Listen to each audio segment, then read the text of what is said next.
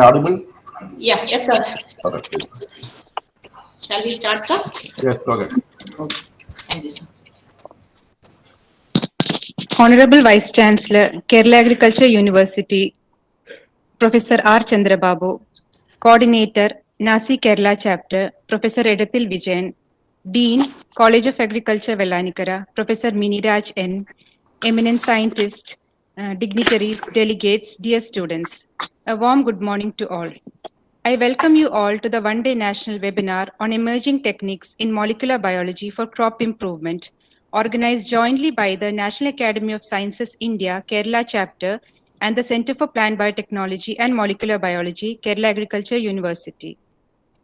Today we have with us 5 eminent speakers from reputed research institutions across the country to enlighten us with their knowledge in various aspects of plant molecular biology. Professor K.V. Peter, President, Nasi Kerala Chapter and former Vice Chancellor, Kerala Agriculture University, was to give the introductory remarks today. But in his absence, let me welcome Dr. Deepu Matthew, Secretary, Nasi Kerala Chapter, for the introductory remarks. Very good morning, Honorable Vice Chancellor, scientists, dear students, teachers. I'm so happy to find a very good participation, and unfortunately our President Peter sir is not feeling well, and in his absence I will, and with the permission also, I wish to give a very brief introductory remark. The National Academy of Sciences is one among the most important national academies in India, along with the INSA, Indian National Science Academy, as well as Indian Academy of Sciences. And NASI was founded in 1930 under the vision of Professor Meghnad Saha, who was the professor of physics in Allahabad University. Initially, the NASI was named the Academy of Sciences of United Provinces of Agra as well as Oudh. And now the academy has grown throughout the country, and this has many chapters as well as many functional offices. And the National Academy of Sciences comes up every year with so many programs for the societal development, and also to promote the scientists as well as the young scientists. The society also does many activities, including the Platinum Jubilee Award, the Swarna Jayanti Puraskar, Memorial Lecture Awards, fellowships to the scientists, and many more.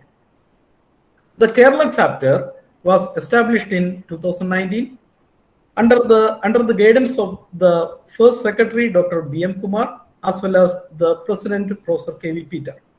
As of now, the chapter has almost 35 fellows as well as 11 members.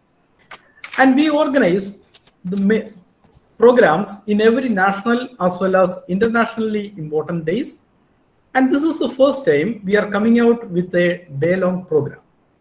And I thank you, all of you who have joined the program, and wishing a very good success for the program.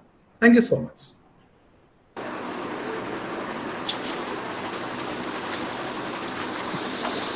Thank you, sir, for the introductory remarks. I invite Dr. Abida P.S., Professor and Head, Center for Plant Biotechnology and Molecular Biology, to deliver the welcome address. A warm good morning to one and all. Respected Honorable Vice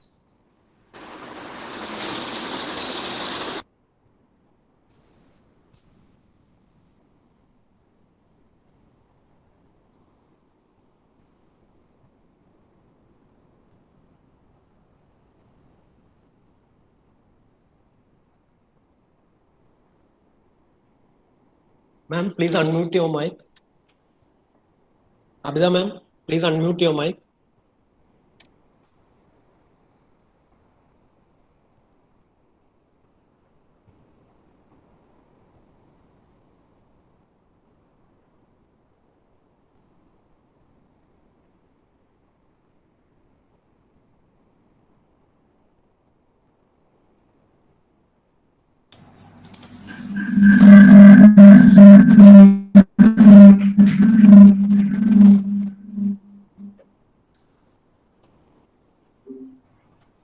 A warm good morning to one and all.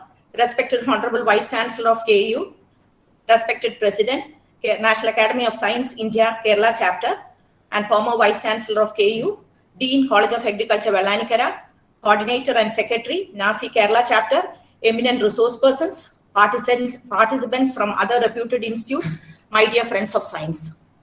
It is a moment of extreme pleasure to mention that KU has just celebrated its golden jubilee, and on this occasion, I would like to fondly commemorate all the personalities who have worked hard to take KU to such heights. The Center for Plant Biotechnology and Molecular Biology functioning at KU has put forth significant achievements in agriculture biotechnology since its inception in 1996. The center keeps the vision to grow as the premier teaching, research, and extension center at national and international level.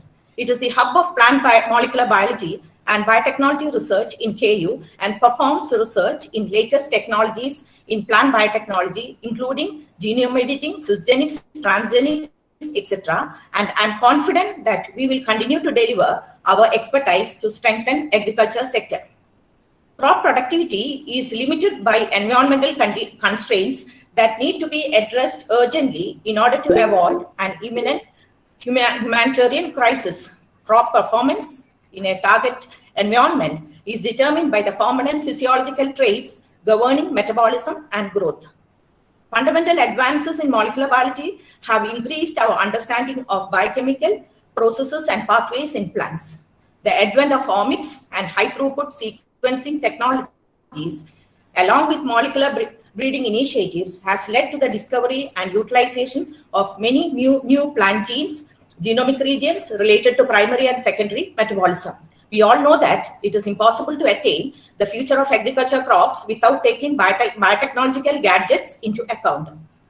Though the methods of molecular plant breeding continue to evolve with time, but to shift the conventional agriculture practices to a new landscape, a multidisciplinary collaboration is required between the multiple research areas like plant biology, plant genetics, plant physiology, and plant system biology. Fortunately, today we have with us pioneers in many such specific areas as resource persons for the day. We are highly delighted to organize this webinar with NASI Kerala Chapter. On this occasion, we would like to extend our sincere gratitude to NASI for all the assistance and support for this one-day event. I assure all the participants that you will be highly benefited by the webinar and will definitely have some take-home message. With these few words, let us proceed to my duty.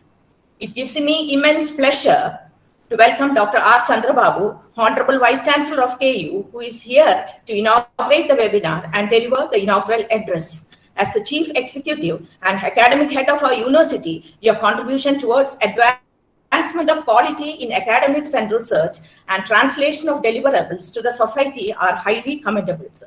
Thank you, sir, for accepting our request and taking your time for all of us from your busy schedule to be here. We also thank you for the positive energy that you are consistently adding into the system. Welcome once again, sir. With great enthusiasm, I would like to welcome the President of NASI Kerala Chapter and former Vice Chancellor KU, Dr. K.V. Peter. Even though he is not available in the event, his contribution to our university during his tenure have been invaluable to us. We are honored to have you with us. Hearty welcome, sir. I am very delighted to extend a warm welcome to Dr. Edathil Vijayan, Coordinator, NASI Kerala Chapter, to this webinar.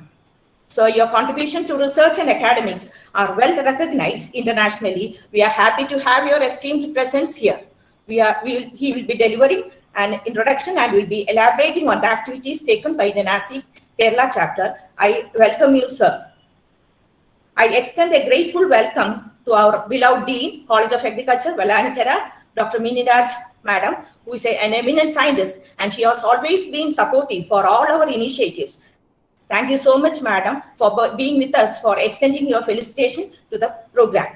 Welcome you, Madam. I would also like to welcome my colleague, Dr. Deebu Matthew, Secretary, NASI Chapter, who was instrumental in organizing this event. Now it is time to bid a very warm welcome to all the renowned speakers and delegates who took out their valuable time and joined us today to be a part of this webinar. I extend a warm welcome to all the resource persons, my friend Dr. Amita Mitra, Dr. Balachantha, Dr. Naveen Chandra, Dr. Ravi Maridachalam, and Dr. Purushottam, who is also my friend and classmate. And we are honored to have you with us to share your expertise and views. I am thankful to all of you for readily giving the consent to be a part of this event. Finally, hearty welcome to all my participants and my colleagues. I would also like to offer my regards to all the people who have behind the seminar functioning in such hard times. Thank you so much to one and all.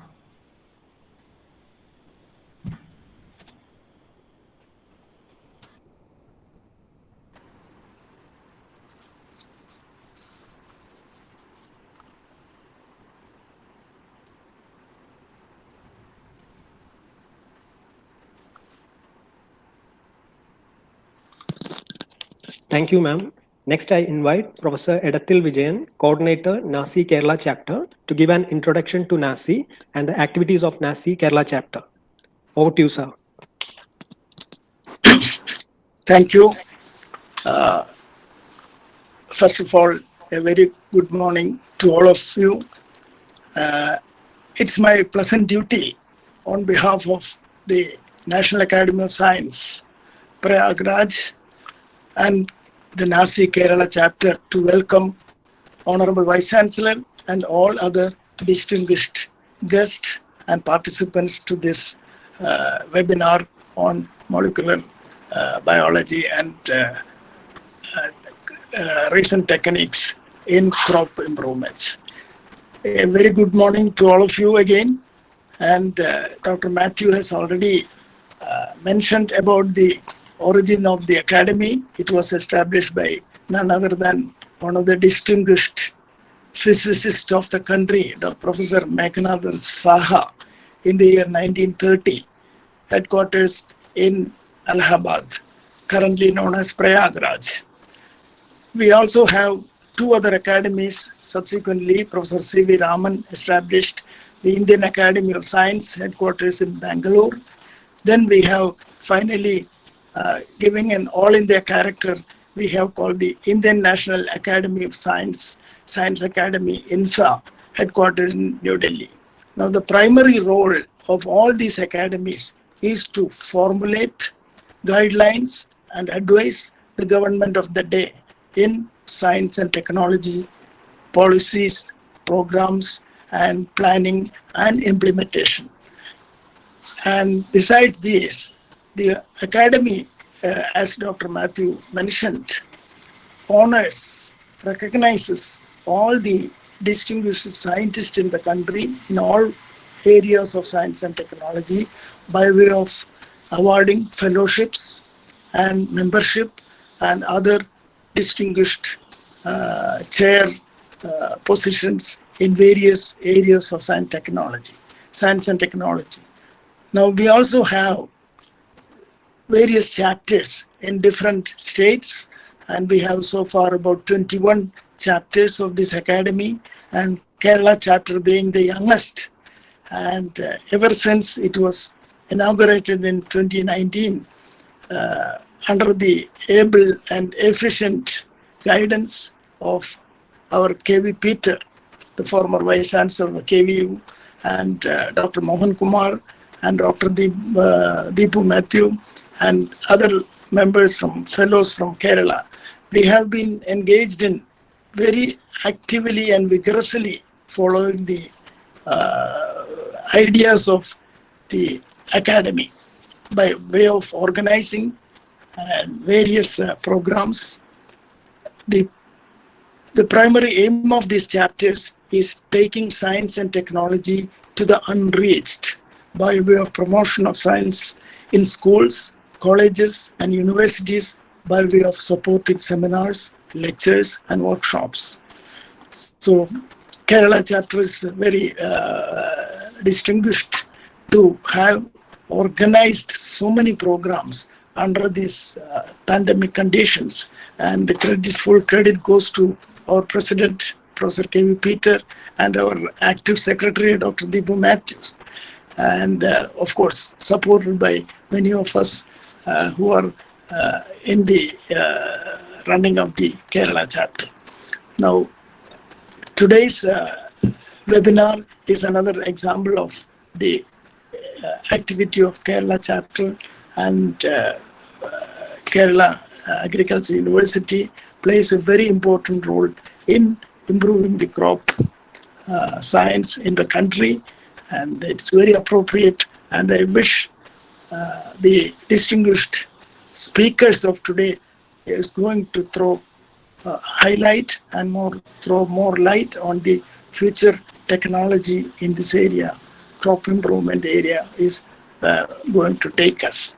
With these few words, I am sure the participants will take home the message of the Academy of Science, especially Kerala chapter, and would benefit by way of organizing such events. And you can approach the Kerala chapter of NASI for any support in this direction.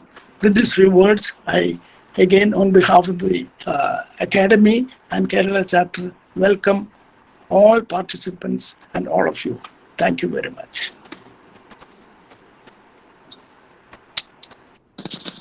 Thank you, sir, for elaborating the activities of NASI Kerala chapter.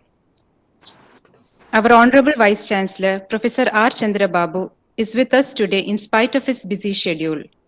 With immense pleasure, I welcome Sir to deliver the inaugural speech and to formally inaugurate the webinar. Sir, please. Respected Coordinator, National Academy of Sciences India Kerala Chapter, Professor Qtl Vijayan Avargal, my fellow university officers, my dear faculty, dear expert speakers,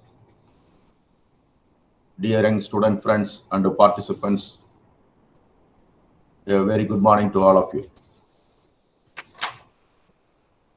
The NASI Kerala chapter is organizing a webinar today on a very important topic, the emerging techniques in molecular biology for crop improvement. I hope I am audible to all of you. Am I audible? Yes, sir. Okay.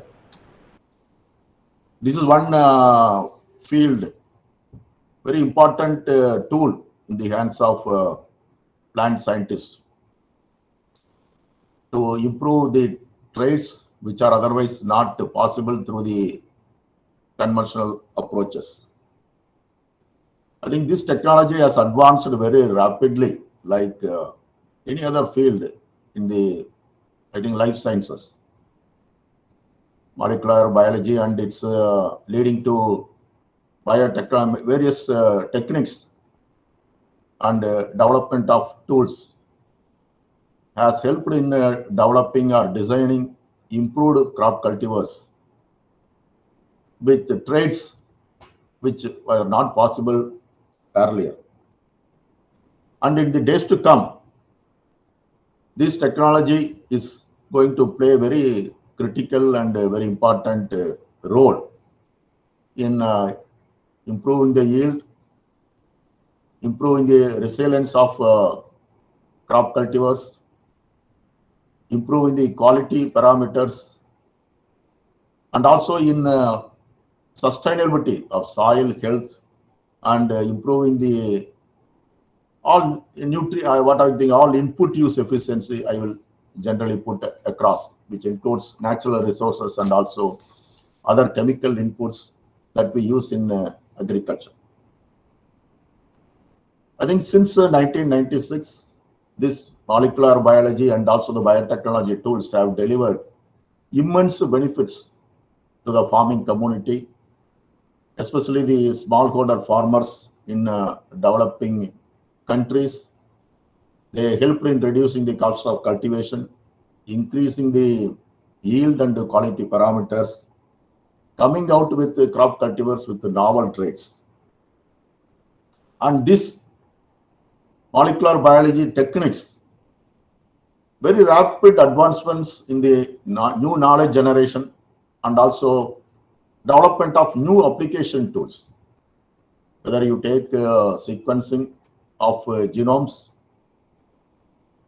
gene expression studies, genetic engineering, genome editing, many other fields, this technology is actually developing very fast. And we plant scientists have to keep abreast of these advances happening in the day. I think that along with this, when I say new knowledge generation, the data generated is very huge. I will say big data is generated through genome sequencing, gene expression studies, and combined with the bioinformatics or computational biology. I think very many advances are taking up very rapidly. And here the plant scientists working in this field, especially biotechnology and molecular biology, bioinformatics as a whole, they need to be very, very, I think, abreast of the knowledge that is happening, coming out every day in this literature and what is actually being done in the sister laboratories, and see how best we can use these newer knowledge and newer tools in developing improved crop varieties for the benefit of the society. And having said that, this technique is not like any other field. It is very, very cost, time, and also resource intensive. Not that all the labs can actually work on all the tools. They need to actually specialize in a particular area. I think one or two areas which is very much critical for their ecology or the farming community. They need to choose, prioritize, and actually improve, develop capacity and also expertise in that particular field, whether it is metabolomics or proteomics or gene expression analysis, genome editing. Now we are talking about metagenomics, the soil plant the interactions. So many fields are available, and each laboratory should choose a topic or an area, and they need to actually develop the capacity, keeping in line with the newer knowledge and advances being made in that particular field. This is one area in which a particular laboratory or institute cannot actually work standalone. By sitting standalone in this particular field, you cannot actually reap the benefits. You can actually advance the knowledge by publications.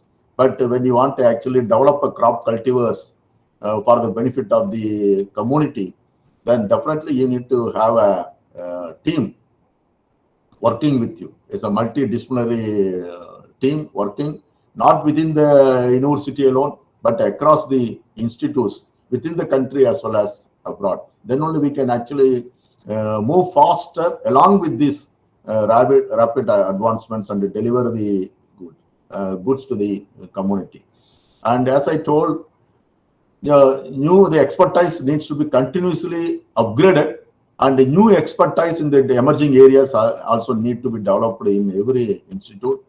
And not only organizing these webinars and the training programs, my faculty or the young faculty, they need to undergo training in emerging areas, how to actually work on the newer tools from other advanced laboratory, and you need to continuously improve your expertise and hands-on experience so that we remain relevant and useful in the field of R&D to deliver goods for the community. And Kerala is endowed with a lot of natural resources. No need to mention about the plant resources. The QGeno, large number of germplasms are available with unique traits, and these need to be actually made use. Their potential needs to be made use through sequencing and selective transfer into our elite cultivars, whether it is a nutritional or medicinal property, resilience, climate resilient traits, nutrient use efficiency, whatever it is, that has to be made use selectively. They need to be introgressor into our elite cultivars using whatever tools, whether it's a marker backcross breeding or genome editing, whatever it is, we need to work on the natural endowments this state has endemically, inherently with rich resources. So recently we have submitted a project to the government of Kerala for the crop and animal human genomics. I hope this will be taken forward for the benefit of the society at large. And Having said that, I look forward my young community of biotechnologists working within the Kerala Agriculture Universities. You please join and work together with the sister institutes across the country and also abroad, and see how fast and very quickly we can deliver the products to the farming community. So I'm looking for the day when we can actually release varieties developed using these modern biotechnological tools to the benefit of the farming community. With these few words, I appreciate the NASI Kerala chapter for organizing this one-day national seminar on emerging technologies in molecular biology for crop improvement. I wish them all success, and I'm happy to inaugurate this seminar. Thank you. Thank you, sir, for inaugurating the webinar and for your inspiring words. Now I welcome Professor Miniraj N., Dean, College of Agriculture, Vellanikara, to offer her felicitation.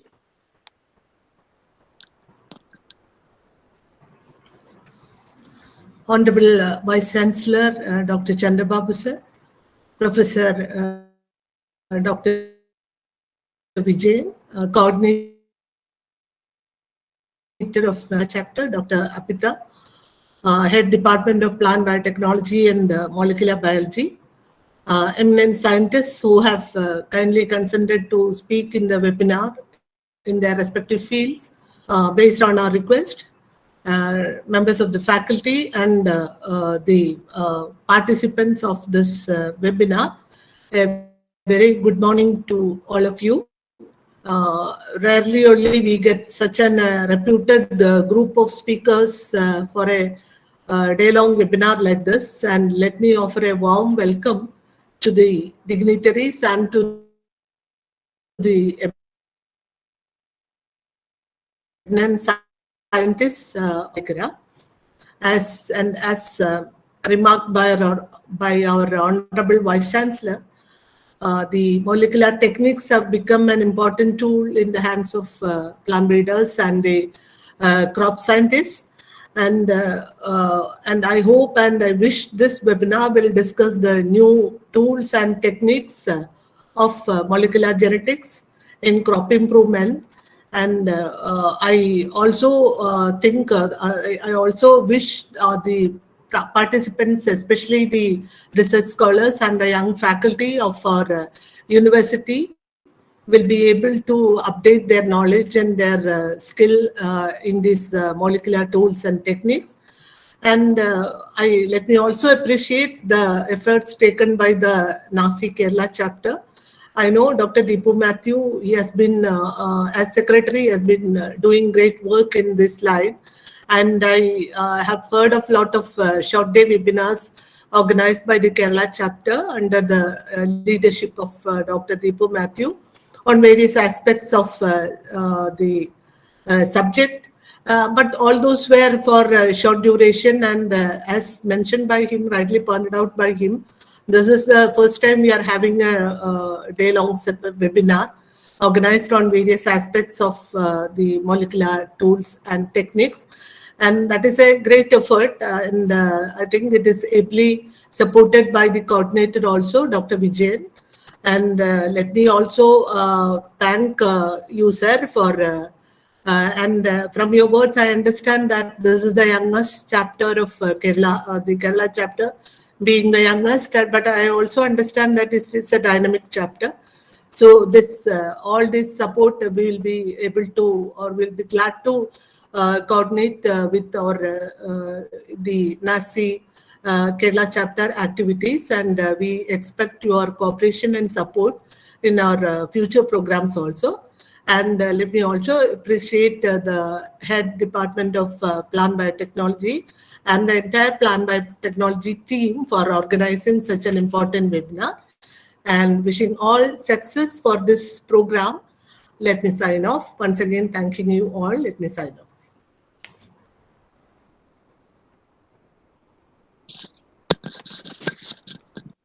Thank you, Madam. With this, we conclude the inaugural session. The first speaker for today's webinar is Dr. Amita Mitra Sevanti, Principal Scientist at the ICAR National Institute of Plant Biotechnology. Her research interests include drought stress studies in rice to identify genes and QTLs governing tolerance. She has developed a database, Rice Metasis A, based on meta-analysis of salinity and drought microarray data. She has contributed to the establishment of National Repository of EMS mutants in rice. She was also involved in the wheat, jute, and cluster bean whole genome sequencing projects. Madam has more than 60 publications in peer-reviewed journals like Science, DNA Research, Plant Biotechnology Journal, etc. to her credit. Let me now invite Madam to deliver a talk on the topic Integration of Expression Data in Rice for Functional Genomics. Over to you, ma'am. Thank you for the nice introduction. A very warm good morning to all the dignitaries, research scientists, professors and students gathered over here. At the foremost, I thank Honorable Vice Chancellor, Kerala Agriculture University, Dr. Chandra Babu, and all the organizers of this program, Dr. Deepu Matthew, Dr. Vijay Manan, and Professor Abida. And I would like to specially thank Dr. Abita because our meeting was, I think, nearly 7-8 years ago, and still remembering me all the time and consulting me whenever she has something, and then giving me an opportunity to be present in this August gathering and present my work. A special thanks to you, ma'am. And now I think I'll proceed to my presentation.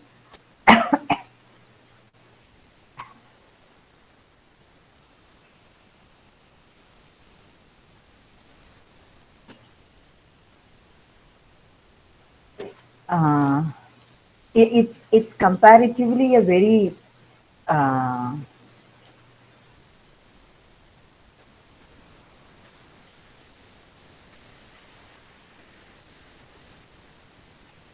you able to see the presentation? Because for me it's not visible properly. It's there, but it's not there kind. Ma'am, it's visible, but you have to change to the slideshow pattern. Okay, just a minute. I'll stop sharing and I'll go to the slideshow pattern, and then I will. Oh, just a minute, because it's not allowed. Probably the presentation is too big.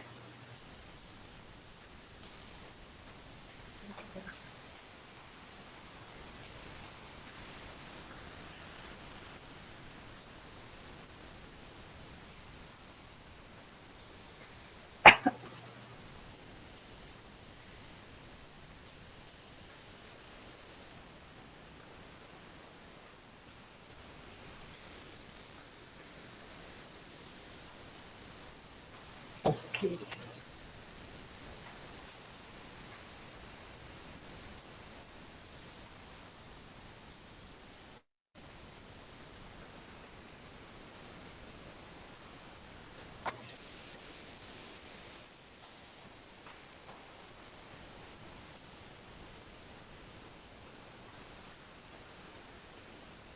I'm not able to go to that slide show view. If it is visible, is the content readable? Yes, madam, you can go ahead, please. Yeah. You can go ahead.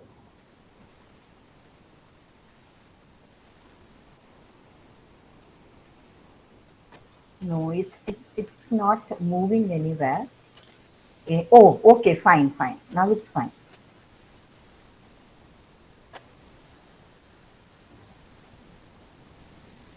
But the slides are not moving. I'm trying to move them.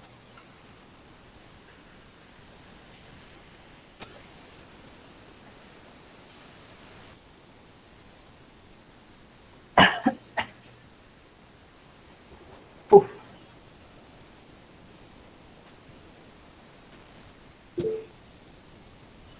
Just a minute. Please change to presentation mode. No, sir, I have been trying, nothing is happening. Actually, so I'm just planning, shall I share my PDF? So it is. Just a minute. I'll leave the meeting, rejoin the meeting, then it will work.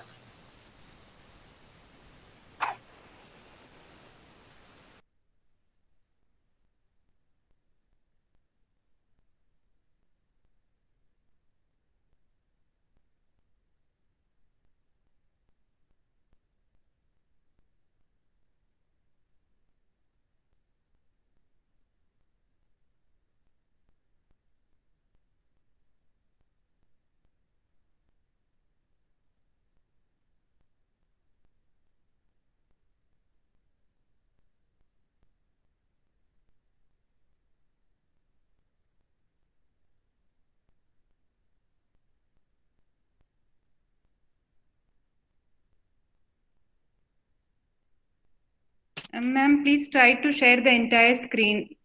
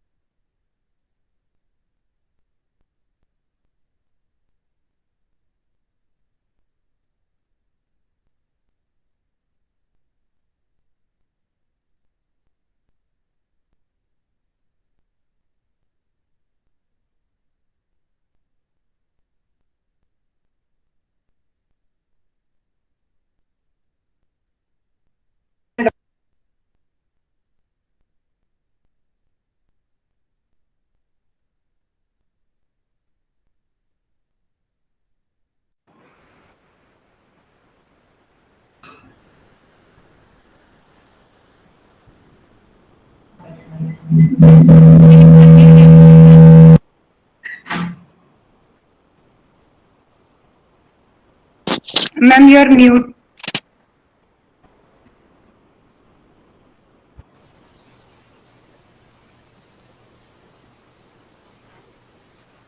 There is some problem with this. I'll fix this and join. You can call the next presenter. I think I am taking a lot of time. Madam, I'm very sorry.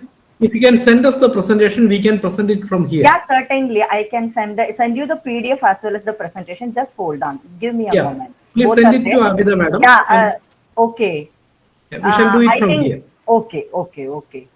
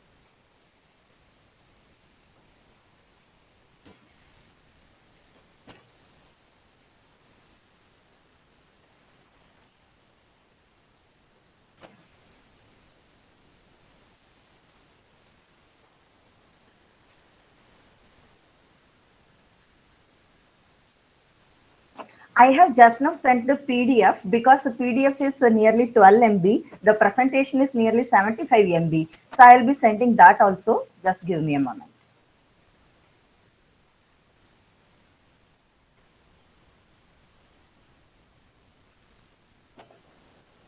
Because that will come through Google Drive. So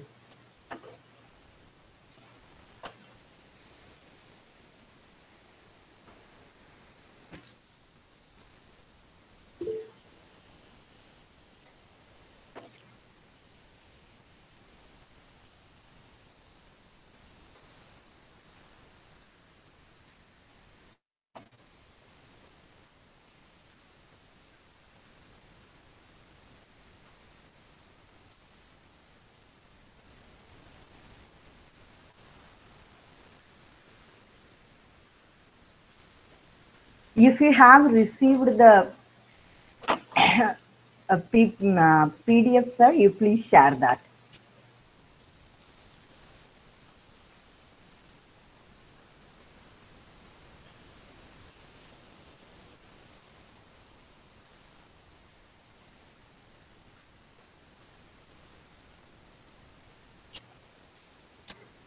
I'm really sorry for the inconvenience.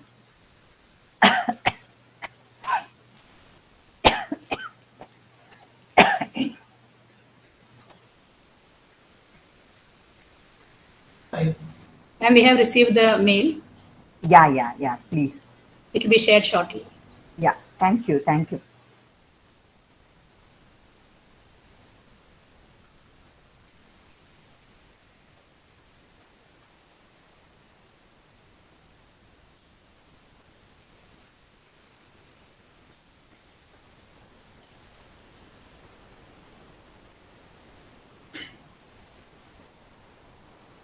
But is it fine now?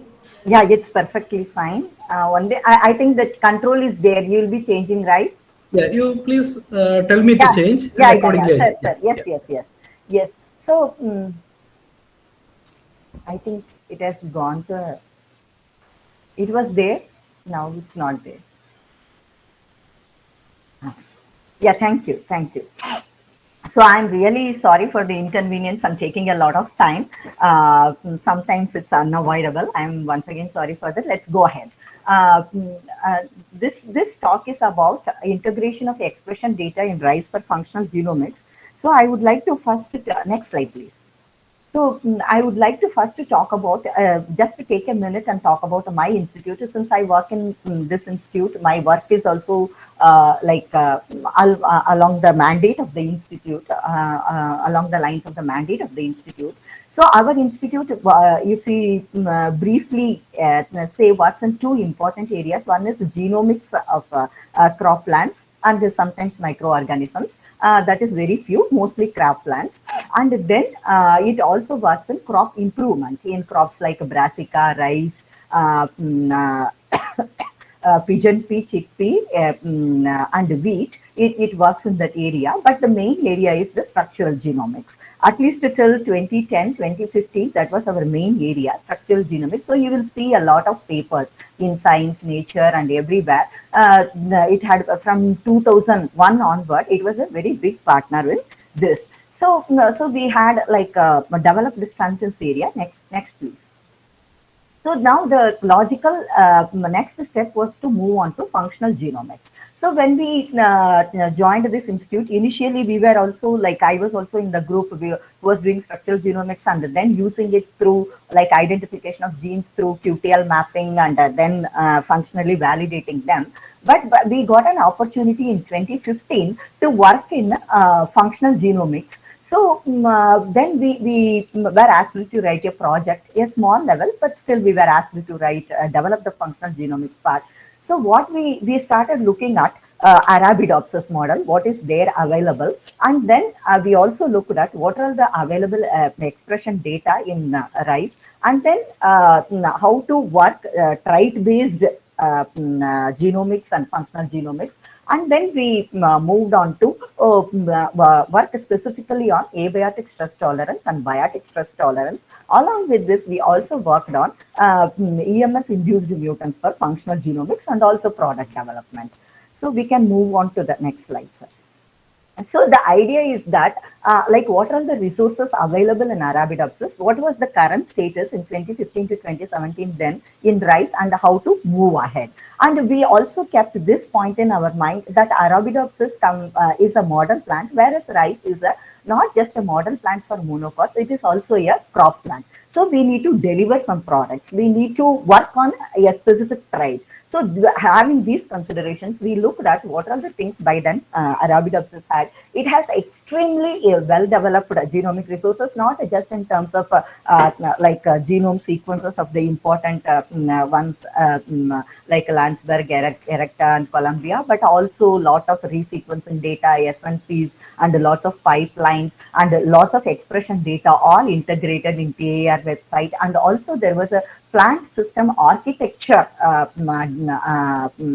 database developed, which talks about like under different environmental stresses, what are the different gene expressions, including methylation, their natural allelic variants, and how the gene expression is happening, and what happens to the proteins, their 3D structure, how the modifications, how the genome modulates itself, all these things were available. So in simplest terms, there were multiple levels of data for system biology available, and they were comparatively well integrated in Arabidopsis.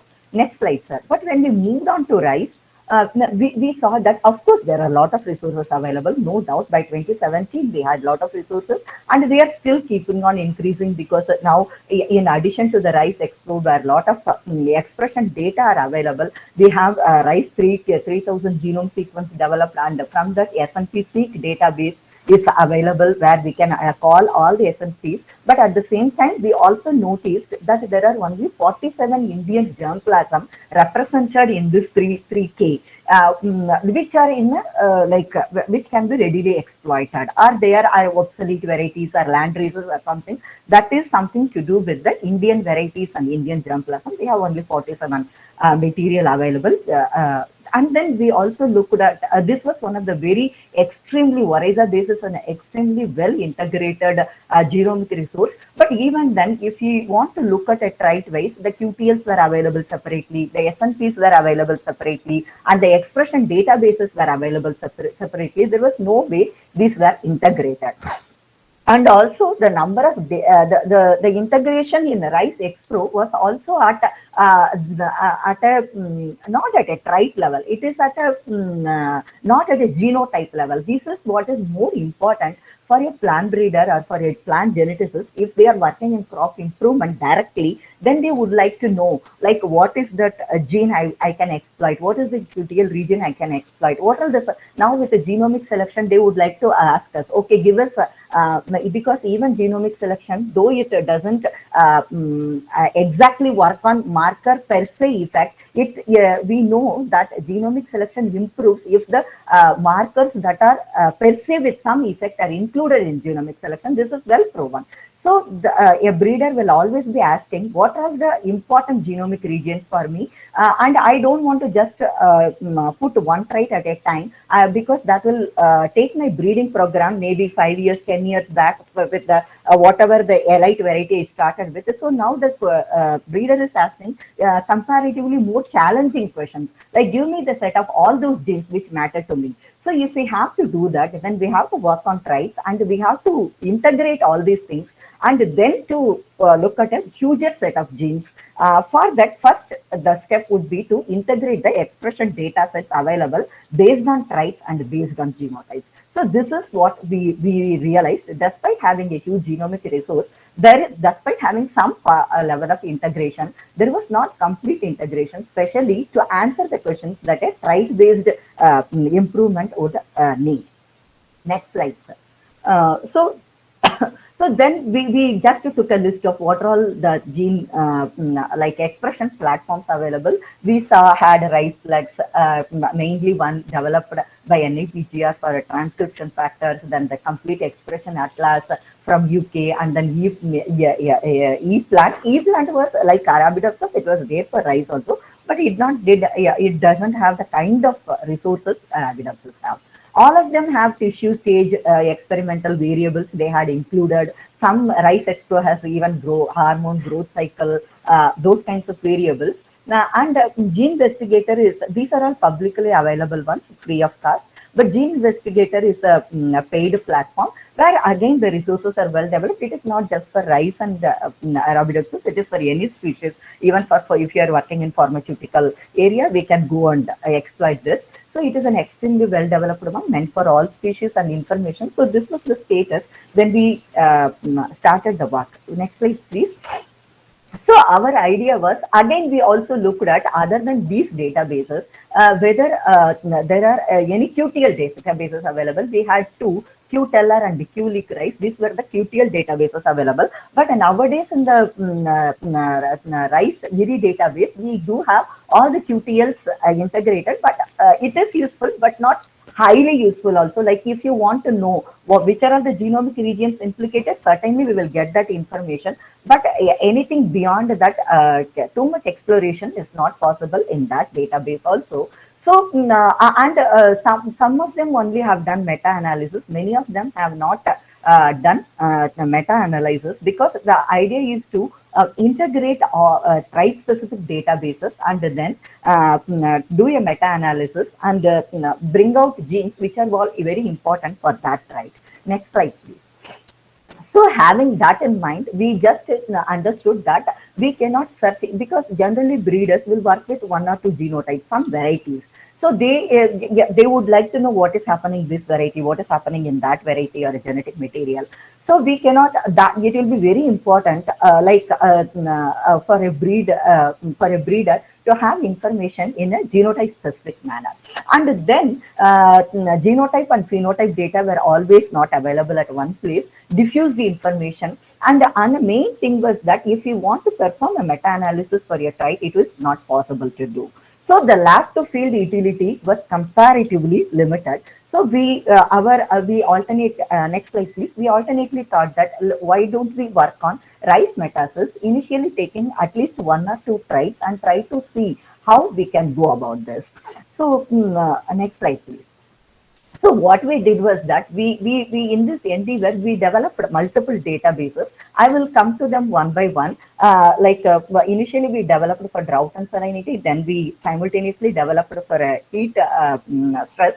But we are now only validating the genes in that, so we are not publicly available. Biotic stresses, sorry, now it is publicly available. We have already published that in 2019, and we used this expertise to also build a database for the our mutants. So in case of what we have done briefly in this rice metasis databases is that whatever expression data are available in the public domain, and sometimes it is lab generated also, we try to integrate all this data, do a meta-analysis and come out with the genes which are important for the crop as a whole, and then try to put them in a database. Next slide, please. And then we also do a downstream work on that. So this is the first database developed in that manner. We have taken these many data sets for drought, nearly 131 samples, 10 different genotypes, 6 stages of a drought, and also for salinity, again 119 samples, 9 genotypes, like whatever was available in that period of time. We picked up all of them. We subjected them to normalization, background analysis, noise removal, background and noise removal, and then complete meta-analysis of the data sets trait-wise. So here we always gave importance to drought means only all the drought data sets. Salinity means only the salinity data sets. Similarly for rice blast, rice bacterial leaf blight, like that we worked on those areas, and we constructed this database and we published this work also eventually in BMC Bioinformatics. And when we this was made online in 2017 end, and it's very interesting to notice that I see at least from 23 different countries. I hope they are mostly PhD scholars who are using this database extensively. They repeatedly come and try to look at what is happening to their genes or genotypes, whatever they are working on. So at least 23 countries always visit this, so far visited this database, and we have nearly 6,000 and odds, nearly 7,000 people visiting this. Next slide, please. So, what are the things it offers? In this database, we have integrated both the salinity responsive genes as well as the drought responsive genes. Next slide, please. And then what are the different search options we have provided? We can look at genes with respect to a specific genotypes and with respect to a specific stage, with respect to a specific tissue. And then if you would like to compare what happens in genotype 1 versus genotype versus 2, that is also possible. And if you would like to a marker for that particular responsive gene, then that is also possible. They are given both SSR markers and intron length polymorphism markers are given. And if you would like to know, let us say we are working on a set of genes, you would like to know whether this is a differentially expressed gene or a drought responsive gene, then we can give a locus ID, or maybe we can give a chromosomal region, and we can ask how these genes are behaving. So all these questions can be answered in a very simple, intuitive manner in this data set, databases. Next slide, please. Then we also realized that it is very important that we would like to see graphically what is happening. So that is also possible in this, like different genotypes, how genes are expressing, or within a genotype, how different genes are expressing. So these kinds of things are also possible in RISE. These provisions we enable. Next one, next slide, please. So then if we look at this, compare these salinity responsive genes with drought responsive genes, we also saw that we have like most of the the salinity responsive genes were comparatively limited. There were only 2,000 and odd genes, and they were mostly from root. And then in case of drought, we have most of the genes coming from panicle stages and flowering stages, and some from after the early seedling stage.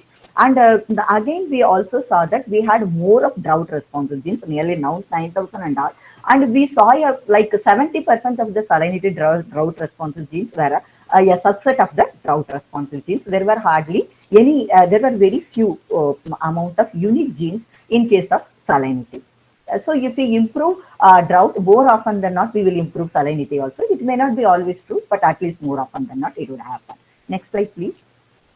So what then intrigued us most was that when we try to like functionally annotate these genes, I told you we had nearly like overall 13,819 DEGs, but in them if you look at unique DEGs, there were only around 10,000 or so.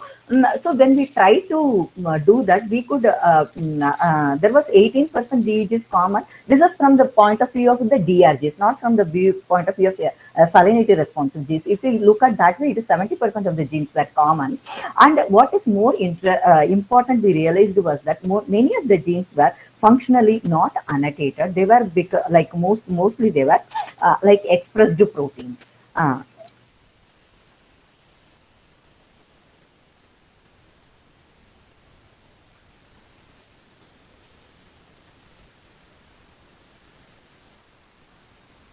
So then we started this approach. Why don't we, next slide please. Why don't we look at these kinds of expressed proteins and functionally characterize them? Next slide please. Next slide. This is the gene ontology again. We saw a very few genes could be classified like this. This is only a very small subset of the genes. Yeah, next slide please. To whom we could assign the gene ontology functions.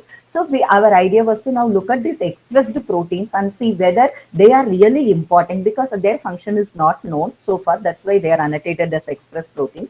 Can we look at their functional genomics? This was the next question we subsequently asked. So then I'm going to present two case studies here. In the first case study, we first looked at the expression data between two different microarrays and saw that this gene is a drought specific gene in both the data sets, and here in salinity also some amount of differential expression is there in this, because this was the drought and salinity data set. This is only a drought data set. So we compared this. So only under a drought this gene is expressing. This is two different genotypes. Like sensitive and tolerant. This is salinity, drought and salinity. So this is the two data sets we saw. Then we picked up this gene because of its clear-cut differential expression.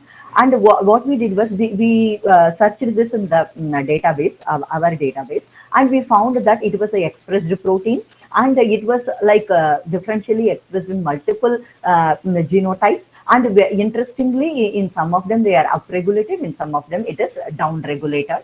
So mainly in reproductive stage it is downregulated, and seedling stage it is upregulated. This is what we saw. And for all our transformation purpose, we use mostly the contrast of like Pusa, Sugandh and Nagina 22. Nagina 22 is a very well-known genotype in terms of drought and heat stress tolerance. So we use it to fish out the genes, the Nagina 22 specific alleles, I mean. And then we Pusa, Sugandh is again a well-known, it's easy to transform, number one. Number two, it is easy to it is a highly sensitive genotype with respect to most of the abiotic stresses, whether it is salinity or a drought or a heat stress. So so we generally use Pusa, Sugandh too. So this contrast also is here where we have established like under a drought stress, when they are without drought stress, you can see them growing healthy here. Under the drought stress, Nagina 22 remains green while Pusa, Sugandh doesn't. This is like nearly 18 days of drought stress. We can see this kind of scenario. So then we did a lot of bioinformatic analysis for this gene and realized that this is not exactly an unknown gene. This is a different form of chalcone synthase isomerase, so which is implicated in the flavonoid pathway. So then we looked at these two genotypes. We measured their total phenolics and we measured their flavonoid content, and you can see before stress and after stress. A clear contrast in the Nagina 22 versus Pusa, Sugandh 2. Before stress they are equal, even for phenolics as well as the flavonoids, but the amount of increase in Nagina 22 is certainly more. Then we looked at all the pathway genes, the important 6 pathway genes, chalcone isomerase, chalcone synthase, and D3FR, everything. And then we saw that like this is the blue color is Nagina 22, whereas the other maroon color is represents Pusa, Sugandh 2. We can see a very clear-cut difference in their expression levels between the two genotypes along the pathway. And then this is no till now there is no transgenics. We have just taken the two genotypes and we have measured. We saw this is a chalcone synthase isomerase. We are overall studying is there any difference in the two genotypes in which we will be eventually transforming. What is the difference?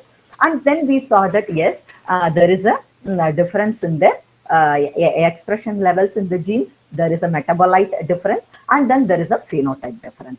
So we hypothesize that it may be enhancing ROS production, and it may be giving us like a better abiotic stress tolerance. Next slide, please. So what we did was that then we immediately took this gene, cloned it in a binary vector, and then confirmed it. And then we mobilized this into Pusa, Sugandh 2. And Pusa, Sugandh 2, we did a Qpcr confirmation, and then we did a Southern confirmation, and we had 2 independent events. And these 2 independent events were subjected to after T3 generation. We always ensure that through our PCR and studies that we always discard those plants which are not homozygous by T2, and we only carry forward those plants which are, we do a kind of a progeny test, and we always carry forward only the homozygous plants. This is a procedure we follow. So all are homozygous plants now. Only from T3 onwards the testing has started. And so when we are, this is before imposing drought stress, and then this is 1 week after drought stress, and this is 2 weeks after drought stress. Then 2 different plants in each of the events have been shown here.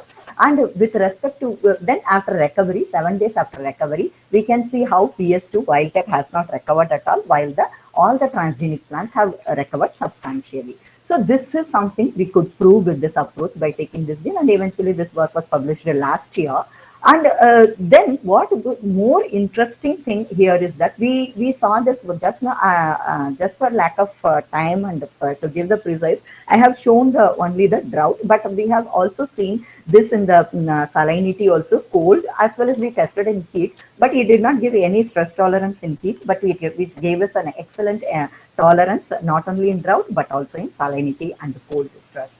So then we hypothesized that by through the combining the work we did in the previous slide, what I showed in the previous slide, we hypothesized that this gene will be like through this by modulating the flavonoid pathway, it will be giving us this kind of stress tolerance. And now we can go to the next slide, sir. Next slide. Yeah. In this, now we have taken yet another gene. Simultaneously, we handled one more gene, but I will be presenting comparatively fewer details here. That will be because this we are trying to patent. Only the interesting points here I would like to highlight. This is a completely unlike chalcone isomerase. Despite doing a lot of bioinformatics, even comparing it with Arabidopsis and everything, we could not we could not identify the function of the gene. In Arabidopsis, its orthologs are there, but there also like it is not cloned and characterized. And again, in Arabidopsis, the kind of phenotype we are getting, that is not established. There's a different phenotype getting established in Arabidopsis. That is not there in rice. A different kind of phenotype is getting established. So I will not go into those details. So what we did was that we cloned this gene and of course, and then mobilized into St. Qpcr and confirmed. We had 3 independent events, and we saw that this gene, whether it is drought, salinity, and cold, it will be overexpressed. This gene will be, and it will eventually it was importing tolerance also. What is more interesting here was that we then checked since simultaneously, like I have my colleague Dr. Amol Kumar Solanki. I always say we because of 2 people. One is Dr. Amol Kumar Solanki and another is Dr. Pranab Kumar Mandal. So I closely work with these 2 scientists. So he was completely taking care of the biotic stress part. And also he was lending his expertise in cloning and transformation and phenotyping and all that stuff. So here, since he works in biotic stress, just out of curiosity, we tested our material whether it is showing any rice blast tolerance, which is the most devastating disease of rice in our country. So then when we saw that the Pusa Sugandh 2 had so much blast developed, and again the chalcone isomerase, which I showed as the first case study, again it was susceptible. But when we looked at this novel gene, which is not characterized so far, so there we saw that it was resistant to blast also. Then we repeated this experiment multiple times, and now we are convinced that yes, it has blast tolerance. And interestingly, then last year we published a paper on nitrogen also, because Dr. Pranab Kumar Mandal mainly works on nitrogen. So, so I helped him with my expertise in his programs, and we closely worked together in this. So I was analyzing a transcriptome data sets with respect to nitrogen and drought. We gave a combined stress and published this work last year. And we were, I was looking at that data set, and I found that it is giving low N tolerance also. And recently we did that experiment also to see just this, whether these transgenic plants are doing, showing low N tolerance. And to our surprise, it is showing that also. So this is, we think by the end of this year, we'll be able to publish this once we file the complete patent. And this is the kind of dividends we can draw we could draw from the rice metastasis, because it has helped us to show a way for a trite and look at what are the non-contributing, like what are the things that are yet to be defined, are yet to be characterized in the genome, and then try to characterize them and help researchers and especially the plant breeders with a set of genes. Next slide, please. So then we carried out this work in high temperature stress also. Please go ahead. There again, we took whatever samples were available, we constructed the database, and we also saw what are the common genes, like 341 genes were common between all these data sets, drought, salinity, and HRG. And using our mutants, we have tried to first expression validating them, and some of them we are trying to functionally validate also. But other than this huge bigger approach, we are a more focused, pointed approach also we are following. Next slide, please. So this is the snapshot of the rice metastasis. So here we gave the tolerant sensitive combination search. We made it possible in this for the first time. So which was not available earlier when we published the SRG and the DRG data sets. Now we have enhanced them that also for this. Yeah, next slide please. So this was the background of how we focused on the heat stress tolerant work. I mentioned a little while ago also, Nagina 2022 is an important genotype when it comes to heat stress tolerance. So what we did was that we identified QTLs by making use of the facility that is available in Karnal. It's an excellent facility where we can modulate the temperature and mimic the field conditions and set the temperature daytime, nighttime, and as per our experimental needs. And we had done a staggered sowing of our recombinant inbred population developed between Nagina 22 IR64 so that their flowering duration matches, so that we can give the stress at appropriate reproductive stage. And then for this we use for genotyping we used the 5K SNPRA, which was again developed in our own lab under the leadership of Dr. Mahapatra, and we used this chip, and then we genotyped and we phenotyped with Dr. N.K. Sir's help in the Karnal facility, and then we identified QTLs, which are one of them is next slide please, is a novel QTL on chromosome number 9. So it had a very high phenotype variation explained for especially spikelet fertility. So what we did was that we looked at this QTL area in the database and found that these many contrasts were available for the QTL genes. Like so many, if you take a single gene, 3 different varieties were. Like a 996 is a very well known genotype for heat stress tolerance. And you can see a contrast here. Similarly, again, you can see a contrast here for another gene where IR64 down upregulated, a drought and a heat sensitive one, all other varieties down regulated. So like this, an excellent pictorial and excellent information was coming up for the genomic regions which we were interested in. So some of these genes are then we looked at IR64 N22, our lab generated structural like the whole genome sequence data, and saw that some of these genes harbor allelic variations also. So they are being cloned and characterized by my students. One by one, I think it will take some time to present the results, maybe 1 year or 2 years or so. Next slide, please. Then we, as I told, my colleague worked on the biotic stress tolerance. And next slide, please. So these are all the new things we introduced there. Other than the sensitive versus tolerant, we also did the strain-specific approach, because in biotic stress, the strains become very important. And then there is a group comparison was also needed for that, whether it is a common among variety or strain. This also, these kinds of new features, depending upon the trait, we needed, so we introduced them. Yeah, next slide, please. So we finally did this, and this also has a lot of visitors. This was published in 2019, this work, and following this, we have nearly 2,000 visitors to this also. And we subsequently, to show the utility, when we published this paper, we just did not only publish the database construction, meta-analysis and database construction. We also took a case study to see, like for example, in case of biotic stress, jasmonic acid pathway is very important. So WT45 is the gene which controls this jasmonic acid, this transcription factor.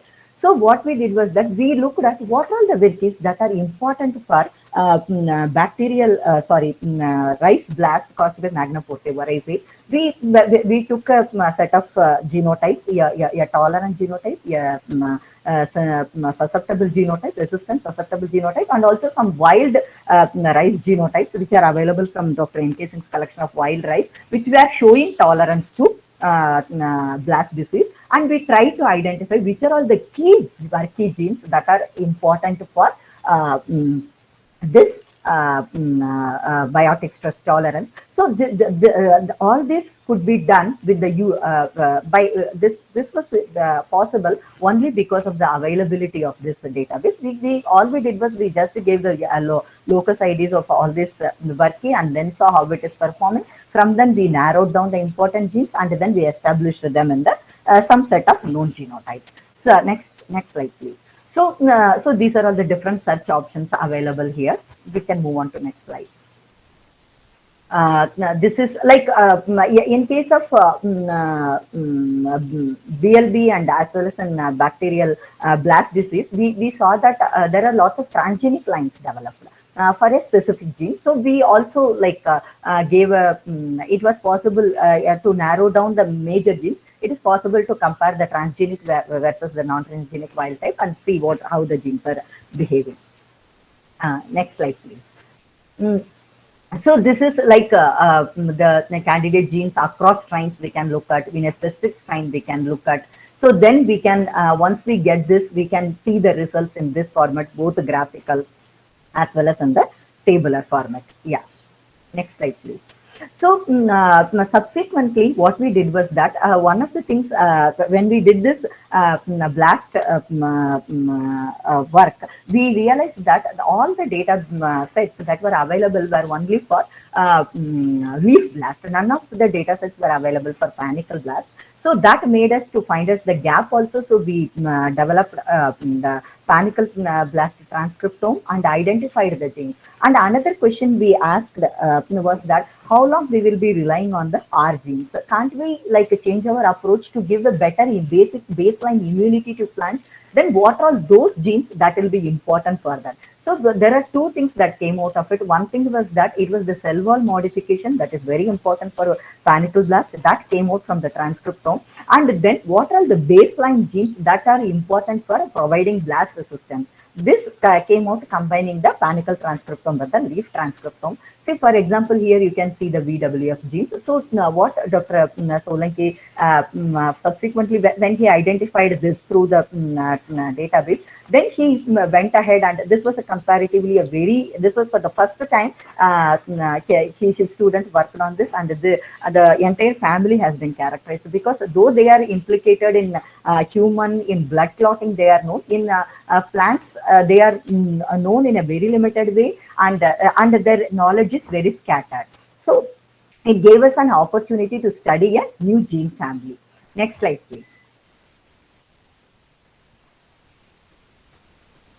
So then, this is how we used our those databases. And in today's introduction, we heard very beautiful points from Honorable Vice Chancellor. See, what is important is to work on an area and be able to bring not just publish papers and just characterize genes, but also integrate all this and develop products. So that, because by the end of the day, I come from agriculture system, Kerala Agriculture University is also agriculture system. We have this mandate of generating genomic resources.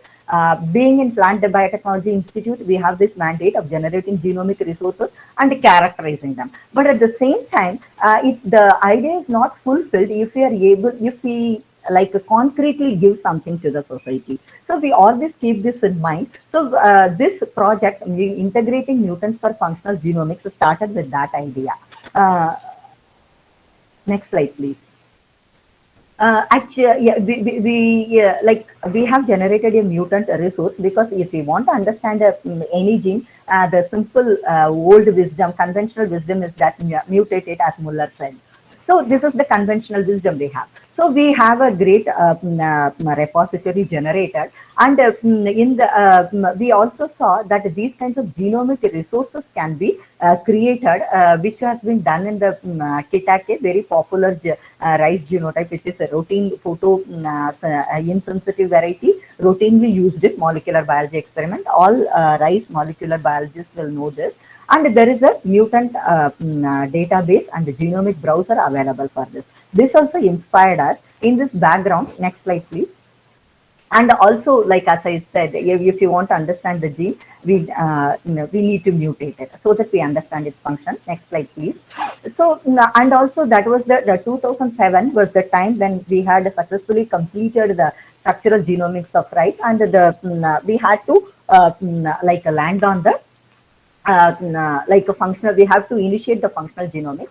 So with Dr. R.P. Sharma's vision, we as a group, we initiated this program, and Nagina 22 mutant resources were generated. Next slide, please. So these were the resources available in across the globe till when we started this work, and most of them were, some of them were tDNA resources, some of them were very few of them were like fast neutron or EMS resources. Most of them were, if you see, like tDNA, ACDS, RNA mutant library. But we had, as a country, India, we had like issues in growing them in a large scale in field and evaluating them. So we moved on to, we chose EMS-induced mutants. Next slide, please. So we created a national repository generation, as well as we have made the mutants available. Next slide, please. So with the, here I would like to mention the name of late Dr. S. Rabin from he was the professor and the head of the department rice breeding as long as he was there, and he was an extraordinary personality. So he was instrumental in reviving our mutant resources. We had some issues, so we had lost some of our mutant resources. We wanted to revive them. So he helped us in reviving that. And in doing so, he also generated a very big population for the entire network. Next slide, please. And we all across the institutes grew them and maintained them. And they are stored at two places, one at NAU and one at NIPB, our institute. And next slide, please. And then we have the kind of variations available here.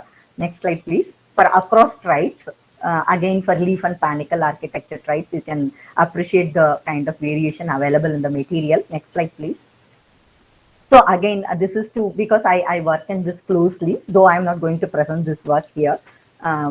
Next slide, please. These are all the different variations available. And if you like to look at a glance of this, these are all the different morphological variants we have. Next slide, please. So we agronomically are characterized with these 541 set of mutants, and also we tested them under different locations to see their stability and other things. Next slide, please.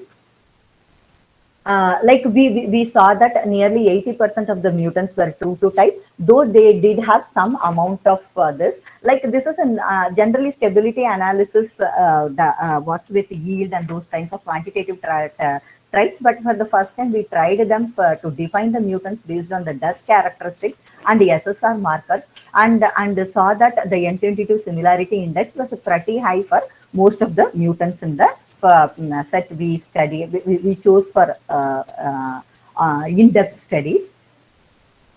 Next slide, please. So again, you can see like most of them were like hardly had any polymorphism. So this is just saying that material is worthwhile to work on. Next slide, please.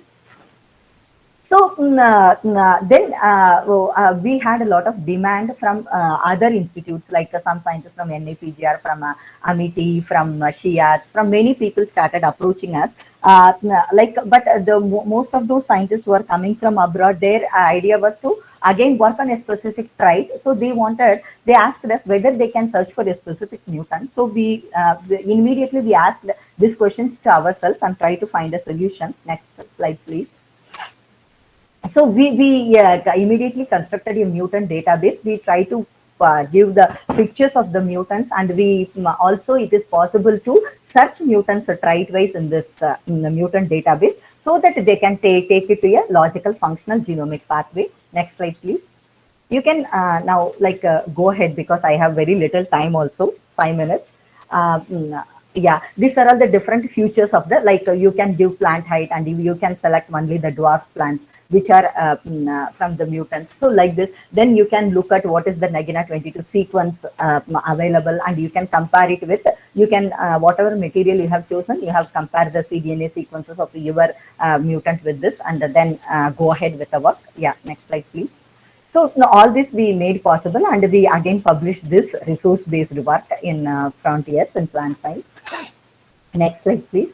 And we also did, next slide, please. We functionally characterized some of the mutants. I'll just present a case of a short-grained mutant, which we published in 2018 by not a very SNP-based genotyping, a simple SSR-based work and a forward genetic work. We used the mutant with IR64 because when this student was working MuteMap and those techniques were not available, the bulk sequencing was also, it was there, but it was not giving the kind of data we would like it to give.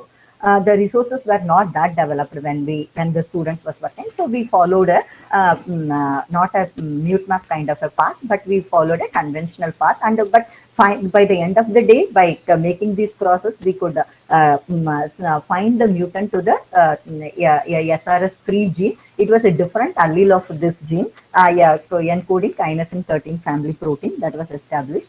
Next slide, please. And similarly, another student worked on a dwarf and high tailoring mutant, and again he found that it is a OSCCD7 by integrating a Qtl and genomic approach. He could finally narrow down on it is a homolog of Arabidopsis macri, which is involved in the outgrowth of axillary buds. It's basically a strigolactone. Next slide, please. Then we also tried what are all the this work is from our partner Dr. Sheshashai from US Bangalore. What he did, he's a drought tolerance expert, and what he did was that he took all those mutants, nearly 3,000 of them, and then based on the water use efficiency surrogate delta 13C, he narrowed down the mutants, and then more than 60 mutants were final set were narrowed down.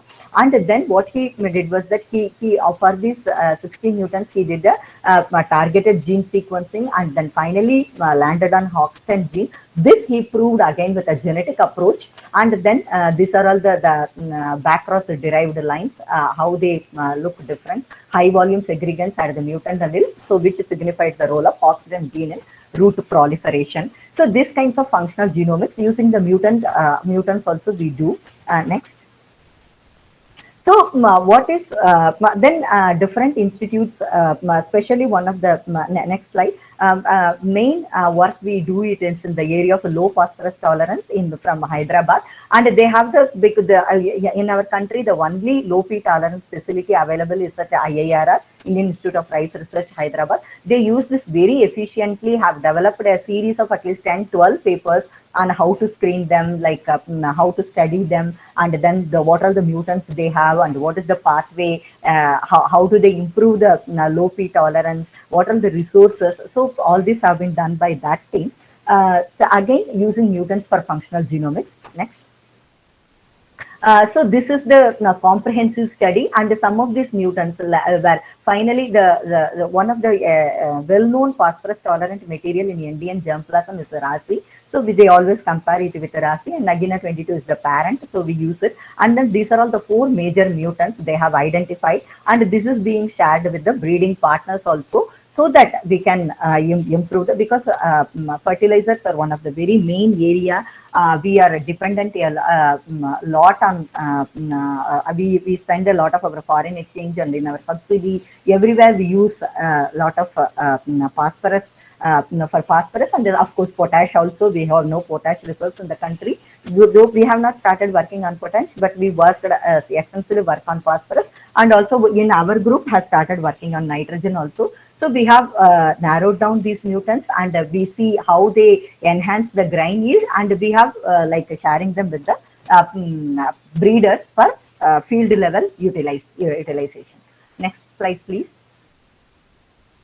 Similarly, like my colleague has taken nearly the 1 lakh germplasm which we generated, revived with Dr. Robin's help. Then that has been taken and screened at hotspot locations of the country, especially Hazaribagh, and then in the blast nursery, and we have identified these mutants for further work. So this is how we try to work on the genomic resources. Again, out of the 60, we have narrowed down to 4 most promising lines, which we have been further characterizing them. Yeah, next slide, please.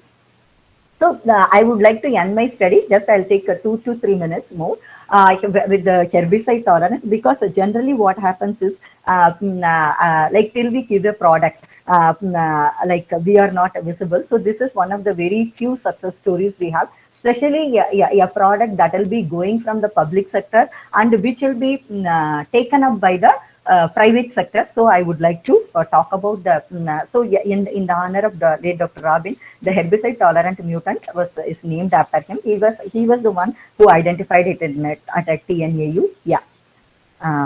So what was done in the project was, but Dr. R.P. Sharma's name also I should mention. He just he was the one who planned this experiment, and it was executed at TNAU. So 1 kg seeds were EMS treated and they were grown. After M1 crop, nearly 3 kg seeds were available. They were, next slide please. They were transplanted in a very huge 2-hectare area. Like this, single plants were done, and then the herbicide imazethapyr was sprayed on them. Next slide please.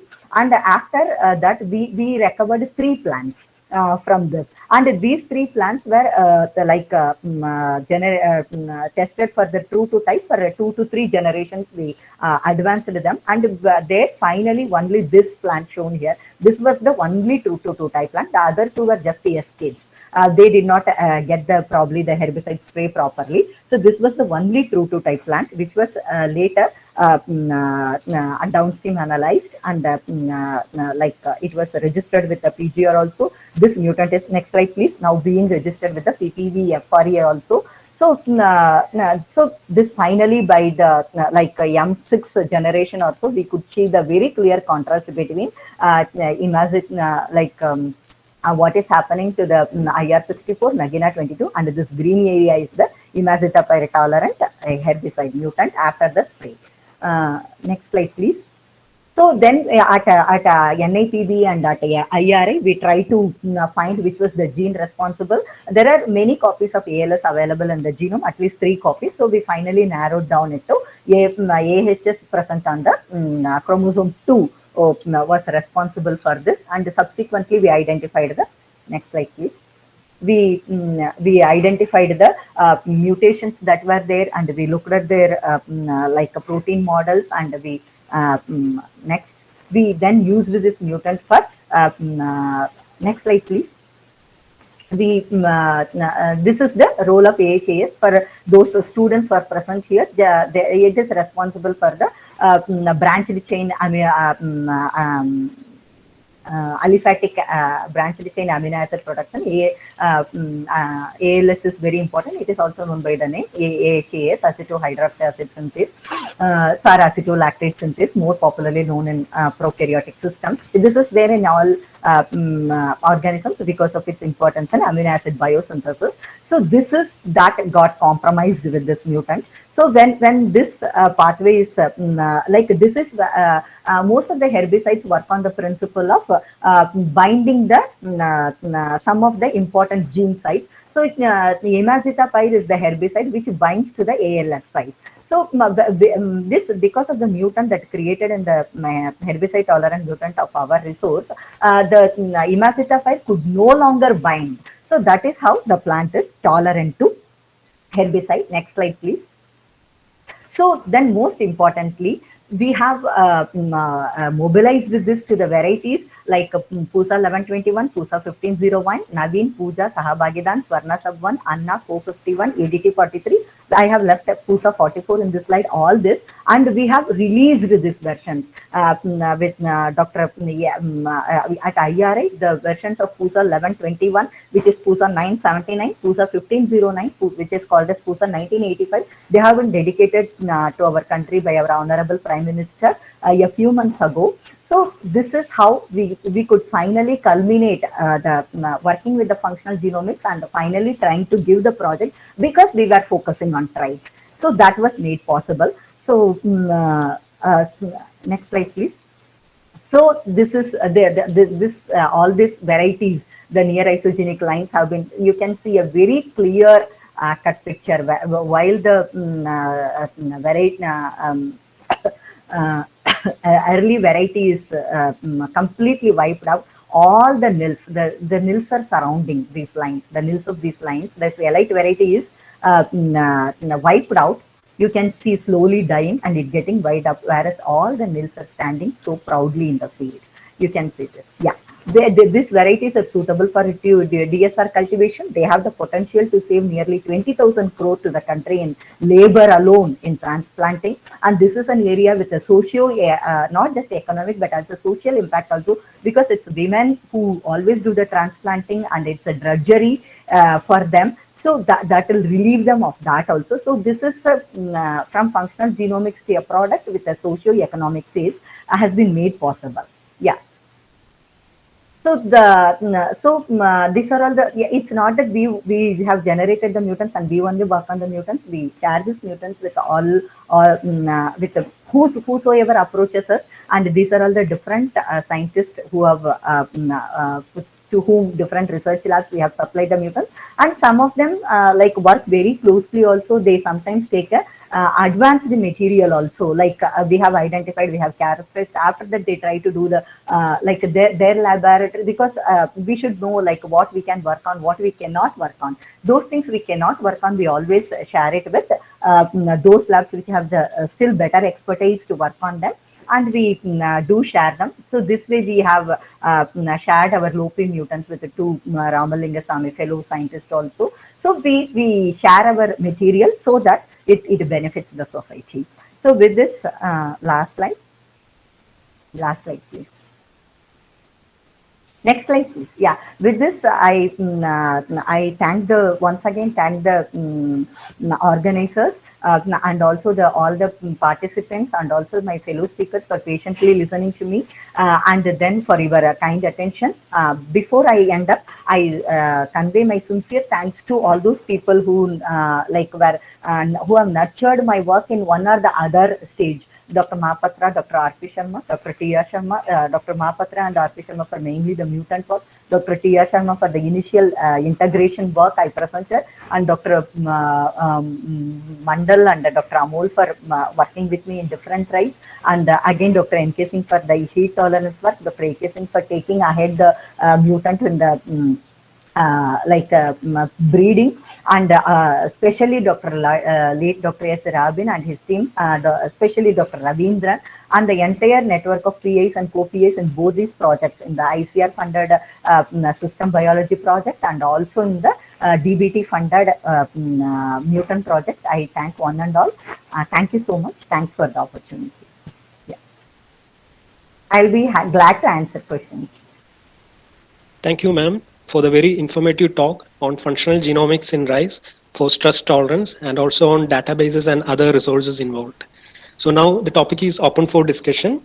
So you can unmute your mic and ask your questions, and also you can post your questions in the chat box. Doctor, thank you for your very good presentation.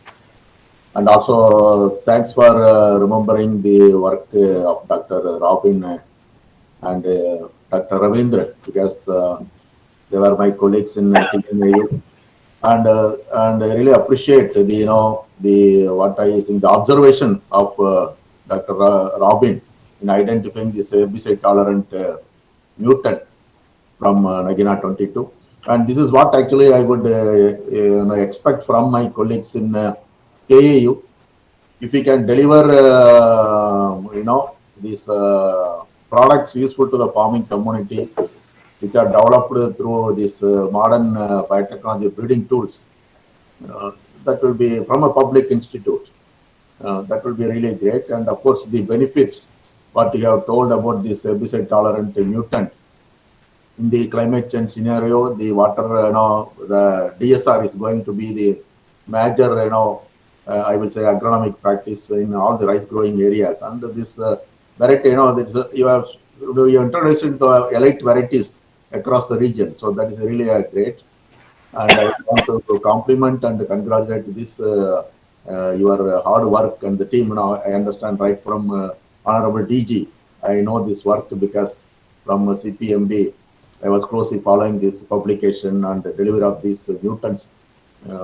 Even I myself has witnessed this performance of this mutant in the paddy breeding station in TNA.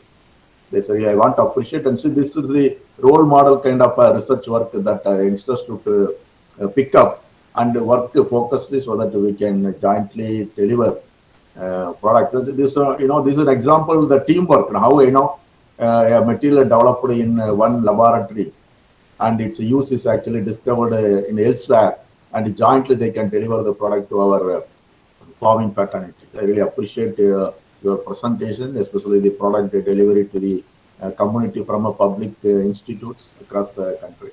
Thank you very much for your presentation. Thank you, sir.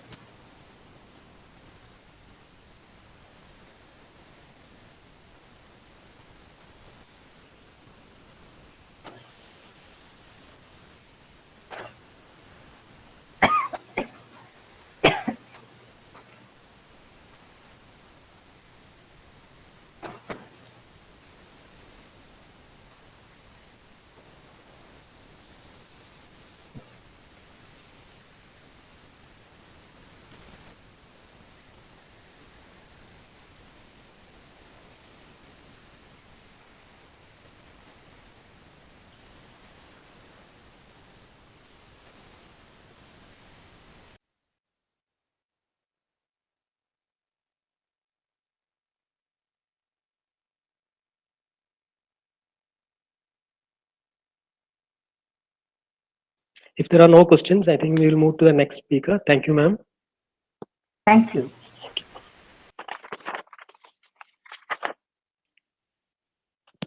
So our next speaker is Dr. D Balachantha. He is Professor of Agriculture Microbiology at Tamil Nadu Agriculture University. His area of research encompasses monitoring of soil microbial diversity for fertility and sustainability, bioinoculants for nutrient management and abiotic stress mitigation, molecular quality standards for bioinoculants, rhizosphere engineering for plant microbe interactions and effects of climate change on soil microbiome functionality. He was awarded DBT Overseas Fellowship for specialized training of young scientists in niche areas of biotechnology. He was also awarded UNESCO Fellowship and selected as one of the participants for organized by UNESCO and Japanese government at Osaka University. He has got a good deal of publications to his credit, including 2 books, 20 book chapters, and 50 international research publications in reputed journals like Science of the Total Environment, Ecological Indicators, International Journal of Current Research, etc. Today, he is going to deliver a talk on methods in soil metagenomics for soil health and sustainability. Welcome, sir.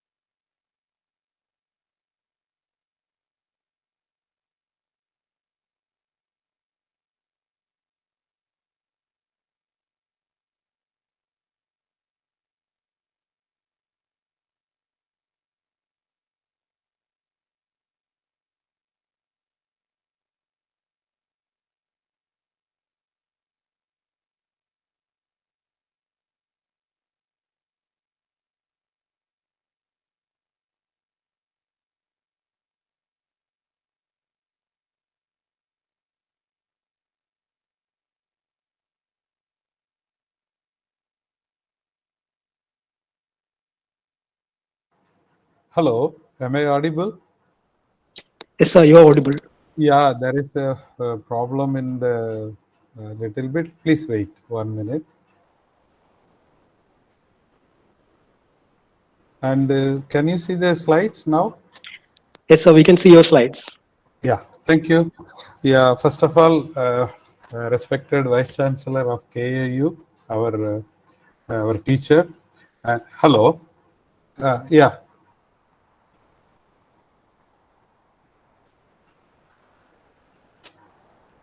Okay, okay.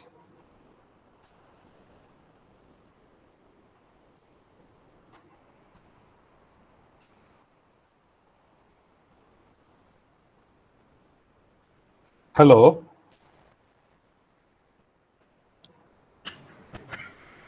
Yes, sir, you are audible. Yeah, there is an echo is going on.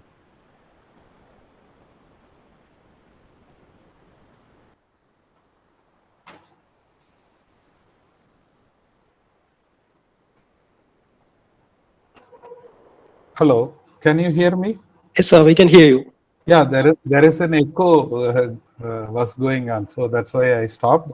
So, respected Vice Chancellor, Director of CPBMB KAU, and other staff members of KAU, and staff and student friends, good morning to one and all.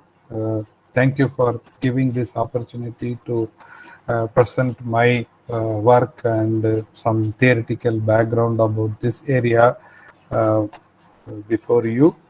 So, a brief about us is we are working in Department of Agriculture Microbiology, and we explore soil microorganisms for the plant growth, and we do produce biofertilizers and quality control, mycorrhizal research, food fermentation, and plant microbe interaction.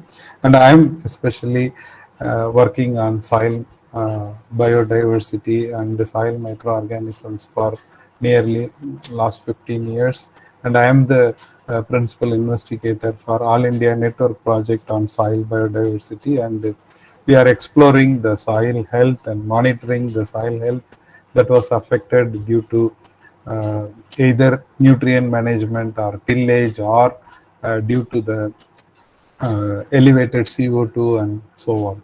So most of my research work on different techniques that are available to explore the microbial processes that is happening in the soil. So that's why I liked this topic, and I was asked to present it. So the overall view about my presentation will be what is metagenome. Maybe some undergrads may be there for them, and a little bit about soil microbiome and how we can approach the soil microbiome, and then how the sequencing data and how we can interpret the data for our soil health, and how the real-time PCR or quantitative PCR is helpful to understand the soil microbiome, and how we can obtain metabolites from soil microbiome little bit. That would be my overall presentation. It maybe take around 40 minutes, that's all. Right, so what is metagenomics? It's a study of the genetic materials that were recovered directly from an environment. You go to the environment, you collect the sample. It may be a soil or a plant or an insect or whatever it may be, and you extract the DNA directly from it. So it is the total genetic information of that particular environment is referred as metagenomics. We know that genomics means the collection of genetic information of an organism, and that was added with meta to give one more collection, that collection of genetic information. And please remember, I'm going to talk only about metagenomics, but recently, last 5 years, meta-transcriptomic analysis, that means how the genes get expressed in the environment by collecting the total RNA of that environment, and you can do it. And similarly, metaproteomics, collecting all the proteins of that particular environment, and we can do that. So this field is right now emerging very fastly, and I could say that in India the exploration of metagenomics very high, followed by very little metatranscriptomics, and very few metaproteomic works are going on. So let me focus about the soil ecosystem. If you take a soil, a good soil will have nearly 50% of its material is made up of solid, and the remaining 25% each made up of air and water. So in that 50% of solid, less than 5%, 5 is the maximum value, which is made up of organic, and the remaining will be of inorganic silica material will be there.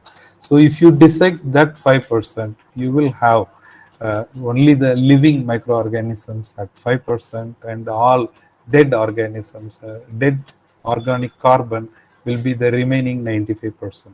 So the 5% of the 5%, that means if you take 1 gram, it will come only 25 milligram. That's all. 25 milligram is the biggest value. We never had that 25 milligram in our soil. We have only 1 or 2 milligram of that value, which is called soil microbial biomass. So that decides the entire soil ecosystem's functioning.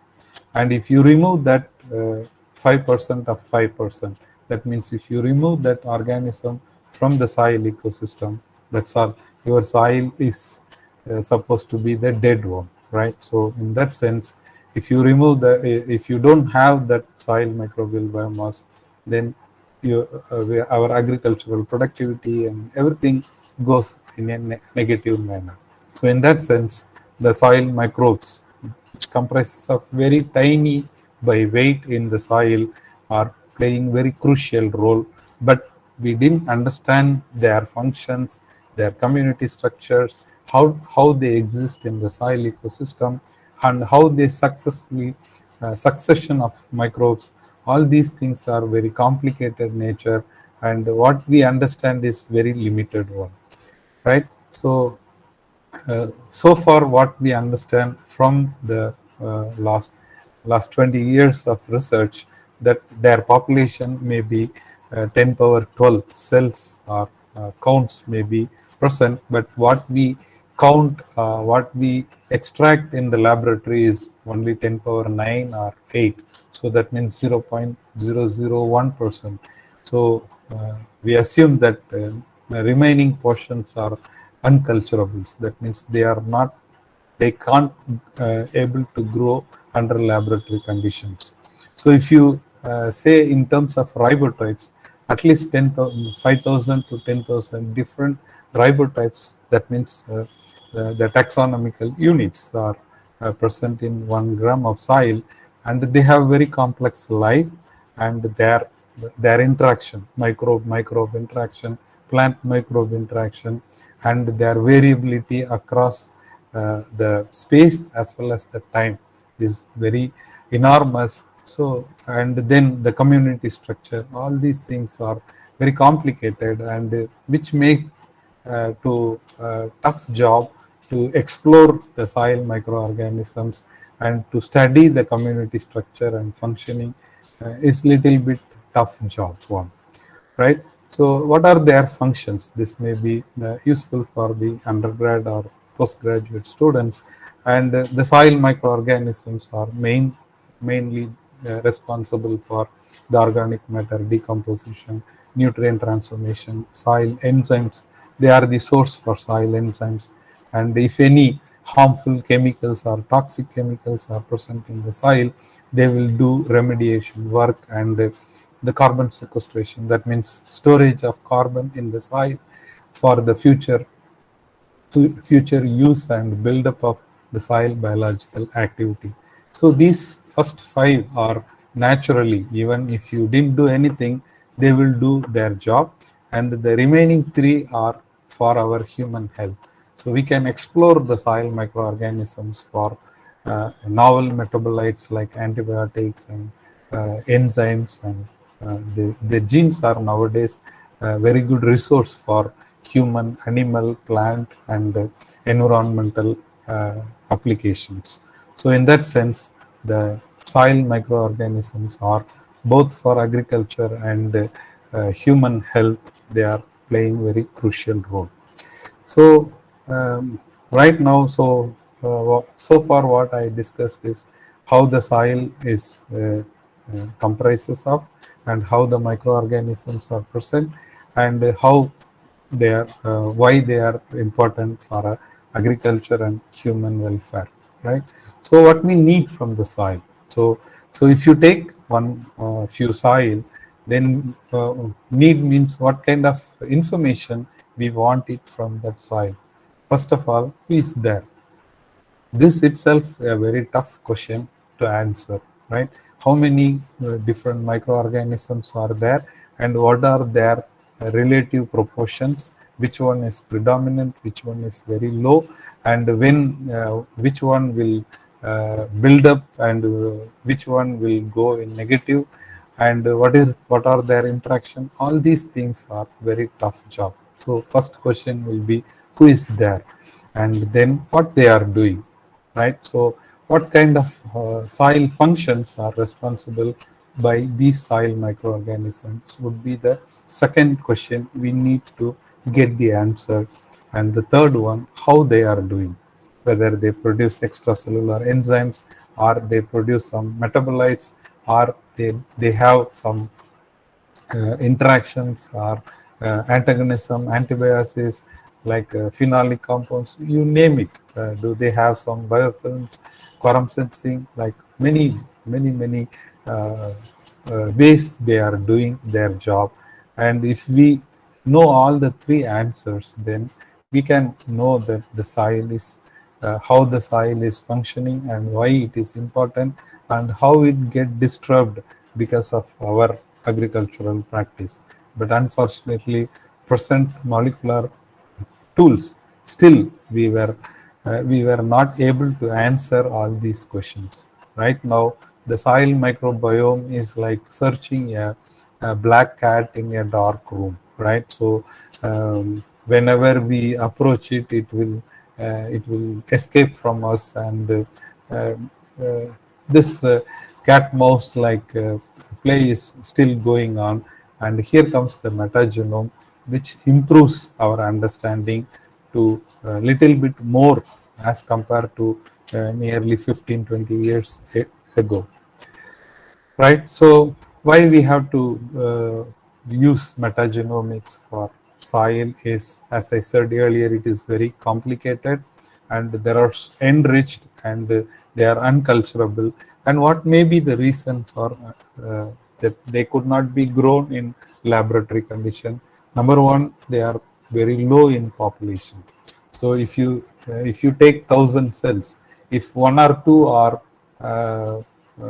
out of which are very rare organism, so obviously when we grow the organism, that one or two will be missed, and that one or two may be very important for our application aspect. So in that sense, if the population is very low, we will miss them.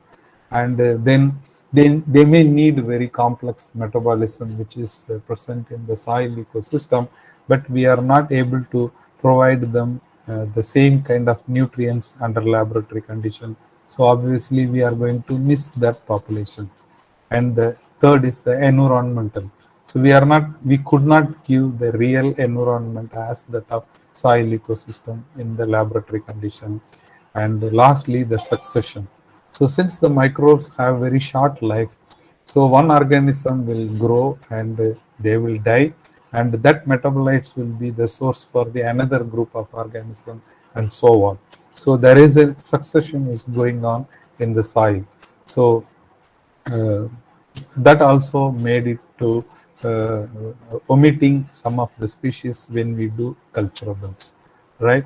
So obviously we have only one option, that metagenomic approach, to explore these unculturable organisms that are present in the soil.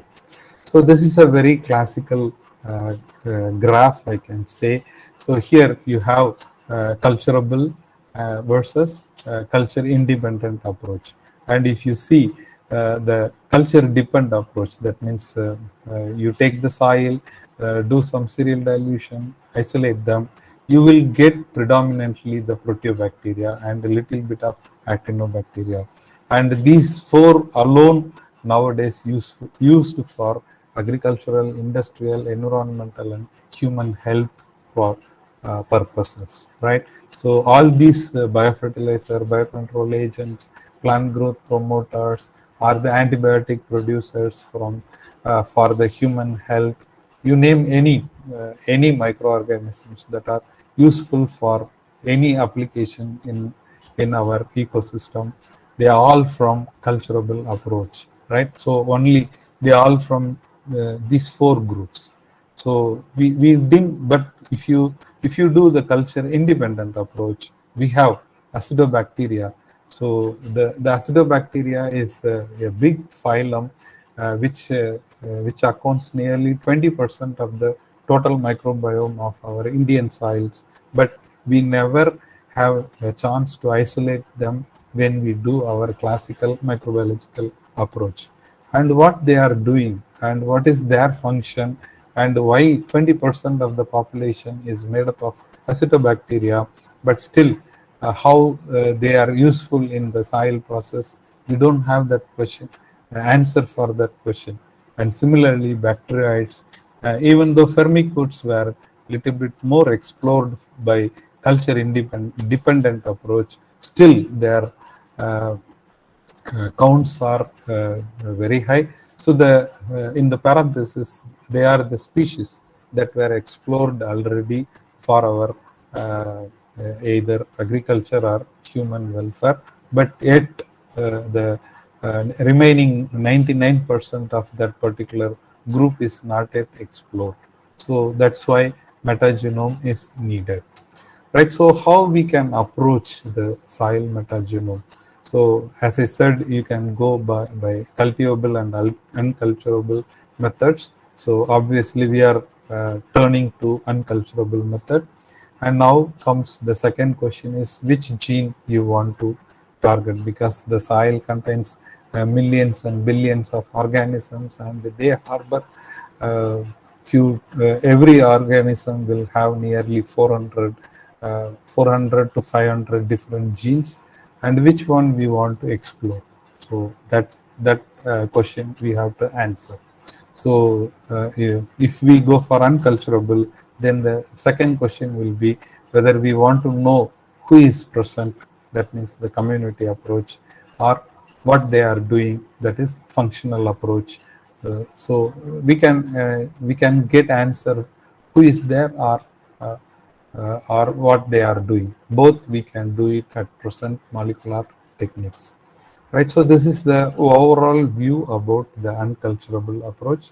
And there are, please remember, there are some even non-metagenomic, that means non-DNA based approaches like FAME, the fatty acid methyl esters, and the CLPP means community level physiological profiling of the microorganisms. These two will not work under or we will not explore the DNA as the material. So I'm not going to deal about it, but remember still these two non-DNA based approaches are there to understand the soil microorganisms, but our concept is metagenome. So let me go to the second step. So we have two different approaches. So here the DNA fingerprinting methods and then the sequence driven approach. So the difference between fingerprinting and sequence driven approaches. So here, if you want to compare two different soils, I don't want who is there or how many different types of microorganisms are there, but I just want to know whether the soil microbiome get affected because of my agronomic practice, or because of my crop, or because of my chemicals application. You name any zero tillage versus high intensified tillage, organic versus inorganic, herbicide minus herbicide are the very classical examples I can say that that were used in agriculture soils of worldwide by using these DNA fingerprinting methods, right? So here we can use 4 different approaches like DGGE or TGGE, SSCP, TRFLP and ALHPCR. So all these are PCR-based DNA fingerprinting methods that explore the soil metagenome.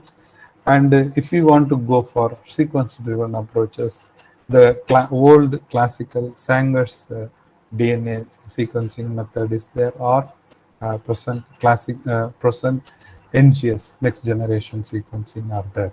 So in subsequent slides, I will touch each one for 2 minutes so that you can have a good idea about how these methods are useful to understand the soil microorganisms. Right, so before going for the fingerprinting methods, which is the target molecule for all these fingerprinting methods or community level profiling and all, is the 16S rRNA or 16S ribosome. Why it is highly useful? Because it present in all bacteria. Of course, in eukaryote it is referred as 18S, and for prokaryotes like bacteria and archaea, it is a 16S.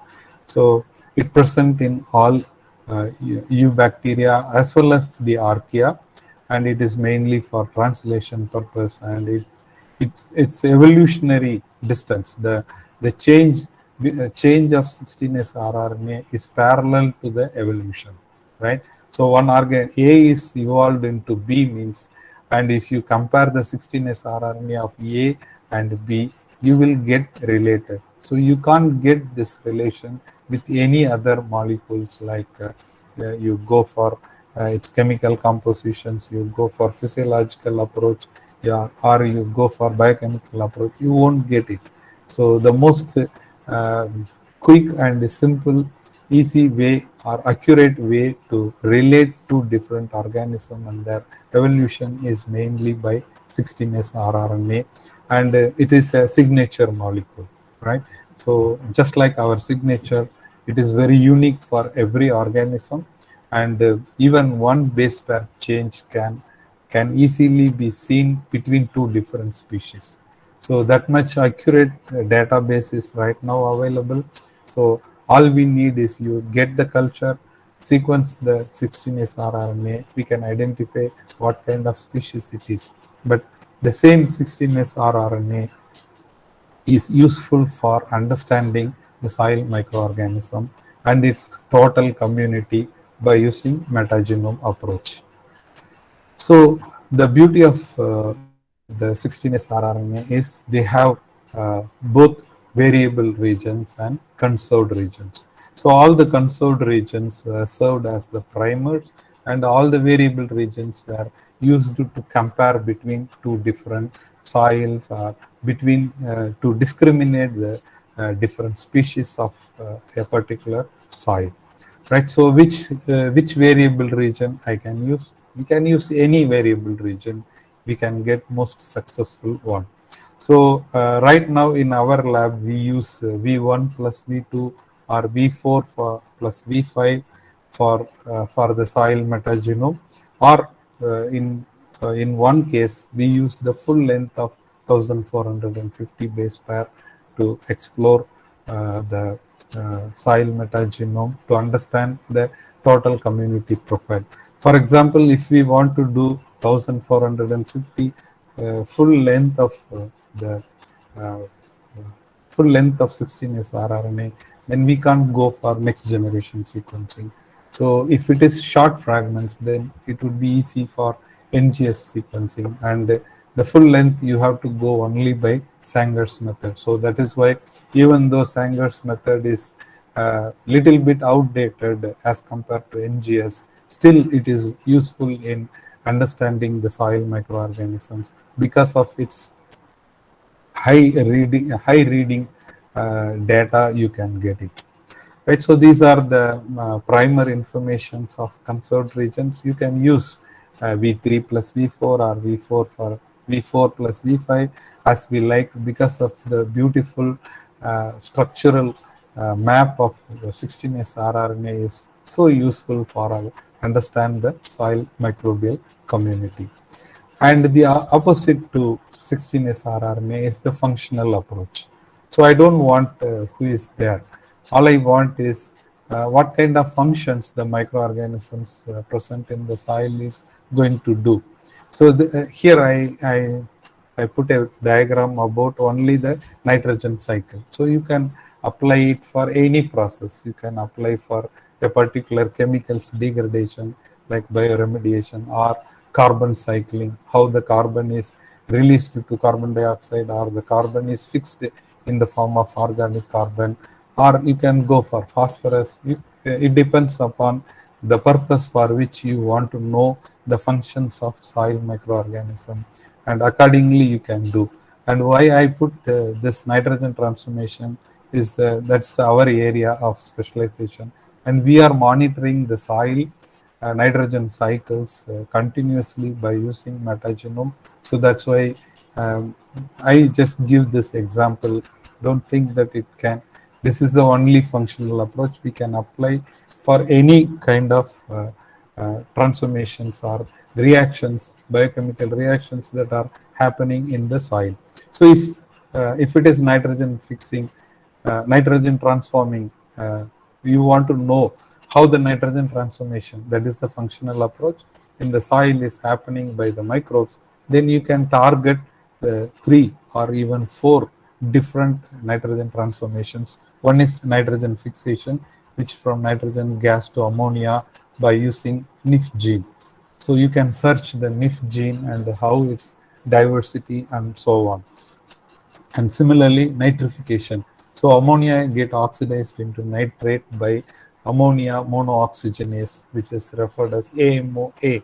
So you can explore the AMOA gene of soil directly without growing the organism. And similarly, the nitrogen will be further reduced to nitrogen gas by using series of reactions which are called denitrification. Here we have 2 different genes. They were referred as NIRK and NIRS. We can explore the diversity, functionality of NIRK gene in the soil, and the last one is the ammonification gene. So all these genes, I don't want the community. Instead, I want to know the functionality of the particular gene. Yes, the metagenome will help you to do this. So this is one example of several functional approaches I'm just giving you. Right, so the first part of metagenome analysis is extraction of DNA from the soil, which is really a tough when I say this about 10 years ago. But right now we have so many sophisticated ready-made kits are available.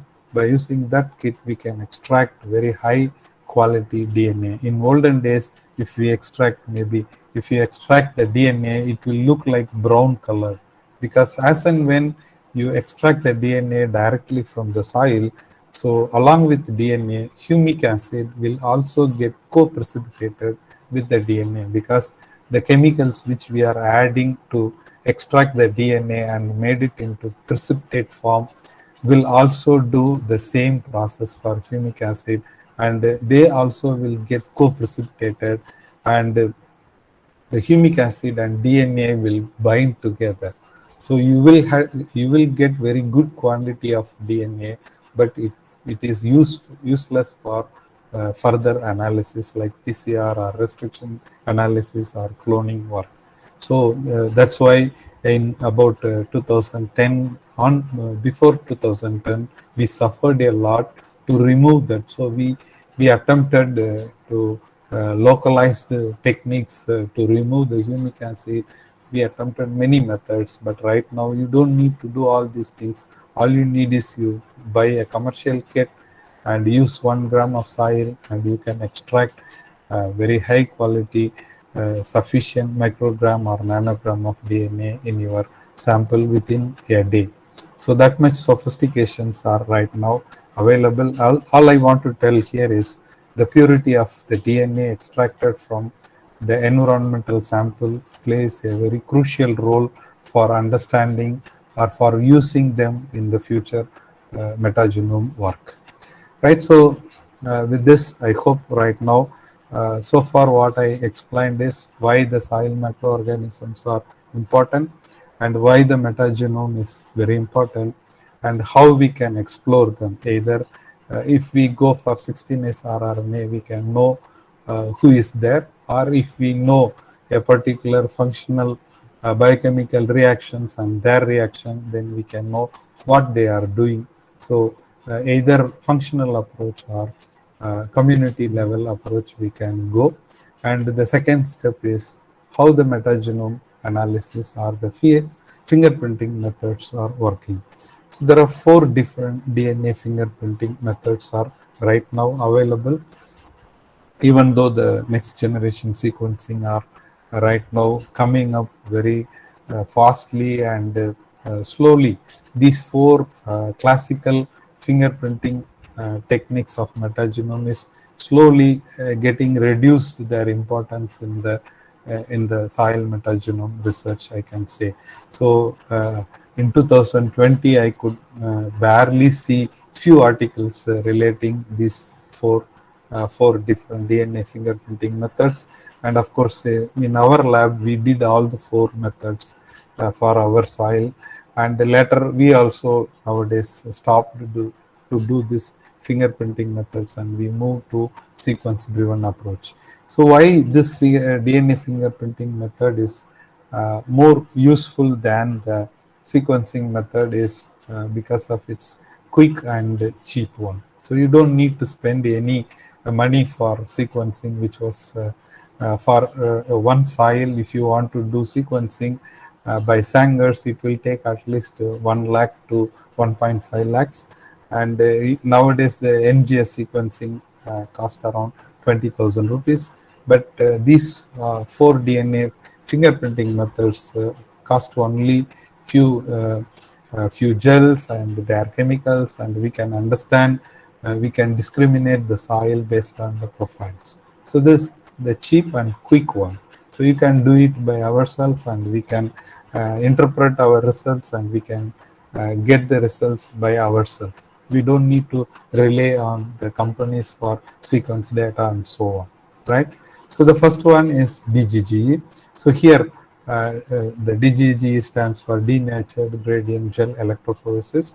So here in the primers, a long GC clamp will be attached, and you can use V3, V4 primer. Any 16S rRNA primer can be applied, and the only thing is at one end the GC will be very rich, right?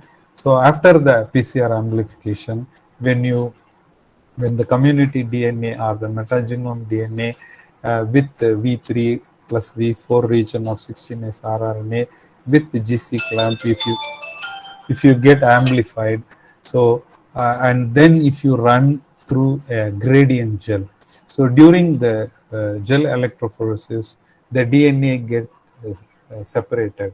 This is mainly because of the urea or formamide that is present in the gel get denature the hydrogen bond between the 2 strands, or you can use temperature. So if you use temperature, it is called TGGE, and if you use chemicals to denature, it is called DGG. That's all. So the same gel electrophoresis, you can convert them either TGG or DGGE by a small modification. You can use it. So once you run the gel, so those who have low GC will move very fast because they get melted, their DNA gets separated and moves very fast. And why this GC clamp is, at any cost, the GC clamp will not allow the melted strand to get separated. And if they get separated, for every organism, you will have 2 different bands, which will confuse your result. So to avoid the strand separation, the GC clamp is there. So it is around 100 and 150 GC bases will be at the bottom of the amplified product will be there. So that's why you can see at any case, the strand will not get separated in the blue color of the DGG. So the advantage, as I said, you can use many number of soils. If you have 20 different soils, yes, you can run it in one shot, and highly reproducible. Any number of times if you do it, and it is working very nicely. So the only limitation is it's the size of the gel will be 1.5 feet to 1.5 feet gel, agarose gel,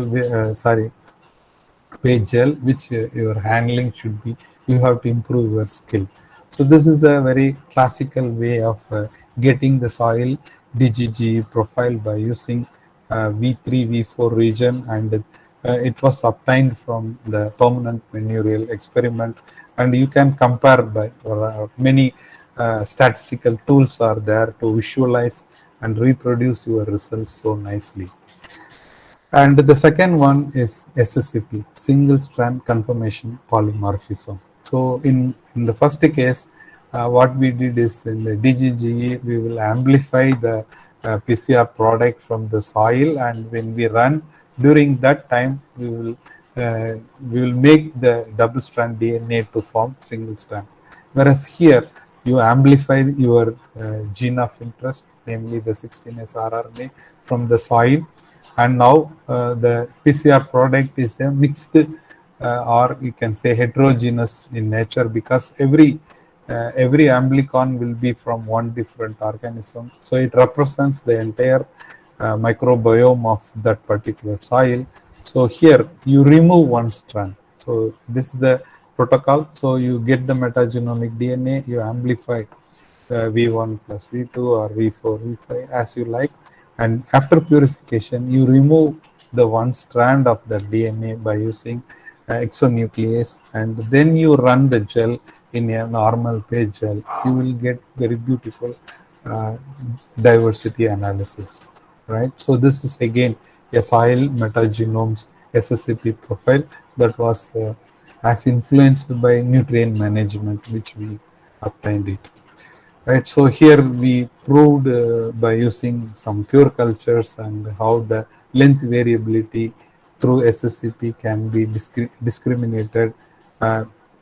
Even if you amplify 3 different organisms, and if you remove one strand, when it runs in the SSCP gel, because of its genetic information varied from one another, they will their migration in the gel will get changed and you will get varied. So you can see this is the agarose gel, and you can see SSCP gel, how the 3 different mixed DNA can get separated because of the genetic information of 3 different organisms varied, right?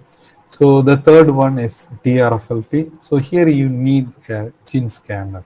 So this works with a gene scanner. So again, you extract the DNA. Again, the primer should be labeled, right? So you label the primer after the PCR amplification and restriction digestion. And in olden days, it was run in page gel like that. And later on, this was transformed into a gene scanner, which is a modification, a very little modification of your DNA sequencer that was done by Applied Biosystem. They referred as gene scanner, and the cost is very as compared to DNA sequencer. Gene scanner was around 20 lakhs something, and once you run that gel, so here once you run the capillary electrophoresis, you will get the community profile by using TRFLP. So here you can, by using standards, you can assume each peak, just like your HPLC or GCMS, we can identify what is that organism belongs to, and the second information is the abundance, right? So how much copies of that particular organism is present. So in that sense, as compared to SSCP and DGG, TRFLP will give one more information about the abundance. So what are the organisms that are present in the soil, and each group, how many copies are present. So that abundance will help to understand or to compare different soil types are more useful in agricultural research. And last DNA fingerprinting method is ALH. So Amplicon length heterogeneity PCR. So the name itself describes the Amplicon, it's a PCR product, length. So when you analyze a particular variable region, naturally V1 plus V2, the original length of V1 plus V2 is 335 for E. coli, and it varies from every organism. 330 maybe Rhizobium, 331 for Pseudomonas. Like every one base pair change, you can predict what kind of organism it may be. So that natural variability will be used to fingerprint the soil metagenome. That technique is called ALH-PCR.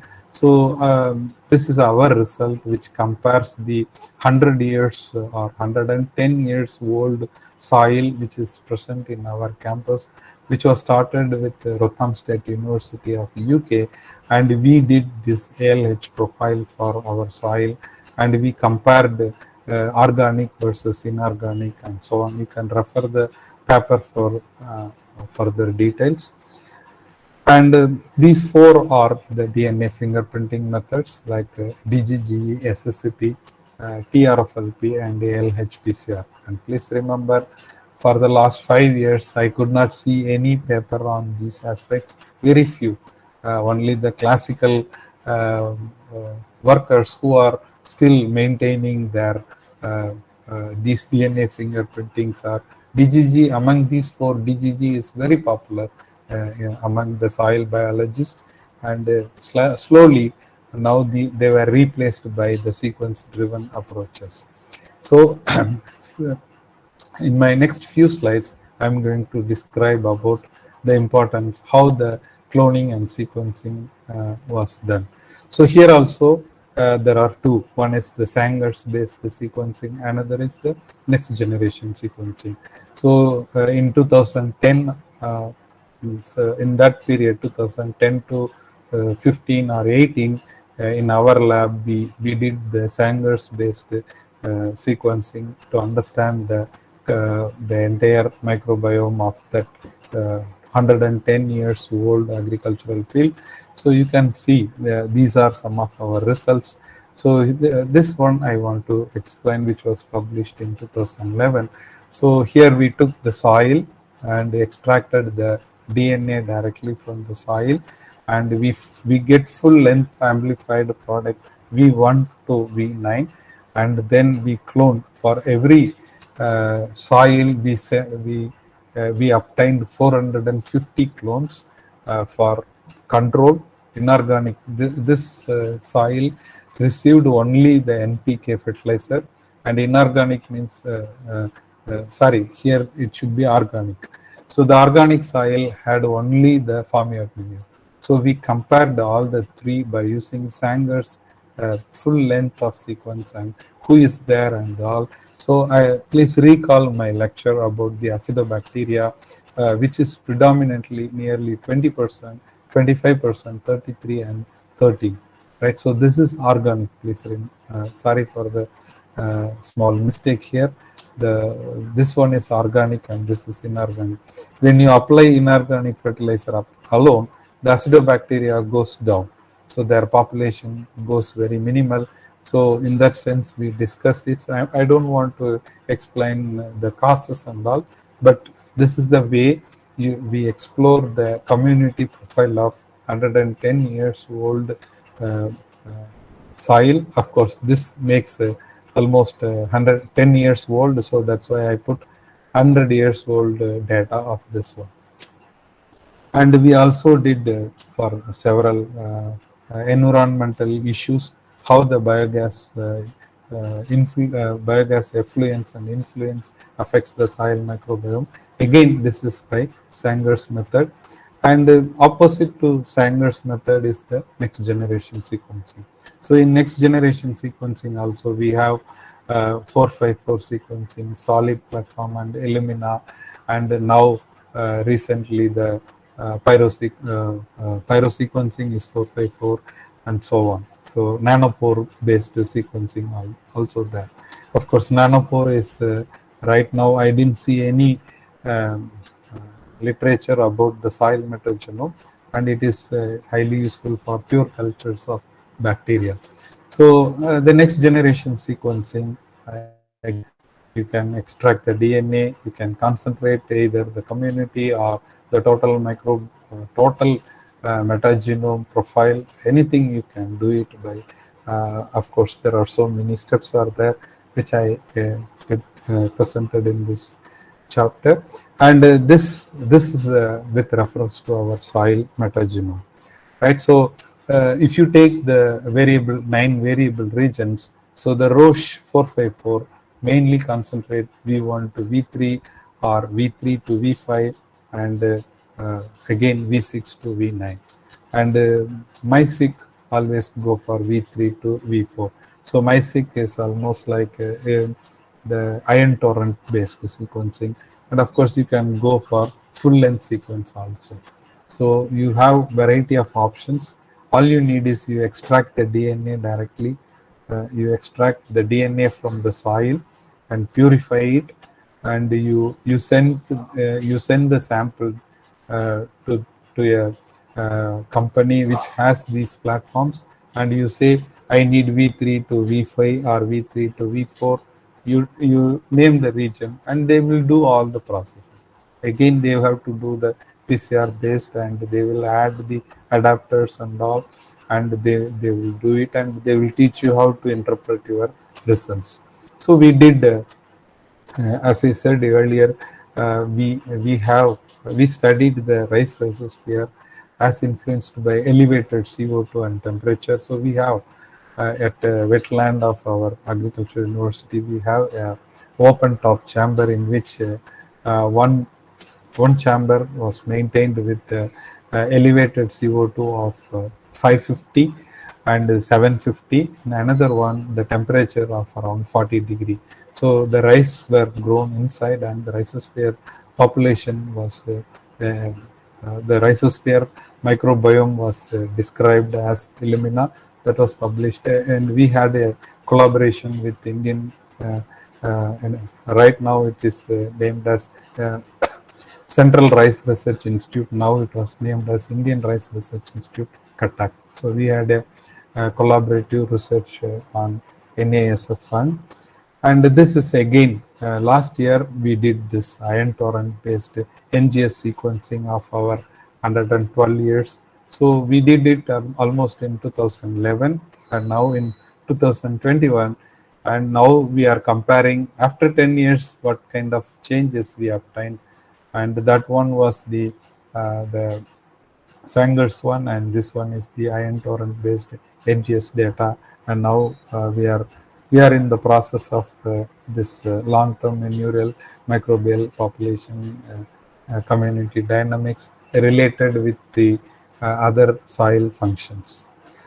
Right, so this is a summarized table, shows the Sanger versus NGS, right? So if you take Sanger, they are very low in PCR-based bias, whereas in NGS the bias will be a little bit more. And the problem, and they can, we can detect the organisms very easily. And as I said earlier, you will have very long read, and you don't need much space for your data. And the assembling, phylogenetic tree construction, or neighbor joining method, or whatever the statistical analysis you want to do it, you can do it by yourself. Whereas the problem of Sanger sequence is it's a very slow process. Every time, at a time, only one sequence will be done, and you have to do forward and reverse to get full length, and you need very high quality, and obviously you get very high cost, right? And you can't use to understand the entire microbiome or the whole microorganisms of that particular environment. Only one gene, like 16S rRNA or AMOA, like a particular gene you want to explore, then this Sanger sequencing is good. And you want to know all genes of that particular ecosystem, then obviously you have to go only by NGS, right? So NGS advantages are there. Very massive parallel sequencing will go on. As I said, it's a very fast turnout and very cheap right now. So if you want to do the entire genome of that particular soil, you have to spend at least 55 to 60,000 per sample, and you want only the V3, V4 region of that particular soil. It's now comes around 8,000 or 9,000 per sample. So in that sense, it's very one. And the problem is you will get very short data. So the data reads are very short sequences, and the accuracy is, as compared to Sanger, it's very low. So you have to use several verification tools. The bioinformatic tools are so much needed to avoid the unwanted sequence reads. And as I said, it occupies more space, and you need an expertized software skill to interpret your results. So NGS will have at least 10 or 15. They have to quality pass will be done by some 6 or 7 quality check softwares to get your data, right? So this is a comparison.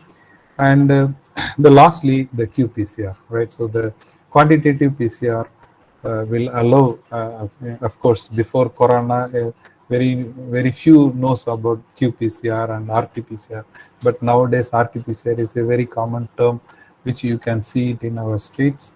I don't want to explain what is RT-PCR and all. So here we mention only the quantitative PCR.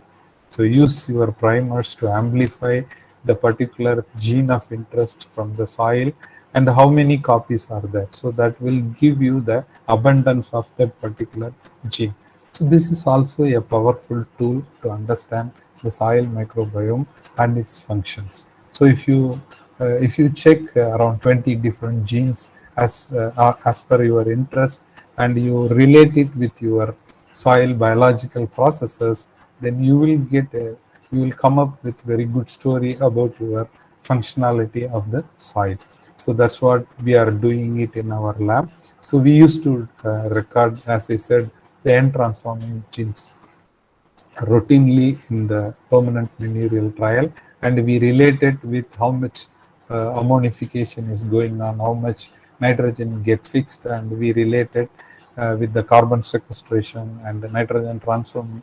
And with biochemical analysis, you will have a very good correlation, and we will get a good story about how the functioning of the soil is going on with the soil microorganism.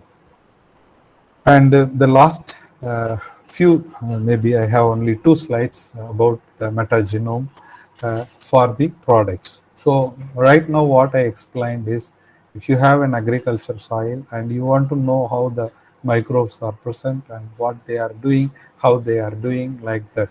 So you won't get any product, and you get only the information, right? So that information will be useful for our agriculture to improve it or to sustain by using our agronomic practice. But this is another dimension, that you extract the DNA directly from the soil, and that DNA will be a potential source for novel metabolites like antibiotics or and enzymes, pigments, like a variety of products. So here you have you have to construct a metagenomic library, and from that library you have to search for your product. That can be done by functional approach or sequence driven approach. So that is a different story. I don't want to explain it very detailed. So this table shows how so far you will you can get variety of products that were right now commercially available from soil metagenome.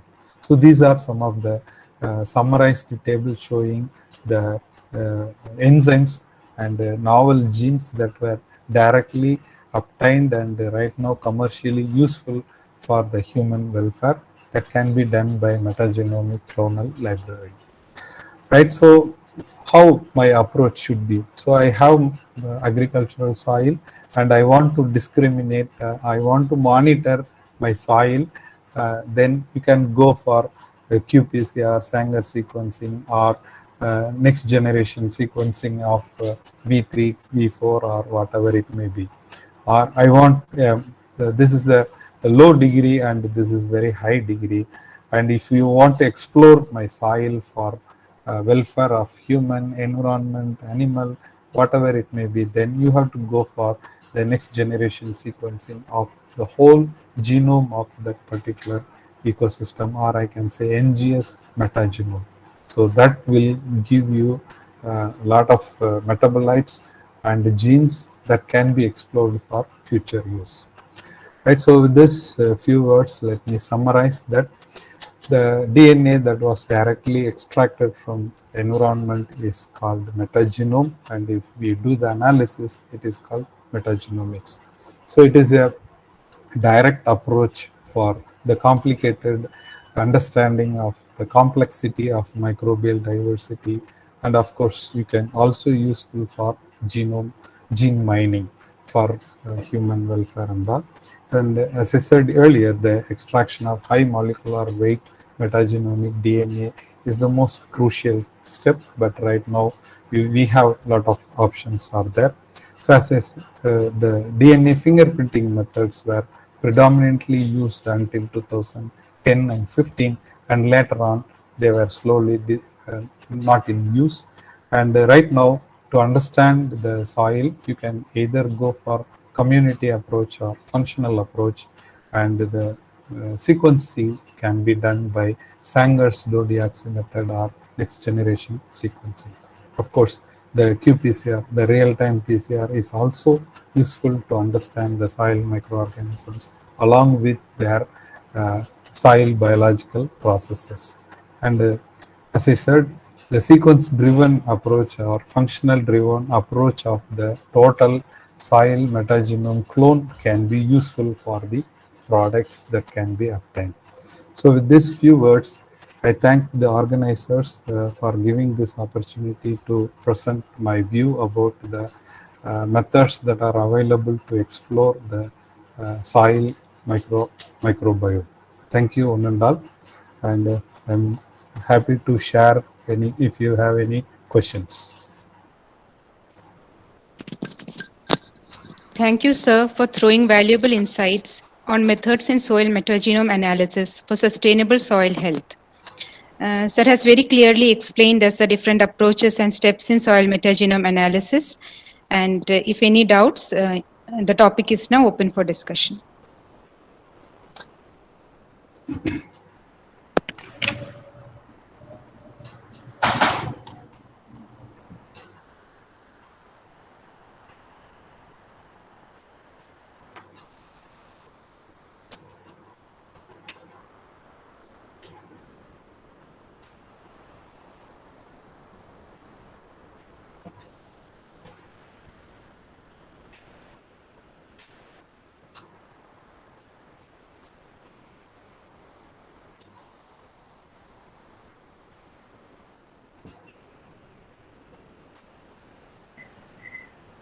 Okay. So, hello, this is Anit. Yeah. May I speak? Yeah, Mr. Anit. Can you hear my voice? Sure, sir. Yeah, please. Thank you, Dr. Balachantha, for a nice talk. When it comes to the soil microbiome, most of the studies have been performed with bacteria alone because of the easiness in handling them. But I feel that there are many other kinds of microorganisms, including fungi, fungus. Fungus. Then you have protozoans, other kind of organisms. What is going to be the real approach for understanding their role, their functionality, their dynamics, etc.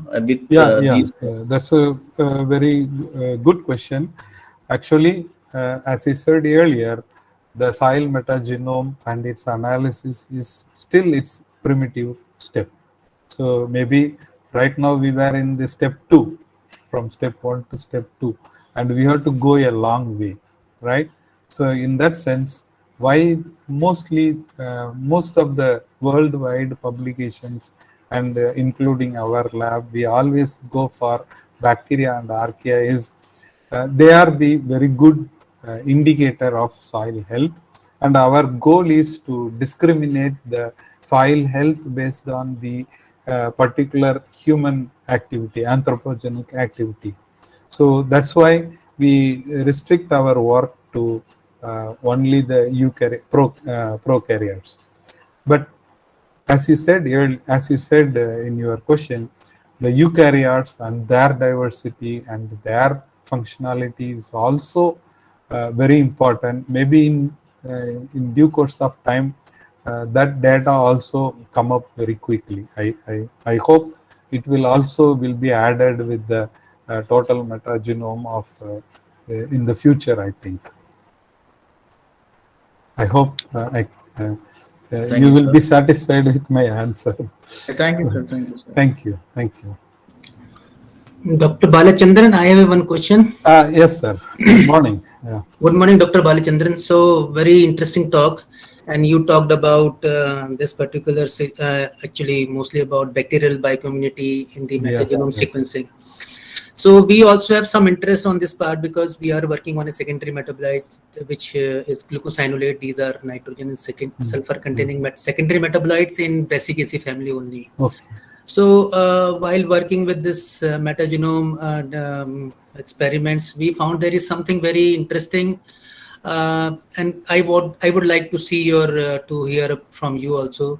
Have you ever experienced, have you ever checked the kind of metagenome when you do these experiments under field condition and when you do using the soil from field, but now you are doing it under control condition? Because what my experience is that the metagenome or the whole bacterial community is changing too much when you shift from the native environment to control conditions. No. Here, the whatever I described with my result is from the natural ecosystem. Okay. So simply what we did is we collect the soils as per the soil science strategies. We will bring to the lab. Immediately we extract the DNA directly from the soil. Yeah. That's it.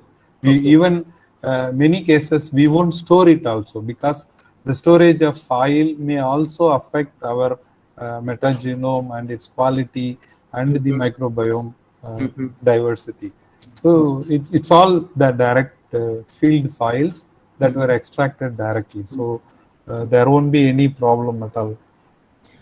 And what about the variability when you try to do from the natural ecosystem of these samples? Because even the alpha and beta diversity changes a lot when you try. You mean to say the soil which is present in natural ecosystem? Yes. Yeah, not the agriculture versus natural, you mean to say? Yes. Yeah, that kind of approaches, our projects are mainly with agricultural soils and with the long-term impact of our agronomical principles. So we had only one time about to understand the natural metagenome of the rhizosphere of Prosophis and Parthenium. Why these two plants grow abundantly and they alone be greenish even at dry condition. So we assume that there may be some rhizosphere microflora to support it, and we did a metagenome approach. Here also we went to the field, natural field, collect the sample and extracted their microbiome by metagenome, and we never had any issue at all. So there we compared the rhizosphere versus non-rhizosphere, that's all. Okay. So we never did the work on cultivable soil versus natural ecosystem. Yeah, even that will be more difficult. Yeah, I got it. Yeah. Okay. Thank you very much, Dr. Balachandran, for your Thank you. inputs. Yeah, thank you.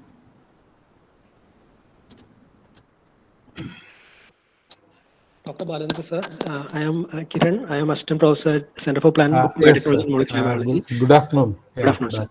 So, if we identify some functionalities or some microorganisms which are good for agriculture, then since they are unculturable, how we will be able to improve the soil based on our information? Actually, right now, what is our objective is we are not going for a particular species or particular microbiome that is present in the soil. So we treat as a soil microbiome as a whole, right? So when this as a whole, if we disturb it, and by any chance, maybe I can give one example, Verco microbiome. It's an unculturable one, and that get depleted, then we don't have any answer how to improve that Verco microbiota from the soil, because it was already done by our agronomical practices, and we can't grow them in the laboratory to improve it. So that is the status of our research right now.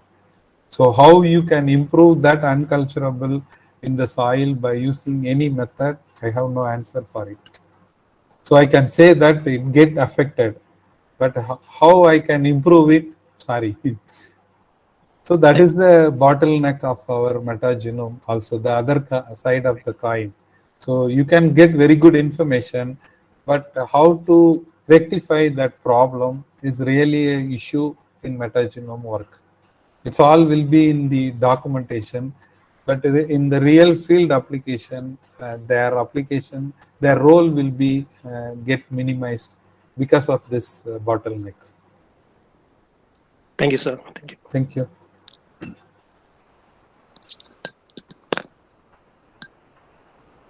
One more question, Dr. Balachandran. This is Yes, sir. Yes, sir. And how are you going to go about the end-of-life microorganisms using these tools?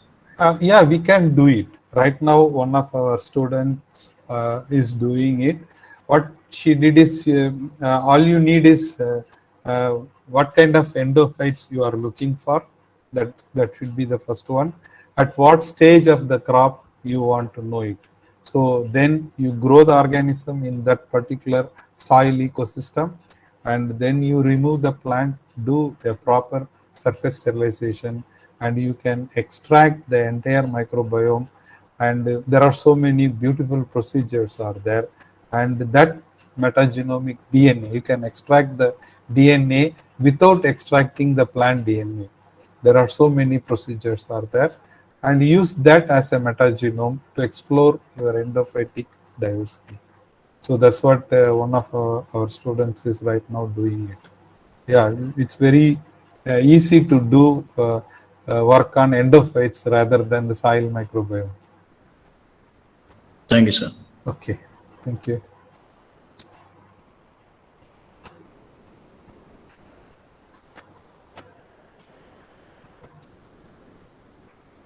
So, shall we stop here, or any more doubts? If no more queries, we can wind up the morning session. Once again, thank you, sir, for the valuable discussion.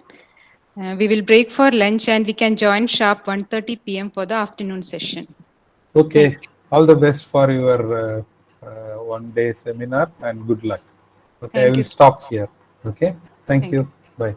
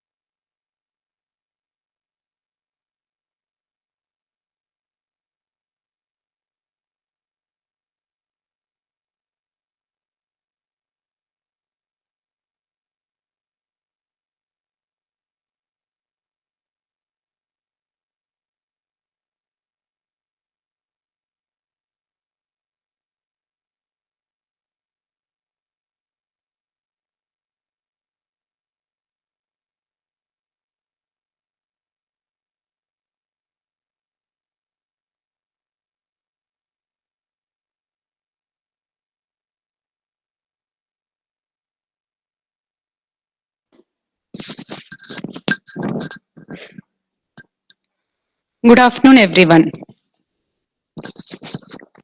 Our first speaker for the afternoon session is Dr. Naveen Chandra Bisht, who is Staff Scientist 5 at the DBT National Institute of Plant Genome Research at New Delhi.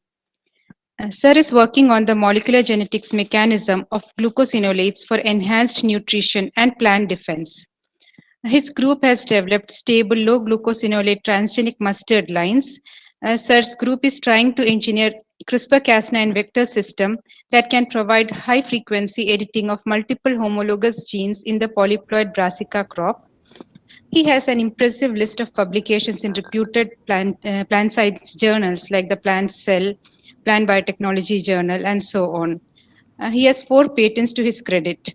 Sir was awarded the prestigious DBT S. Ramachandran National Biosciences Award for Career Development, NASI Scopus Young Scientist Award, Max Planck India Fellow, DBT Innovative Young Biotechnologist Award, NIPGR DDPSC Visiting Scientist, and the INSA Young Scientist Medal. I invite Sir to deliver the talk on genome editing for nutritional quality improvement. Sir, please. Thank you very much, Madam, for a very nice introduction.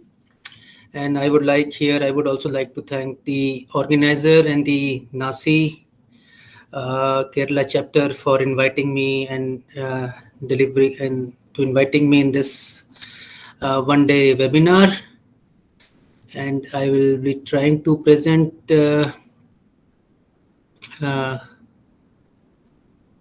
let me present. I'll be trying to present some of my recent work, which I have been doing in this institute for the last almost 10 years. So let me present my talk. I hope this is visible with everyone. Madam, is it fine? Sir, it is not in the slideshow mode. I think it is in slideshow mode. I don't know what is the problem here. Is it not in the slideshow mode? No? No, sir. No, it is not in the presentation mode. So let me check one more time, madam, please.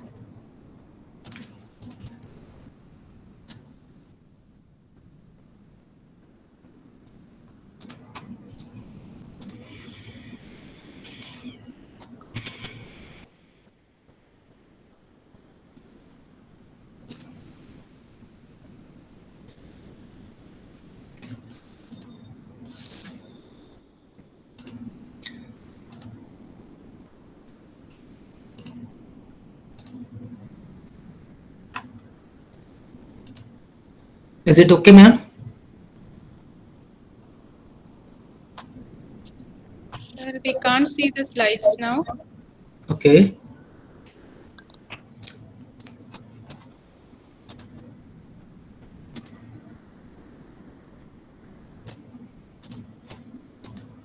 There is some problem with this, I think some Google Meet sometime. Let me try to. Sir, if you can share the slides, we can present from here. Yeah, I can do that also. Yeah.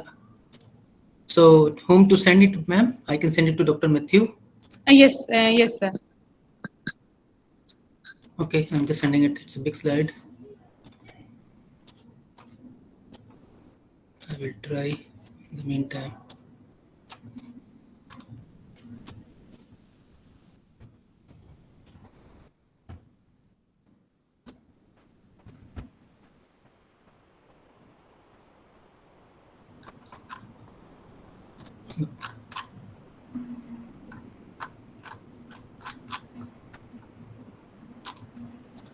Dr. Matthew, can you get my slides, sir?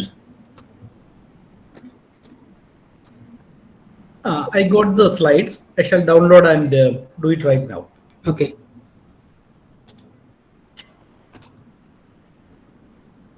So it is asking for permission, okay? Okay, I got it.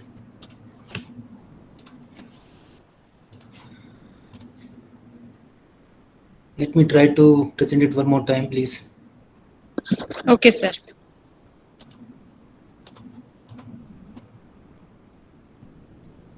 Is it visible now? Madam, is it in slideshow mode now?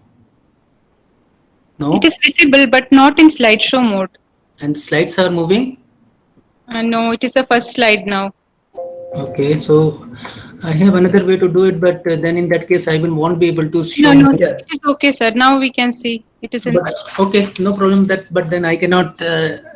My animation won't work here. No problem. But I can start now. So without any delay, I will try to start now. So thank you very much, Dr. Matthew and all the organizers to send me an invitation and talk here about my work. So the title of my talk is about genomic editing for nutritional quality improvement. So this is my institute. I am from National Institute of Plant Genome Research, which is situated in the southern part of New Delhi. And this is a DBT autonomous institution, which was founded in the year 2000 in 1998. And we came to this campus in around 2004. And the crop which I'm working is this Indian oilseed mustard, which we also called as Brassica juncea. So Brassica juncea is the scientific name, and we commonly call this as oilseed mustard or Indian oilseed mustard. So I will start today's talk by presenting this very newspaper debate, which was published in 30th September 2021 in Times of India.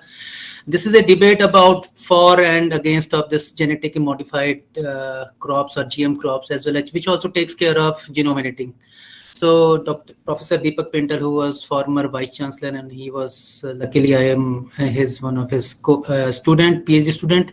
So he talks about for the technology, how genome editing crops can help are a science-based solution for hunger, because now we know that the UN prediction for the global population is that it will rise to about 9.7 billion by 2060, and almost about 11 billion in 2021 by the end of the century. So to feed this big population globally, and especially when we know that with climatic, so many different climatic conditions which are changing climatic condition, the productivity of our crops are too much affected, and basically what we know now, we know that especially when you talk about India, most of our cereal crops or legumes and even the soilseed crops, the productivity of our crop has been almost stagnant for the last 20 years or so. Even we have been trying a lot of molecular breeding approaches. That now we are coming to advanced genomics approaches also to breed these climate resilient crops, and then, but still for many crops, many cultivated crops, we found that because of the narrow genetic base, and also because of the problem of pest and pathogen, our productivity has been almost stagnant for the last 2 decades or so. Yes, there are always some views against this technology, why this technology should not be taken, and there are many GMOs who have been talking about the cons of these technologies. Especially they are more advocating for agriculture practices like organic farming, which I also think is also okay. But at the same time, we have to think that how much our organic farming can also help us in doing this to meet our agriculture challenges. So to start now. So when we talk about India, so we know that we have a very rapid growing, increasing population, and we estimated that the estimate is that by 2048 will be the largest country, will be the country with the highest population globally. So our population will reach almost about 1.6 billion, and then so that we have to take care of our food security. That is, with the rising incomes, we need to have and decreasing agricultural land, we need to have food security in our economy, that the whole population which will be coming up, and even the existing population should have enough food for us, as well as we also need to engineer good and health and beneficial metabolites or nutrient in our crops, so as to have least malnutrition problem which is also very common in our country, especially in the poor population. So yes, GMO or the genetically modified crops are the solution or not? That is what I'm going to talk in this in today's talk. Now we know that so for many traits which are already present in the genetic base, you can always try to engineer using convention breeding approaches like convention breeding, like recurrent selection and backcross breeding, or you can have still many other convention breeding ways to breed those traits. But think about those traits which are not present in a crop and you want to introgress that. For example, vitamin A or even iron content in rice. These are the very success example of some of the technologies which has been, some of the traits which has been engineered using GMO technology. And now recently we know that this beside this GM technology where you are introducing genes from some other source to your crop or your crop of interest or a plant of interest, there are other ways also to kind of introduce genes by using a very advanced platform which is called genome editing. So this CRISPR is a very is a novel tool that can simply and cheaply edit genomes with very high precision. And to start with where this genome editing was about, when I talk about the discovery of this CRISPR, how CRISPR of all the genome editing technology, CRISPR has taken its own place because of its very simplistic use of this technology, and it can be used to exploit any genome of your will at any day.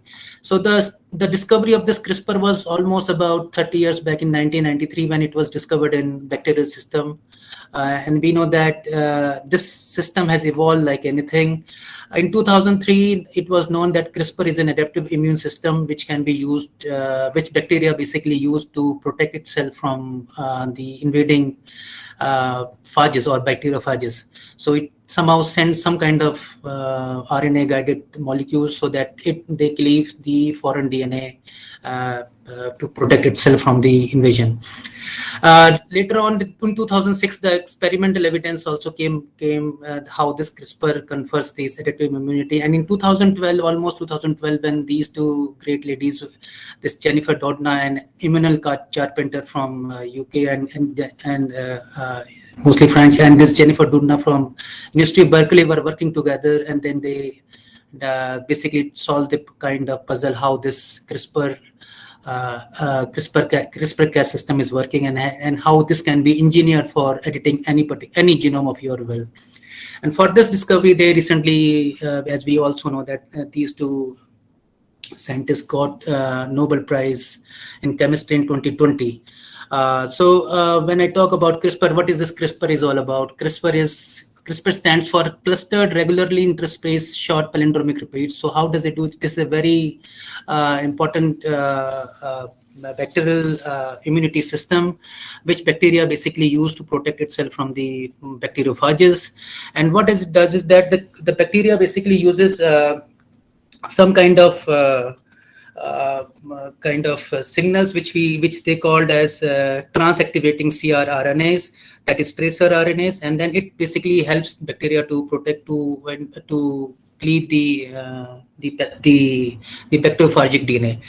So now we know that this CRISPR system can be engineered to target any of the gene at your will by just using this sgRNA, or that is called single guide RNA, that is also called as single guide RNAs. So how do we do that? We know that there are 20, if we identify a region which has 20 nucleotides, it just required the basic requirement is only for 20 nucleotide sequence with a conserved PAMS-like sequence, which, for example, for Cas9 is NGG sequence. So once you have this particular recognition for your target genome, you can specifically target that particular loci or that particular fragment of the DNA in a very high frequency. So, and it uses this CRISPR-associated protein, which is called Cas protein, and it forms a kind of complex to cleave, and this is an endonuclease which cleaves this particular heteroduplex, and thereby forming this kind of cleavage on the both the strand of DNA, that is double stranded break. Now, once this double stranded break in the genome of the target genome happens, it can, the fate could be either there could be non-homologous end joining from the host genome, because of which there are small indels, or is comparably very small indels can happen, which we categorize that those as small SDN1 type, that is side-directed nuclease 1 type. That is a very small insertion or deletion of only few bases. It can also go through HDR, which is more precise in nature, because in NHEJ, that is non-homologous end joining, which is more inaccurate in kind of repair mechanism. HDR is more kind of more precise, so it can still have some. You can try to introduce some small gene fragment that comes under SDN2 case, as well as a smaller, even adding larger gene fragment of your interest within that cleaved site, that is called SDN3 sequence. So still there is a lot of debate going on how India should kind of regulate these SDN1, SDN2, and SDN3 class of edits, genomic edits for crop improvement program, basically. So when we talk about different genome editing approach, we know that. So this slides, I'm very sorry because I could not show the animation mode.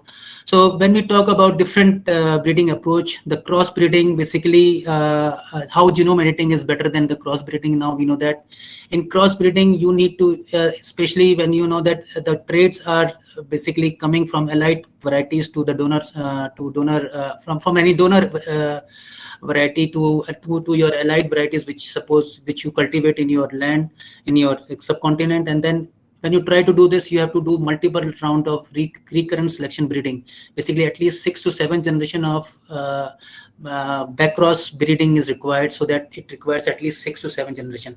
These are pretty fast when you are trying to introgress only one or two loci, but suppose for quantitative traits where you have multiple QTLs or multiple genes regulating these traits, this process even became more difficult, because then you have to do crossbreeding for so many different. So, for example, glucosinate trait is regulated by 5 to 7 genes.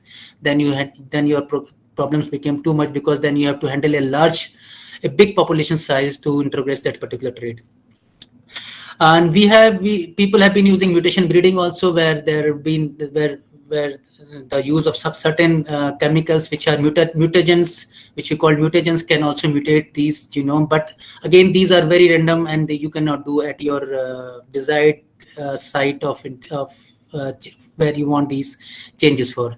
So again, the problem is that mutation breeding by using of some EMS or gamma irradiation, they are not very specific, and even if you have got trait of your interest, you are not sure about the background noise, because still in background it's very difficult to purify those edits. Now transgenic breeding, which we know that at your will you can do it, that you can introduce any gene, or you can even silence any gene by RNAi based technology. You can definitely, that is very important invention of this genetic engineering approach. And we know that this GM cotton is the best example, which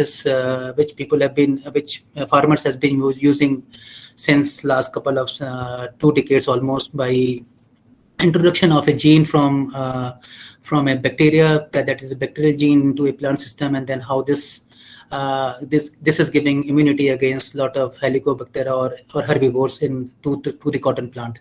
So yes, transgenic breeding also takes a lot of couple of years to generate these transgenics, and then assessment of 4 or 5 years, or at least 3-4 generation under the field condition, and then a lot of regulatory requirement. But instead, genome editing can be very targeted, very precise, and if you can pinpointly target your gene of interest at any given gene, at any nucleotide, and then that is very important as far as your even transgene-free crops can be generated after single generation in the next segregating population. And then this is a very important tool in recent years for crop biotechnology. If exploited very wisely, it can be of great interest to agriculture. Now, if we see about the application of genome editing for targeted trait improvement, we know that genome editing has been used globally for various trait improvement, like for abiotic stress treatment resistance has been engineered against drought, salt, heat, and cold by use of this technology. Even biotic stress resistance against bacteria, fungi, and viruses has been also engineered. Yield improvement, particularly using grain weight, grain size, grain number also there, and rice is the best example where these so many different yield improvement traits has been engineered by manipulating different genes like DEP3 or GS3 genes by genome editing. Herbicide resistant, again, there are few good host genes like ESPS gene or even ALS gene, acetolactate gene, where this wheat controls the genes for which can be helpful for wheat control. That herbicide resistance can be engineered by pinpoint manipulating only couple of residues in the whole ALS gene. When we talk about nutrition enhancement, which is a major point of this of my talk, is also about this particular nutrition enhancement, how we can use genome editing for nutritional enhancement. It can be this, there are many case studies which are reported so far in literature which has been used to manipulate oil content in many oilseeds, phytic acid, which are anti-nutritional compounds in grains, in rice grains especially, that has been also engineered by using this genome editing approach. Also by manipulating many starch or sugar composition also, and many other secondary metabolites has been also used to by the use of the genome editing that has been manipulated. This is a very small one compilation of how genome editing has been used in nutritional and to improve the nutrition and functional quality of various crops. It has been divided into different cereal crops, tuber crops, and oilseed and horticulture crop. And almost every crop, if you see, there are many reports. For example, when we talk about the cereal crop, which is rice, in rice there are at least 2 reports in 2020 which are shown to have modified star composition. Similarly, in corn also it has been translated to corn. Tuber crop like solanum, there are almost 3 reports, and by the year 2020 there were 3 reports which shows that the starch modification is possible by use of this particular genome editing technology. When I talk about oilseed crop, which is crop of my interest, there are many reports which shows that the lipid composition can be engineered, that is fatty acid composition can be engineered by manipulating few genes like FAT2 or FAT3 gene, which is fatty acyl desaturase, to downregulate these genes. And then making the fatty acid composition more health beneficial. So this this figure clearly shows that how these this particular technology can be used for the benefit for enhancing the nutrition and function quality of many of different crops. Even USDA by 2020 has approved almost about 4 or 5 different events using of this technology, which are at different stages of pipeline, like soybean for drought and salt tolerance, camelina, which is for increased oil content by manipulating FAT2 gene, and likewise like Vaxicon by manipulating the starch synthase, and so on. So USDA has also approved many CRISPR edited plants for potential commercial release, and which are at different stages of their regulatory approvals, and we hope soon to see them in the market also. But here I would like to bring your kind attention about one very important point which I would like to make here is about the literature, what it suggests about the genome editing in crops, across crops. So there is a compilation in 2018 which shows that yes, genome editing has been used widely in many crops, including rice, tobacco, and even the model from model plants have access to various crops like rice, tobacco, or every crop, in fact, every crop. But if you see the mere number of reports which are there in polyploid crops like wheat, brassicas, or sugarcane, which are polyploids, you see there are only few reports which are present in these crops. So here in my talk, I would like to present a case study why genome editing in polyploids crop particularly are very challenging, and what are the approaches, how it can be, how the genome editing can be used in these polyploid crops to for the trait manipulation. Now, when we talk about polyploid breeding, we know that for crops like, for example, Brassica juncea, which is an allotetraploid, it is a polyploid of two simpler genome, Brassica rapa and Brassica nigra, which themselves are also mesohexaploid. So in Brassica juncea, there are almost about 6 homologs of each Arabidopsis genes present in Arabidopsis. There are 6 homologs. So as I said, there are multiple homologs associated with single gene in case of these crops like Brassica juncea or Solanum or groundnut or even Triticum mysticum, which is wheat. So multiple homologs for each gene are present in case of these polyploid crop first. Then they have more complex segregation. So that these traits, there are few genes. Some of these genes are major contributor for those traits. That is they are occupying major QTLs, and there are also some minor QTLs which are also regulating these traits. So these genes, many traits follow complex segregation, and sometimes these inheritance of some certain traits are also recessive in nature, so which becomes even more difficult to engineer these traits in polyploid breeding. And also the highly heterologous nature of many crops, like for example Brassica nigra or Brassica rapa are highly heterozygous because they do not self-pollinate themselves. So there is always cross-pollination happening in these Brassica rapa and Brassica nigra, and that is why at each genomic loci you have at least 2 different alleles of that gene. So it becomes even more challenging to manipulate these genes either using genome editing approach.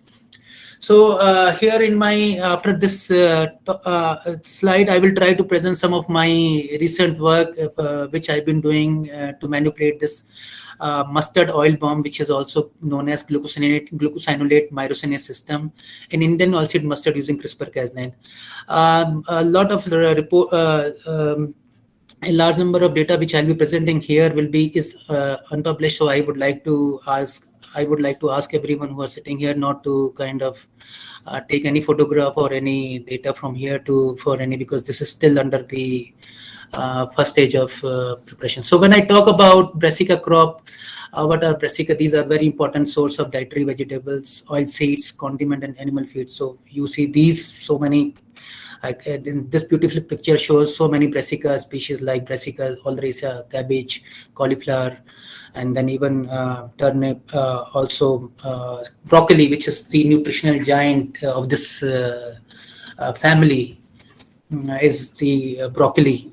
And so so Brassica genus has so many different vegetable crops which we consume on day-to-day basis. Also, it is a very good source of oil, and oil seeds are very important for our food, our Indian food preparation, because in fact every preparation is made we use different kind of oil also from across the Indian subcontinent. So especially when we talk about Brassica juncea, which is the crop of northern northern India, where it is grown in almost about 6 to 7 million hectare of the land annually. So this crop, oilseed Brassica juncea, is the crop which we grow mostly here in India. Now, what are the major areas of improvement of this crop? Almost about 10 years back, 20 years back, there was a major kind of search for what are the major areas for these improvement areas in this particular crop. Increasing productivity is definitely one of the major area of improvement. As I told that for the last almost 20 years or 30 years, 3 decades, the productivity of oilseed crop has been very stagnant. Our average productivity of Indian oilseed mustard is of about 1 ton per hectare, which is very, very low as compared to the international standard are concerned, which reaches up to 2.5 tons per hectare also. Also, so this can be definitely, productivity can be taken care by heterogeneous breeding program, even by developing CMS system, that is cytoplasmic male sterility system, or even using genetic male sterility system also. Another problem, which is the major problem in this crop, is disease resistance. This crop particularly has a lot of infestation of pest as well as pathogen infections are also there, like Alternaria blights, Sclerotinia stem rot, white rust, and aphids and Protella. So in fact, all cultivars which we grow in India are mostly susceptible to these so many different pathogens and pests. So as a result, the productivity of this particular crop is also very stagnant because we are unable to tackle these pest and pathogen. Quality improvements also remain another major area of research in this particular crop, and especially developing low glucosinolate, because glucosinolates are regarded as anti-nutritional compound. High amount of this particular secondary metabolites are known as anti-nutritional. So developing low glucosinolate and low uric acid line is another area of breeding in this particular crop. When I talk about glucosinolate, what are these? Glucosinolates are a vast group of nitrogen and sulfur containing secondary metabolites which are derived from amino acids. This is a simplistic structure of glucosinolate. If you see here, and there is a glucose moiety which is linked to a sulfonated oxyamidate by a R group, and this R group is derived from amino acid. So depending on the amino acid from where it is derived, it is either called aliphatic glucosinolate or aromatic glucosinolate or indolic glucosinolates. So this is a vast group. So depending on, as I told, depending on the group, you have n number of different secondary glucosinolates in a system. Now these glucosinolates by themselves do not have major biological activities, but the biological activity of these glucosinolates are present only when it comes in contact with this particular enzyme which is called myrosinase.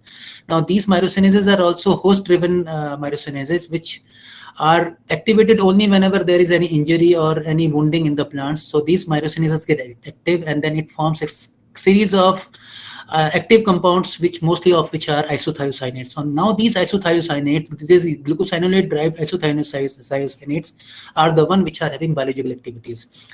And depending on the glucosinolate which is there, it can have either a positive effect. These isothiocyanates can have positive or negative effect. For example, glucoraphanin, which is present in broccoli, is known to have anti-carcinogenic effect. They are also important for defensive properties, chemoprotective agent, as well as flavoring agent compounds. But on the negative side, there are many glucosinolates like progroitin, which is present mostly in the brassica oilseed. They are goitrogenic.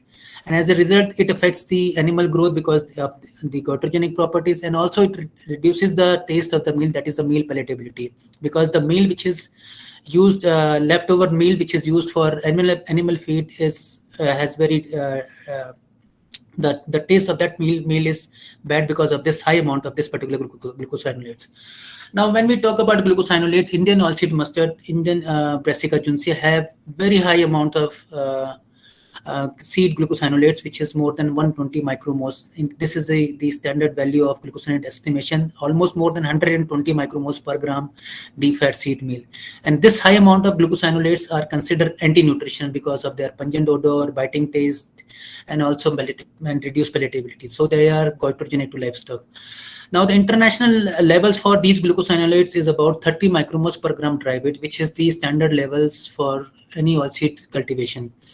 So our approach was to do how we can try to engineer this particular trait by reducing from glucosinolate from 120 micromoles to as low as 30 micromoles or so. So long back we started work. There were multiple approaches which can be used, like fine mapping and breeding. That is the convention breeding approach, where you can do fine mapping of the genes and go for the recurrent selection and breeding approach. We did all this approach, but we found that glucosinolate trait is governed by 5 to 7 recessive loci, and engineering and breeding of these 5 to 7 loci was very cumbersome task for us. Even after 20 years of dedicated research, the low glucosinolate material is very difficult to achieve, and it is still on. The program is still ongoing. Alternative to this is RNA-based silencing, that is a transgenic-based modulation of glucosinolate genes. That is, if you have some idea about the transcription regulator which can modulate these the biosynthesis of this particular pathway, you can try to modulate those transcription regulator, or even you can also engineer some of the transporters. I will talk to both of these independently in a couple of my slides. And also very recently, genome editing can also be used to manipulate these key candidate genes which are involved in glucosinolate biosynthesis and transport process. So when I talk about this particular MIP28 story, so in Brassica juncea, the pathway of glucosinolate biosynthesis is a very complex. If you see on the left-hand side of the slide, this is a very complex biosynthetic pathway where this aliphatic glucosinolate, which is derived from methionine, the amino acid methionine, it is almost 20-step pathway to form this modified aliphatic glucosinolates. Now, we know that there are almost 20 different genes which are involved in this particular step. So manipulating each and every gene is going to be very difficult, especially in Brassica oilseed, Brassica species, where we know that Brassica juncea is an allotetraploid of Brassica rapa and nigra. So you have up to 6 homologs of each gene in Brassica juncea. In 2007, when I started our work at NIPGR, there was a report that this MIP28 is the transcription regulator, is the key transcription regulator of MIP family, which can regulate, which positively regulates this aliphatic glucoside biosynthesis. So we started with this work in 2007, and my first student, Rehan Augustine, who is also a faculty at KAU, and must be attending this webinar. She has done very significant work in development of this low glucoside mustard. So what she did is that she identified there are 5 homologs of this particular gene, Brassica juncea, and all of them 5 protein genes are functional genes. By using a lot of functional complementation strategy in Arabidopsis mutant, and by using RNA approach, she almost raising RNA for each and every homolog. So by at different regions, she identified, yes, there is one MIP28, that is MIP28-3, one homolog, which if you silence can reduce glucosinate from 100 micromoles to as low as 11 micromoles in the seed. So this was a very big invention of that time, because in 2012 and 13, when we have this data, we published this data in Plant Biotechnology journal, and this was accepted without any major comment. So this was the kind of invention when we started with this work. So we developed low glucosinate lines, which are by suppression of only one gene. So remember, in conventional breeding, you need 6 to 7 loci to be downregulated, to be engineered, to be breed. But by manipulating only one gene, that is MIP28, we are able to lower down this glucosinate from 100 micromoles to 120 micromoles to as low as 11 or 15 micromoles. So this now this oil will have more export value also, because this is less than 30 micromoles. Also the meat, the cake meal which is left is more edible and for oil cake for cattle. So it has more nutritional value as far as the livestock are also concerned. So this was something we start with. But here is the challenges what we face, challenges which we faces while taking this these lines for next levels of approvals. Now we thought, okay, yes, these lines are performing very well under the controlled net house condition for almost 4 or 5 generations. But how about these lines? How are these lines performing under open field condition? Now, since these are transgenic mustard, so we started with taking the regulatory approval. We started in 2007, and believe me, it took us almost 2 years to get regulatory approval to conduct even the first event selection trial of these lines. And that was possible because of collaboration with Professor Akshay Pradhan, who was working as a professor at University of Delhi South Campus. So in 2019-20, we could perform the event selection trials of few low glucoside transgenic mustard lines under open field condition in the experimental field of Delhi University and Delhi location itself. So this is the event selection trial of 3 potential low glucoside line, C3/2, C3/15, and C3/53/6. And we also used the high glucoside wild type control Varuna, as well as a canola quality line which was released by IRI, that is PDZ1. So we compared all these lines together under open field condition. This is the RCGM team which came for the assessment of these lines. So what we found that the glucosinate levels under open field condition also remains very low, lower than 30 micromoles or so, even under open field condition, thereby suggesting that the stability of this trait is very high even under open field condition, even being transgenic. So there is no issue with the transgenic stability of these RNA lines. We also checked other seed parameters like oil content, which is the important parameter for this oilseed crop. The oil content was also not compromised as compared to the Varuna. In fact, it's little better than the wild type control, and it is much better than the then the canola quality line released by IRA, that is PTZ1. The oil content is almost about 40 to 43%. Also, the 1,000 seed weight is also comparably very high as compared to the national cultivar of the PTZ1. So all by doing this event selection trial, we were able to perform the agronomical yield performance of low glucosinate lines. So we have identified the best line, that is C3/15, performs very well under open field condition. And we also went ahead by doing the near equivalence or composition analysis of these lines in advanced generation in that from the open field conditions. So once we have this information, so we also did what we did is that we also manipulate these trait by glucosinate trait by tissue specific engineering. That what we know that glucosinate are synthesized in leaves, and then it goes to the seeds. So at the end of the day, we need glucosinate low only in leaves, in seeds only, because glucosinate are when present in low in leaves. Suppose in MIP28 case, when you have low glucosinate in leaves, then it can have some penalty in terms of plant fitness, because the more pest and pathogen infection may also come because of the presence of this low amount of glucosinate in the leaves. So what we did is that we manipulate this transporter which transport glucosinate from leaf to the seeds. By manipulating this particular transporter, what we shown here that GTR1 and GTR2 are the two transporters which are present in about 12 homologs are present in Brassica juncea, and by manipulating this transporter we found that yes, we can regulate glucosinate level to a very low levels in seeds while maintaining very high amount of glucosinate in the leaves. So this is a recent paper which we published in Plant Cell Environment, which shows that yes, GTR1 and GTR2 transporters, they differentially regulate the tissue-specific accumulation of glucosinate in Brassica juncea. While GTR2 is a long-distance glucosinate transporter, GTR1 does the only short-distance glucosinate transport. Another area of GM engineering was done by Rehna was this biofortification of anti-carcinogenic glucosinate, which is glucoraphanin in Indian mustard.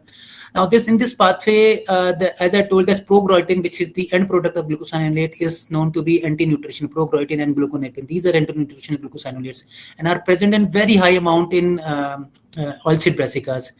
But the precursor for these two end product is this 4-methyl-sulfonyl-butyl glucosinate, which is also called as glucoraphanin. Now, this glucoraphanin is present in very high amount in broccoli, and it is known to be anti-carcinogenic, has to have anti-carcinogenic properties. So what we found is that the GSL LKS gene, which regulate this particular conversion from glucoraphanin to gluconapin and progroitin, is an active enzyme in case of oilseed mustard.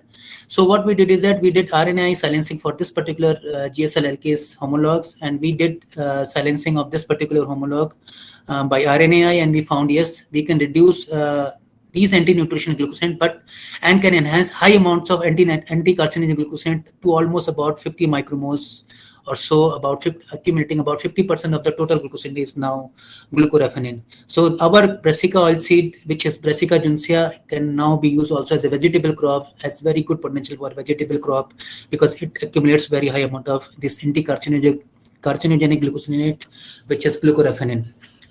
But recently, after struggle of so much regulatory approvals and everything, we thought, okay, can we try to manipulate glucosinate by using CRISPR-Cas9?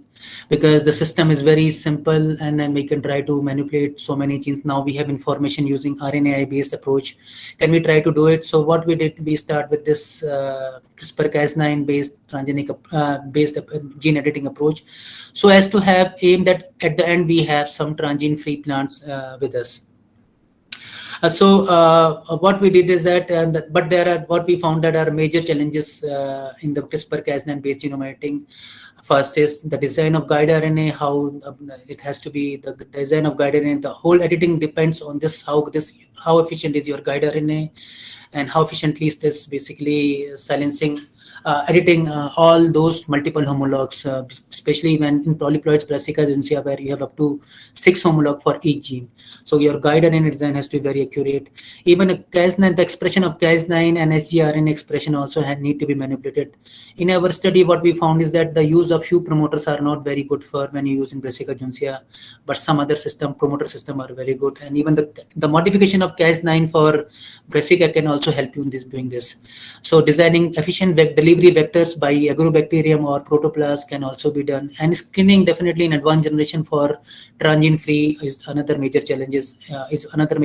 For developing this genome editing approach in brassica oilseed. So I'll skip this slide because this is again animation and I could not show too much of content here. But yes, guide RNA efficiency briefly depends on the promoter region and the promoter which is driving this HgRNA acid. Also the length of guide RNA which ranges from 16, 17 to even 22 nucleotide. Now we know that 20 nucleotide works the best, but even 16 to 22 nucleotide can also work depending on the Cas protein which you are taking. The targeted strand, whether you are targeting the sense or antisense, now literature clearly says that sense strands, the targeting in sense strand is more appropriate than using the antisense strand, although this is not a universal note, but still that you can always prefer targeting the sense strand. Even specificity and uniqueness of your guide RNA by designing specific guide RNA, whether it will specifically target one homolog or multiple homologs, and the GC content and the will also decide how your guide RNA efficiency is going to work. For polyploid crops like Junsia, since we have multiple homologs, if you see here on my right hand side, although you can target a guide RNA which is conserved across all the 4 homologs, but still the efficiency may also vary because of so many different factors. So it is always advisable to have at least 2 target sites within a gene which are distant from each other, so that your Cas9 protein can at least edit at least one of these target site. Because what will happen, suppose if only in multiple genes where you have multiple homologs, suppose one gene is edited and another gene is not edited in another genome, so you will not have desired phenotype. So for efficient editing of all the homologs, it is always advisable to have multiple target site for each gene. Now, for example, one of the candidate genes which I am showing it here, what we did is that we screened, there are 12 homologs of this particular gene. We found, yes, there is one conserved region from where we can design an efficient guide RNA with very good on scores, which can be predicted from so many different tool-based CRISPR tools, but it is only able to edit only 3. We can design 3 guide RNAs which can edit about 10 homologs out of these 12 homologs, like guide RNA 1, guide RNA 2 can also edit this, and guide RNA 3. But there are 2 sequences which we won't be able to edit if suppose we use these 3 guide RNAs. So what we did is that we designed another guide RNA from another region for this to target only these 2 guide RNAs, so that now we are once our construct design is very foolproof, we will assure ourselves, okay, yes, the frequency of these editing will be efficient in our T0 plants. So we designed 4 guide RNAs spanning from different region of these genes of these 12 homologs, and we try to design this. So for example, this MIP28, we found this is a kind of similarity, but we found we designed multiple guide RNAs spanning from different region of these genes. One conserved guide RNA which can target most of the homologs, but still we designed specific guide RNAs to target each and every homologs for looking the function of each and every homologs. So this is just a glimpse of how many lines we develop, 5th generation lines we develop using these guide RNAs, different guide RNAs. So many plants we raised in the 1st generation. But interestingly, what we found is that we initially used the commercially available vector from AdGene. But what we found is that we had very less success of getting low glucoside line. When you see in this picture here, on the right hand side, editing although we are using 4 guide RNAs, but the amount of decrease was not that significant in case of our line. This means our guide RNA and our CRISPR system is unable to silence so many different genes. But what we found is that the promoter which is driving these guide RNAs for targeting these different genes is ATU61 promoter. And what we found is that this ATU61 promoter is not a very good promoter for brassica Junsia. And later we replaced this using ATU626 promoter, and then we found that yes, that is working better. So what we did is that then we designed an improved vector system for our brassica Junsia by modifying the guide RNAs, by modifying the promoter sequences, even by modifying this Cas9 protein also. So what we did is that we modified Cas9 protein for brassica codon optimization, because we thought maybe codon optimization will also help us in getting more protein stability in terms of when it comes in polyploid crop like brassica.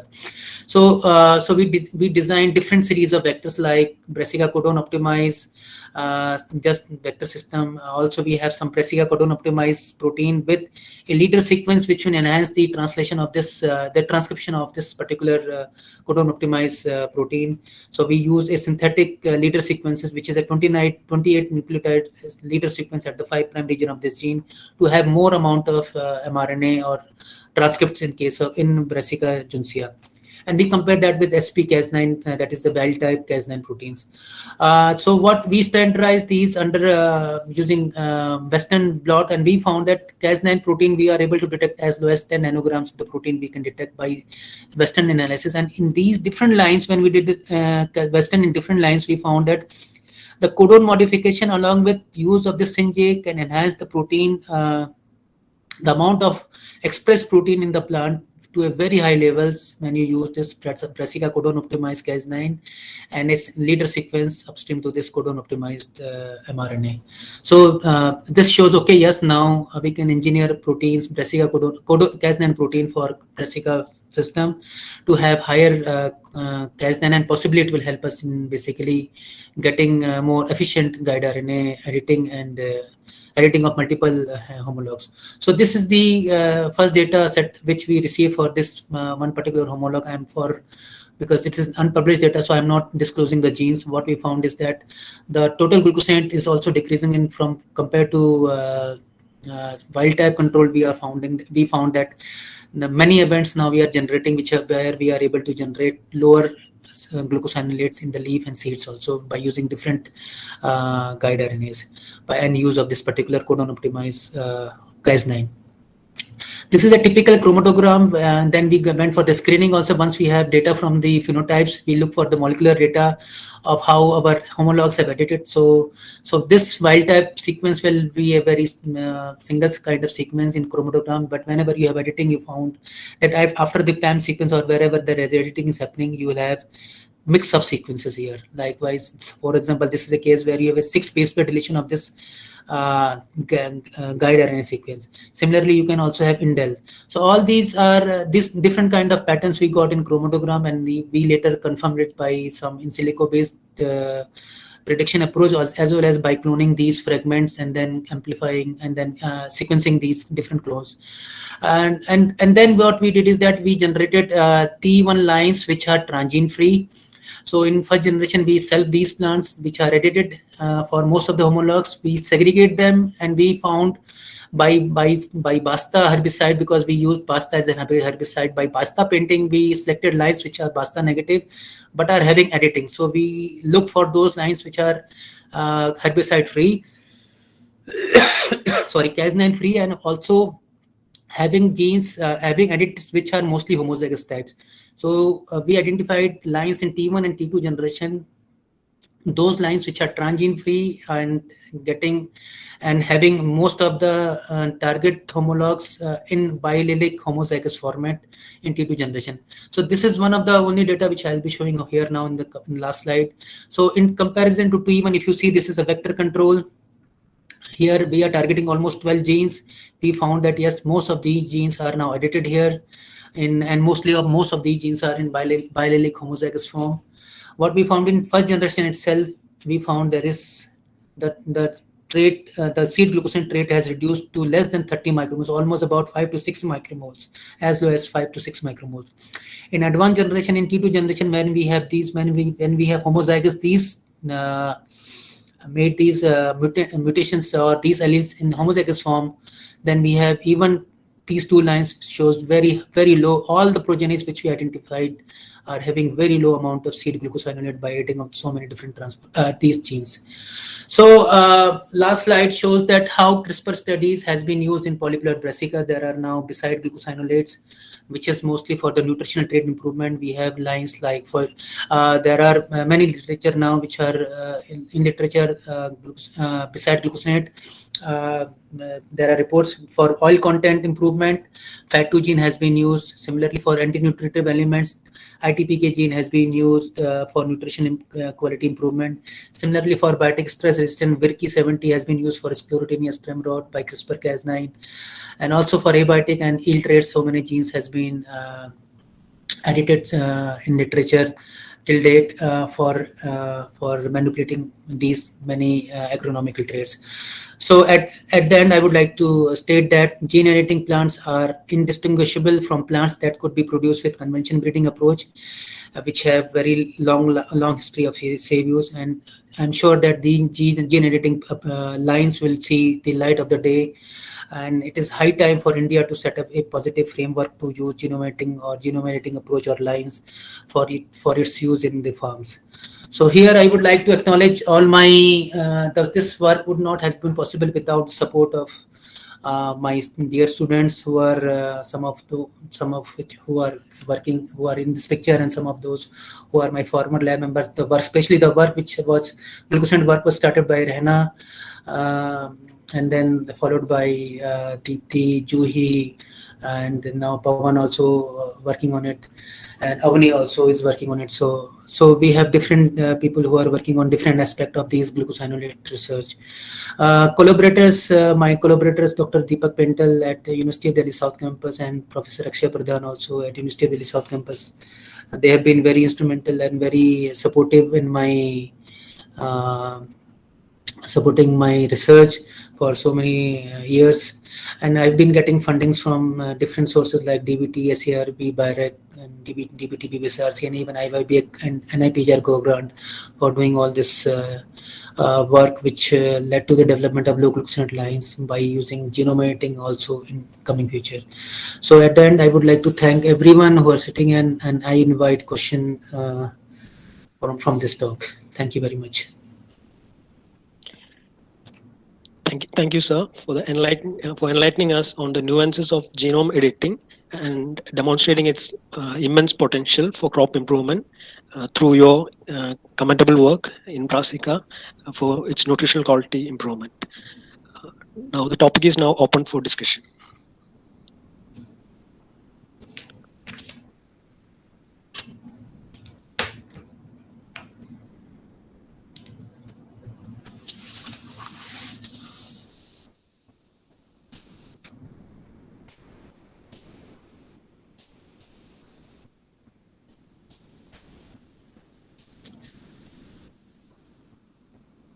So I hope there are no questions, or is it too difficult for everyone after that lunch time? So this is Kiran. I am Assistant Professor at Center for Plant Biotechnology and Molecular Biology here. So I have a question. So can genome editing be used as a forward genetics approach to study genes involved in a trait, just like transposon tagging or tDNA tagging? Because I see here we can modify genes at a very small level, so we can even spot on the functional areas of the gene. So is it possible? Is there any mechanism for that? Yes, now people have been using, there are many reports now where people have been developing libraries to edit different targeted editing of multiple homologs in just like transposon tagging. Also, we can try to to edit specific editing in multiple genes of any genomes. Recently, there is at NIPGR we have a recent approval of one of the genome editing project where scientists from NIPGR, IC Bangalore, ICGB, IRI are collaborating to edit at least 10,000 different rice genes or 1,000 different rice genes specifically in their targets and to generate genome editing lines. Yes, it can be done. This will be very good mutagenesis, targeted mutagenesis approach which can be used in crops. But more need to be done, because when you want to target, almost suppose in case of rice, where you have about 26,000 to 30,000 genes, to do that kind of editing will be a next level question for plant researchers. But yes, it can be done, and people are doing it.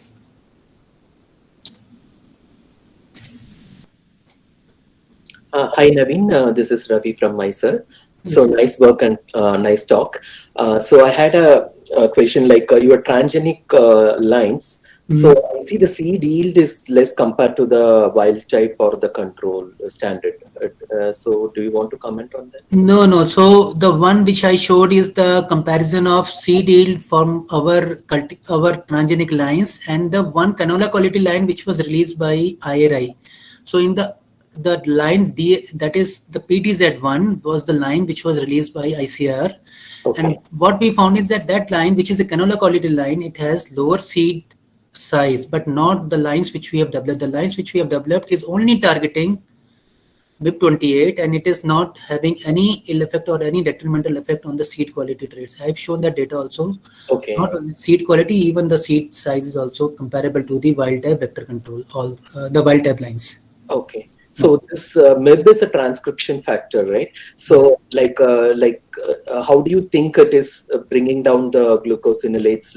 It is affecting multiple genes being a transcription factor, or do you have worked out any? Yes. So we have in our 2013 series of 2000 papers, couple of papers which we published in 2013 in Journal of Experimental Botany and Plant Biotechnology Journal, where we have shown that this MIP28 there are 5 homologs in Brassica juncea, and this transcription factor only regulate aliphatic glucosinolate biosynthetic genes. So when you do RNAi of MIP28 gene, the biosynthetic pathway of the glucosinolate biosynthetic pathway genes, the expression of those genes are also decreased, are also lower down. So this is a positive transcription regulator of glucosinolate biosynthetic gene, which is known in Arabidopsis, and that was the first time when we showed in the Brassica system that yes, MIP28/3 can downregulate the expression of so many different biosynthetic genes.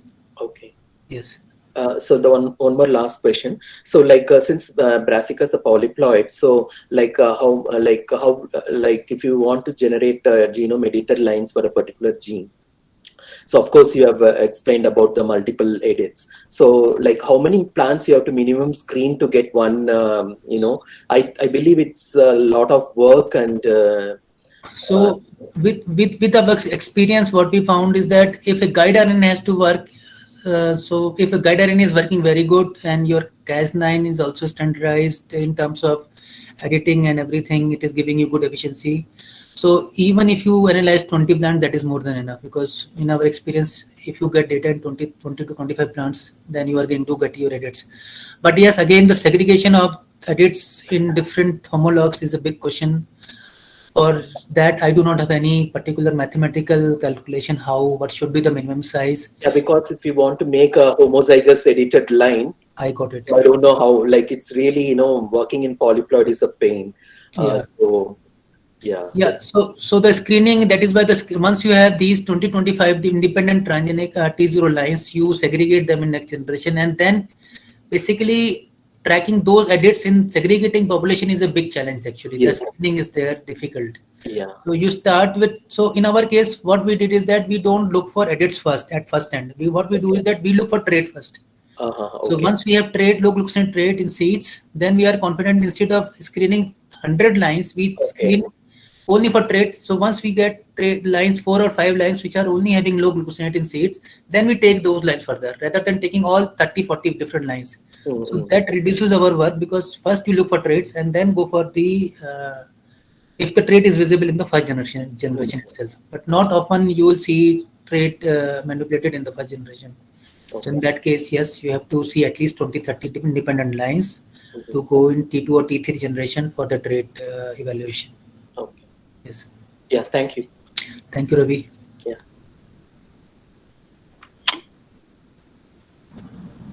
Hello. Yes, Dr. Parvati. Hello, Dr. Naveen. It was a great talk. And I had a pretty trivial query. It's basically related to, I think you were discussing about methionine-derived pathway of glucosinolate biosynthesis. So I think there's also a tryptophan-derived pathway. Probably, are there more key players like MIP28s in that pathway, which would have been instrumental in bringing down the glucosinolates more? So have you come across anything, or did you take it into thought when you were designing your work? So yes, you are right. First of all, the pathway which I am working is a methionine-derived pathway, that is the aliphatic glucosinolates. parallelly, there is another pathway which is tryptophan dry pathway, which forms the aromatic the indole glucosinate. Now the indole glucosinate pathway regulators are MIP34, MIP51, and MIP122. And we have compared sequence of MIP28, which regulates only aliphatic glucosinate, and the sequence of MIP134, 122, which regulates only aromatic or indole glucosinate. They are quite different. So we designed sequence based on the specific pathway. That is, these genes, these guide RNA will only regulate MIP28, not other MIPs. So that is what we have taken care of. Yes. And we also quantify those glucosinate when we do aliphatic glucosinate quantifications. Okay, thank you. So that's great. So maybe that's probably another avenue to probably work on the other pathways. That's so it might help. So yes, one of my students, Pawan, has been working in this indole glucosinate pathway for last 5-6 years, not through genome editing, but through some other approach by function, gain of function and gain of loss of function approach. What interesting observation we had is that all these Brassica species accumulate very low amounts of indole glucosinates, very low. So they always remain under an inducible kind of pattern. So there is only whenever there is infection or any pest or pathogen infection, they are induced. So they are not present in a very high levels in case of Brassica species. So that is what his observation is, and then we are trying to compile one story out of it also. So, okay, thank you. Yeah, thank you so much. That is good information, because when there is a biotic stress partner, maybe that assumes significance. So that's good information. Yes, yeah, they are very important for, at least against pathogen, indole glucosinate are very important. But for pest, it seems that aliphatic glucosinate are the key for against pest tolerance. Thank you. Thank you so much. Thanks for the great talk. Thank you, ma'am. Good afternoon, sir. This is Rehna. Oh, Rehna, thank you very much. Hi. Yes, sir. Thank you very much for a very informative talk. Actually, we are now using commercially available vector for our CRISPR work. Like from Argene, we purchased our vector. But even if our lines are transgene free, we cannot commercialize them, right? Because we made it with the Argene vectors. Yes, unfortunately, Rehna, yes, this is the case. Even if you use commercial vectors and make transgene free, or even if you use any system, whether if I'm using this codon modified, I'm thinking that I may be out of the regulatory requirement, because this Cas9 protein is still under patent. So yes, this will be a big problem for all those who are working on CRISPR-Cas system for commercialized purpose. But yes, I know that DBT has been working on this part, and at least the funding organization has been working on this to kind of taking the some kind of party agreement with those licensees, those who have patented these technology, especially this MITs and Broad Institute, that how we can use for crop improvement. That is something which is going on, and if successful, this can be taken in field also. Yes, I totally got your reservation on this technology. Yeah. Sir, even if you customize our vector, how will be the cost of that codon optimization and redesigning the vector and all? Yeah, it is quite costly, because as I told, this Cas9 protein is Cas9 gene is about 4.5 kb long. So if you try to do codon optimization, it takes good amount of money in the first instant, and then once you develop that vector, then you have to clone in your own vector system, like what we did it for our Brassica. We cloned it in PZP200 series, so that we are very out of what Adgene is selling. So thinking that we will be out of regulatory requirement. I hope we will be, but again, we never know. When we try to do, definitely we can go for event selection and all these trials, but for commercialization, this is still a debate which is going in funding bodies. Yeah. Okay, thank you, sir. Thank you for the very nice talk. Thank you, Anna.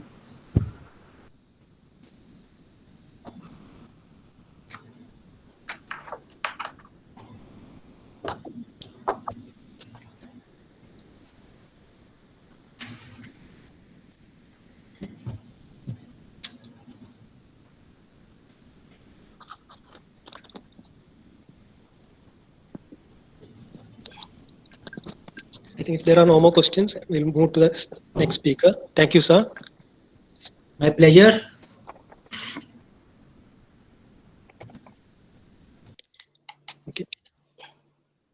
So our next speaker for today is Dr. Ravi Maridhachalam. He is Assistant Professor at Indian Institute of Science, Education and Research, Thiruvananthapuram. His research interests are to understand the genetic and molecular basis of uniparental genome elimination in plants with an aim to develop tools for improved plant breeding. During his postdoctoral research at University of California, he discovered a novel in vivo method of haploid induction through seeds in Arabidopsis by modifying centromeres using SEN-H3 protein.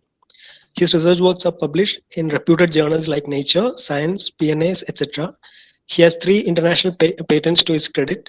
He is a recipient of the UC Davis Award for Excellence in Postdoctoral Research 2011, American Society of Plant Biologists Early Career Award 2011, Ramalingaswamy Re-Entry Fellowship from the Department of Biotechnology, Government of India 2012, then DuPont Young Professor Award by DuPont in USA 2014, and GD Naidu Award 2016.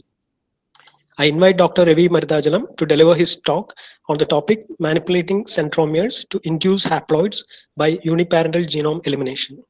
Over to you, sir.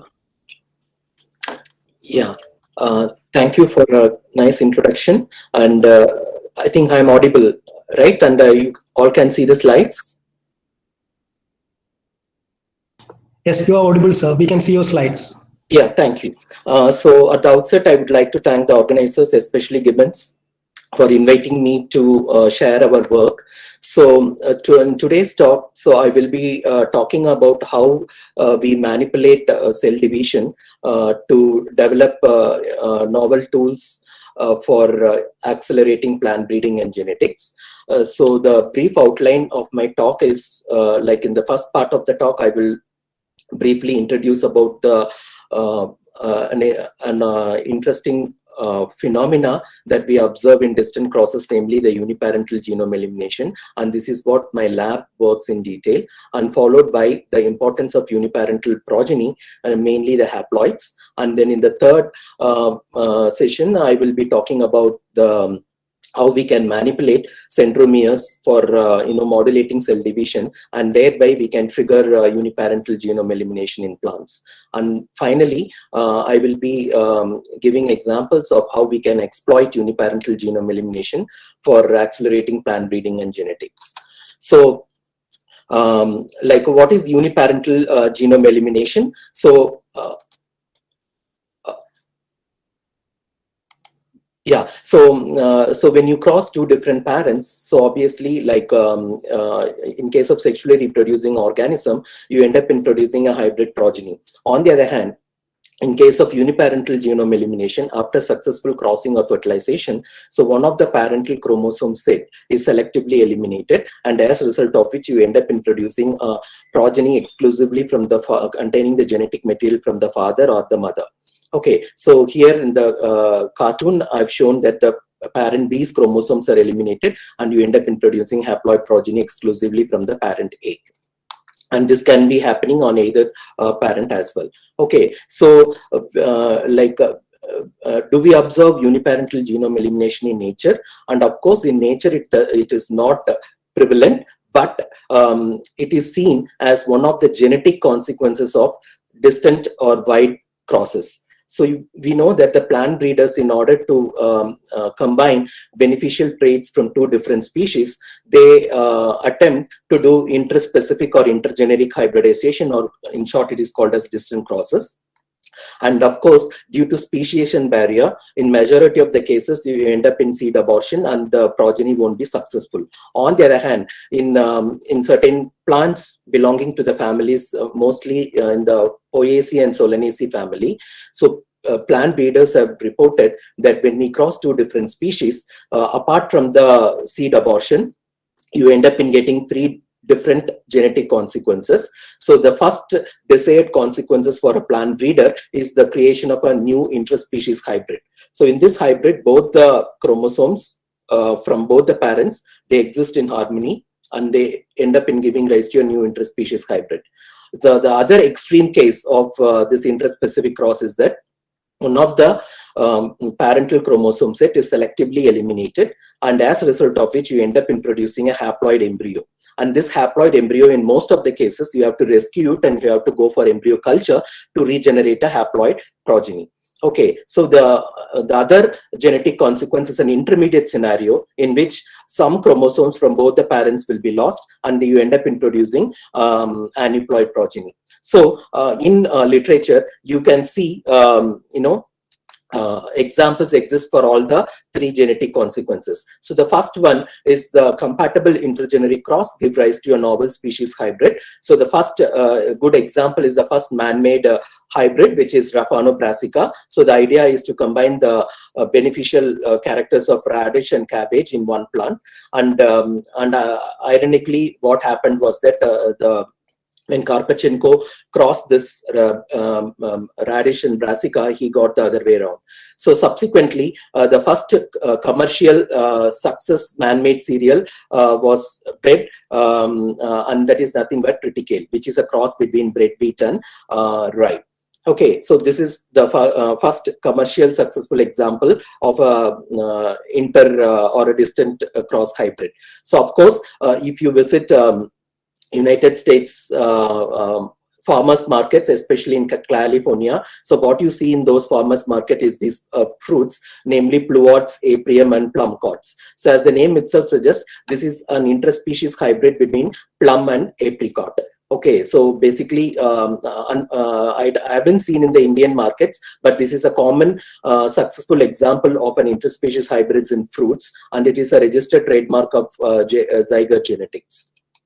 So, and of course, in animals also, you do see interspecies hybrids. Good example is Buffalo, Kama, Liger, and Wolfin, as shown in here. And you can see they are named after the parents involved in the cross. Okay, and going to the second intermediate consequences. So basically, partial genome elimination, it gives rise to aneuploid progeny. And again, in plant breeding, this aneuploid progeny is of very much importance, especially in plant breeding. You might have heard about chromosome addition lines. More specifically, it is monosomic alien addition lines. So what does it mean is that shown in this figure is a picture that I've taken from the plant physiology article that was published in 2001. So here what the authors have done is that they have crossed maize and oat. Okay, so when they crossed maize and oat, so they regenerated maize chromosome addition lines in the background of oat. So you know that maize contains 10 chromosomes, and shown in this picture are the 10 individual chromosome addition lines of maize in the background of oat. And as you can see, each chromosome addition line has a unique phenotype, which is specific for that particular chromosome of maize. And these chromosome addition lines, they play an important role in, in functional genomic studies. Okay, so this is one of the middle consequences, or the less severe consequences of interspecific hybridization. And of course, for today's discussion, what we are interested is the other extreme, that is the production of uniparental progeny. And this has been reported as early as the 1924, and in a cross between Nicotiana tabacum and sylvestris, and subsequently it has been reported in several plant species belonging to Solanaceae and Poaceae family. The cross runs in hundreds, but I've just shown only like 6 examples here. And out of this, the most well-studied example or the classical plant breeding textbook example is the bulbosum method of in vivo haploid production in barley. So where you cross Hardium vulgare, the cultivated barley, with the wild-type barley Hardium bulbosum, and then you end up introducing haploids from Hardium vulgare. And this bulbosum method has been well studied and for its exploitation in plant breeding, and we will see how this connects well with our discovery. Okay, so now we will ask the question, what is the importance of making uniparental progeny, that is haploids? So mainly because haploids, as I will be elaborating in the next slide, so they form tool for rapid generation of inbred lines. In addition, it also reduces the space, time, and cost towards generation of inbred lines, and also it reduces the masking effect of alleles caused by heterozygosity. Why? Because in case of diploids, though for each gene there will be 2 alleles. Okay, whereas in haploids, since there is no pairing like homologous partner, so you will have only 1 allele, and thereby heterozygosity problem can be prevented by generating haploids, and thereby it facilitates rapid genetic and cytogenetic analysis. So in plant breeding, why haploid is a multi-million-dollar business. So it's mainly for the reason that, so in order to generate an inbred line, so what is the conventional or traditional breeding method is that you cross two desired parents, you generate an F1, and then this F1, you go for repeated back crossing, or you go for repeated cell pollination or inbreeding. And the lines that are resultant are called as recombinant inbred lines. In short, it is called as RILs. And you can see you have to go through several generations of inbreeding or back crossing. Okay, so here in this cartoon I have shown here, so even after F8 generation, okay, so you can reach only 99.6% homozygosity. And even if you reach one F50 generation or F100 generation, it will never ever reach 100% homozygosity. Why? Because it will be 99.9999 and some residual loci will be segregating.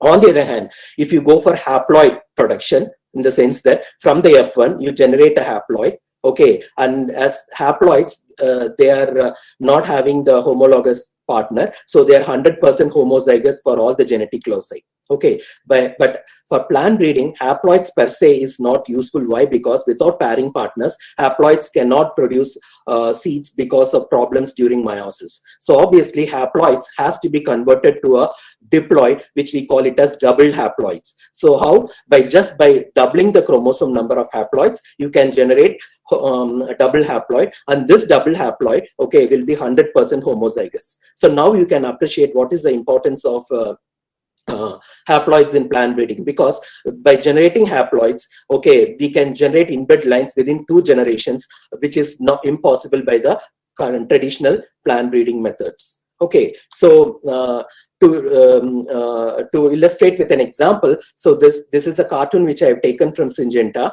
and by conventional plant breeding, okay, in order to release a wheat variety, okay, it will take at least 11 years. On the other hand, if you practice double haploid breeding, okay, you can enhance the variety release by at least 5 years. Okay, so that is the importance of haploids. Okay, so this slide summarizes the commercial importance of haploids in seed industry. Why? Because, okay, haploid, the production technology is a matter of intellectual property rights. Okay, so there are several hundreds of patents have been filed or granted, and this can be summarized in this book, which was published in 2009. Okay, in this book, a separate chapter, okay, called titled Patents and Haploid Plants have been dedicated. So this chapter describes the patents and also what are the crops in which the patents have been filed. Okay, so to give a snapshot, so the one which I'm circling, so these are the granted US patents, which amounts to around 30, and there are several hundreds of patents that has been filed for haploid production. And thus, this bears testimony for the importance of haploid in commercial plant breeding. Okay, so now we will see what is the, apart from its importance in plant breeding, so now like how haploids can also facilitate functional genomics. Okay, so the haploids, they form an important tool for genome sequencing. Why? Because you know that a majority of the cultivated crops are polyploids. For example, so this is an wordings that I've taken from this paper published in scientific reports. So here what they say is that so they attempt to sequence the sugarcane genome, okay, which is octoploid. Okay, so the octoploid complexity, okay, especially the high content of the repetitive sequences, has hindered severe assembly process of the whole genome. Okay, so by generating haploids, we can reduce the ploidy, and thereby you can easily assemble the any polyploid genome sequence. So, so again, this is what the International Potato Genome Sequencing Consortium has adopted. Okay, so in fact, they have employed an autotetraploid, that is homozygous doubled monoploid potato clone, to sequence and assemble the 86% of the 844 megabase genome of potato. Okay, so now you can appreciate the importance of haploids in genome assembly. And also, again, this paper is taken from scientific reports, and here here they talk about the improvement of genome assembly using the double haploid genomes. So you know that the pufferfish that is Tachyfugu rubripus. Okay, so that is the first vertebrate genome to be assembled in early 2000. Okay, so there at that time, okay, so they have to go for assembly using a diploid individual, which is a heterozygous. Okay, so now there is a technology to produce double haploids in pufferfish. So now they have exploited that, and then they have improved the draft genome. So at that time, they had only only 70% of the genome has been covered. By using this double haploid genome, now they have improved up to 99%. Okay, so this shows the importance of haploid in the genome assembly. So now let us see what are the different methods of haploid production. So broadly, they can be classified into two, namely the in vitro methods and in vivo methods. So the in vitro method is, as the name itself suggests, so you extract the haploid cells from the plant, mainly the gametes and the gametophytes, and then after harvesting these haploid cells, so you put it in a tissue culture medium, and then you regenerate haploids. And this was pioneered by Guha and Maheshwari in 1964, and by culturing the microspores or the anthers. And also you can also culture the ovary and ovule, and this has been less utilized when compared to the anther and microspore culture. But one of the important drawbacks of this in vitro method is that there is no uniform protocol available for tissue culture for generating haploids, because for each and every crop you have to start from the scratch to standardize. Okay, and another important drawback is that this in vitro method is highly species and genotype dependent, and also it demands huge technical expertise in terms of aseptic environment and controlled growth facility. Okay, so these are the drawbacks of in vitro method. Okay, so the next coming to in vivo method. So in vivo method is the one which we are interested in, and which is nothing but distant hybridization. And as I've shown earlier, so it has been mostly reported in Poaceae and Solanaceae family. And of course, there is one example of interspecific cross as well, and that has been commercially used in the maize haploid production by using the toxic derivatives. Okay, and also this in vivo method of haploid production is also seen in those plants that reproduce by apomixis. Okay, but what is the main drawbacks of this in vivo method is that, so even though this has been reported from several plant species while studying the inter or distant crosses by plant breeders, the molecular mechanism behind this in vivo method is poorly understood. Okay, so without understanding the molecular mechanism, it becomes difficult to translate it into any agronomically important crop species. Okay, so that was the major drawback lingering, and that is the reason why this bulbosa method was intensively studied. Okay, so of late, okay, so after 2015, okay, so now we have at least 3 haploid inducing genes that can be exploited for engineering in vivo haploids. So what are those genes? So they include matrilineal, not like DAD, and phospholipase A1. So all they refer to the same gene, but it was identified by different groups and they've named it as per their will and wish. Okay, and these genes have been exploited in rice, maize, and foxtail millet. And another one is domain of unknown function membrane protein, in short called DMP, and this has been exploited in Arabidopsis, maize, and medicago and tomato. And then what I will be talking about today is our own research on exploiting the centromere specific histone called SEMH3. Okay, and this has been exploited successfully in Arabidopsis, wheat, and in maize. Okay. So now let us see, like as I mentioned earlier, okay, so the bulbosa method is the most well-studied method for in vivo haploid induction. Okay, so at that time, so there were several hypotheses have been proposed to explain the uniparental loss of genome selectively from one parent. So what are the hypotheses? So there were numerous hypotheses. So I'm listing a few of them. So one hypothesis states that there will be differences in the timing of mitosis between the hybridizing parents, and as a result of the asynchronous cell cycle, so the one which is successful in coping up with the cell division will end up introducing haploid embryo. Okay, and second hypothesis is that there is a spatial separation of genomes after successful fertilization during interphase and metaphase, and one genome will be selectively removed by an unknown mechanism for which an attractive hypothesis has been provided. That is that one of the genome will be selectively degraded by the host-specific nucleases, analogous to restriction endonucleases that we see in the bacteria. Okay, and of course, both of these hypotheses, they don't have an experimental proof.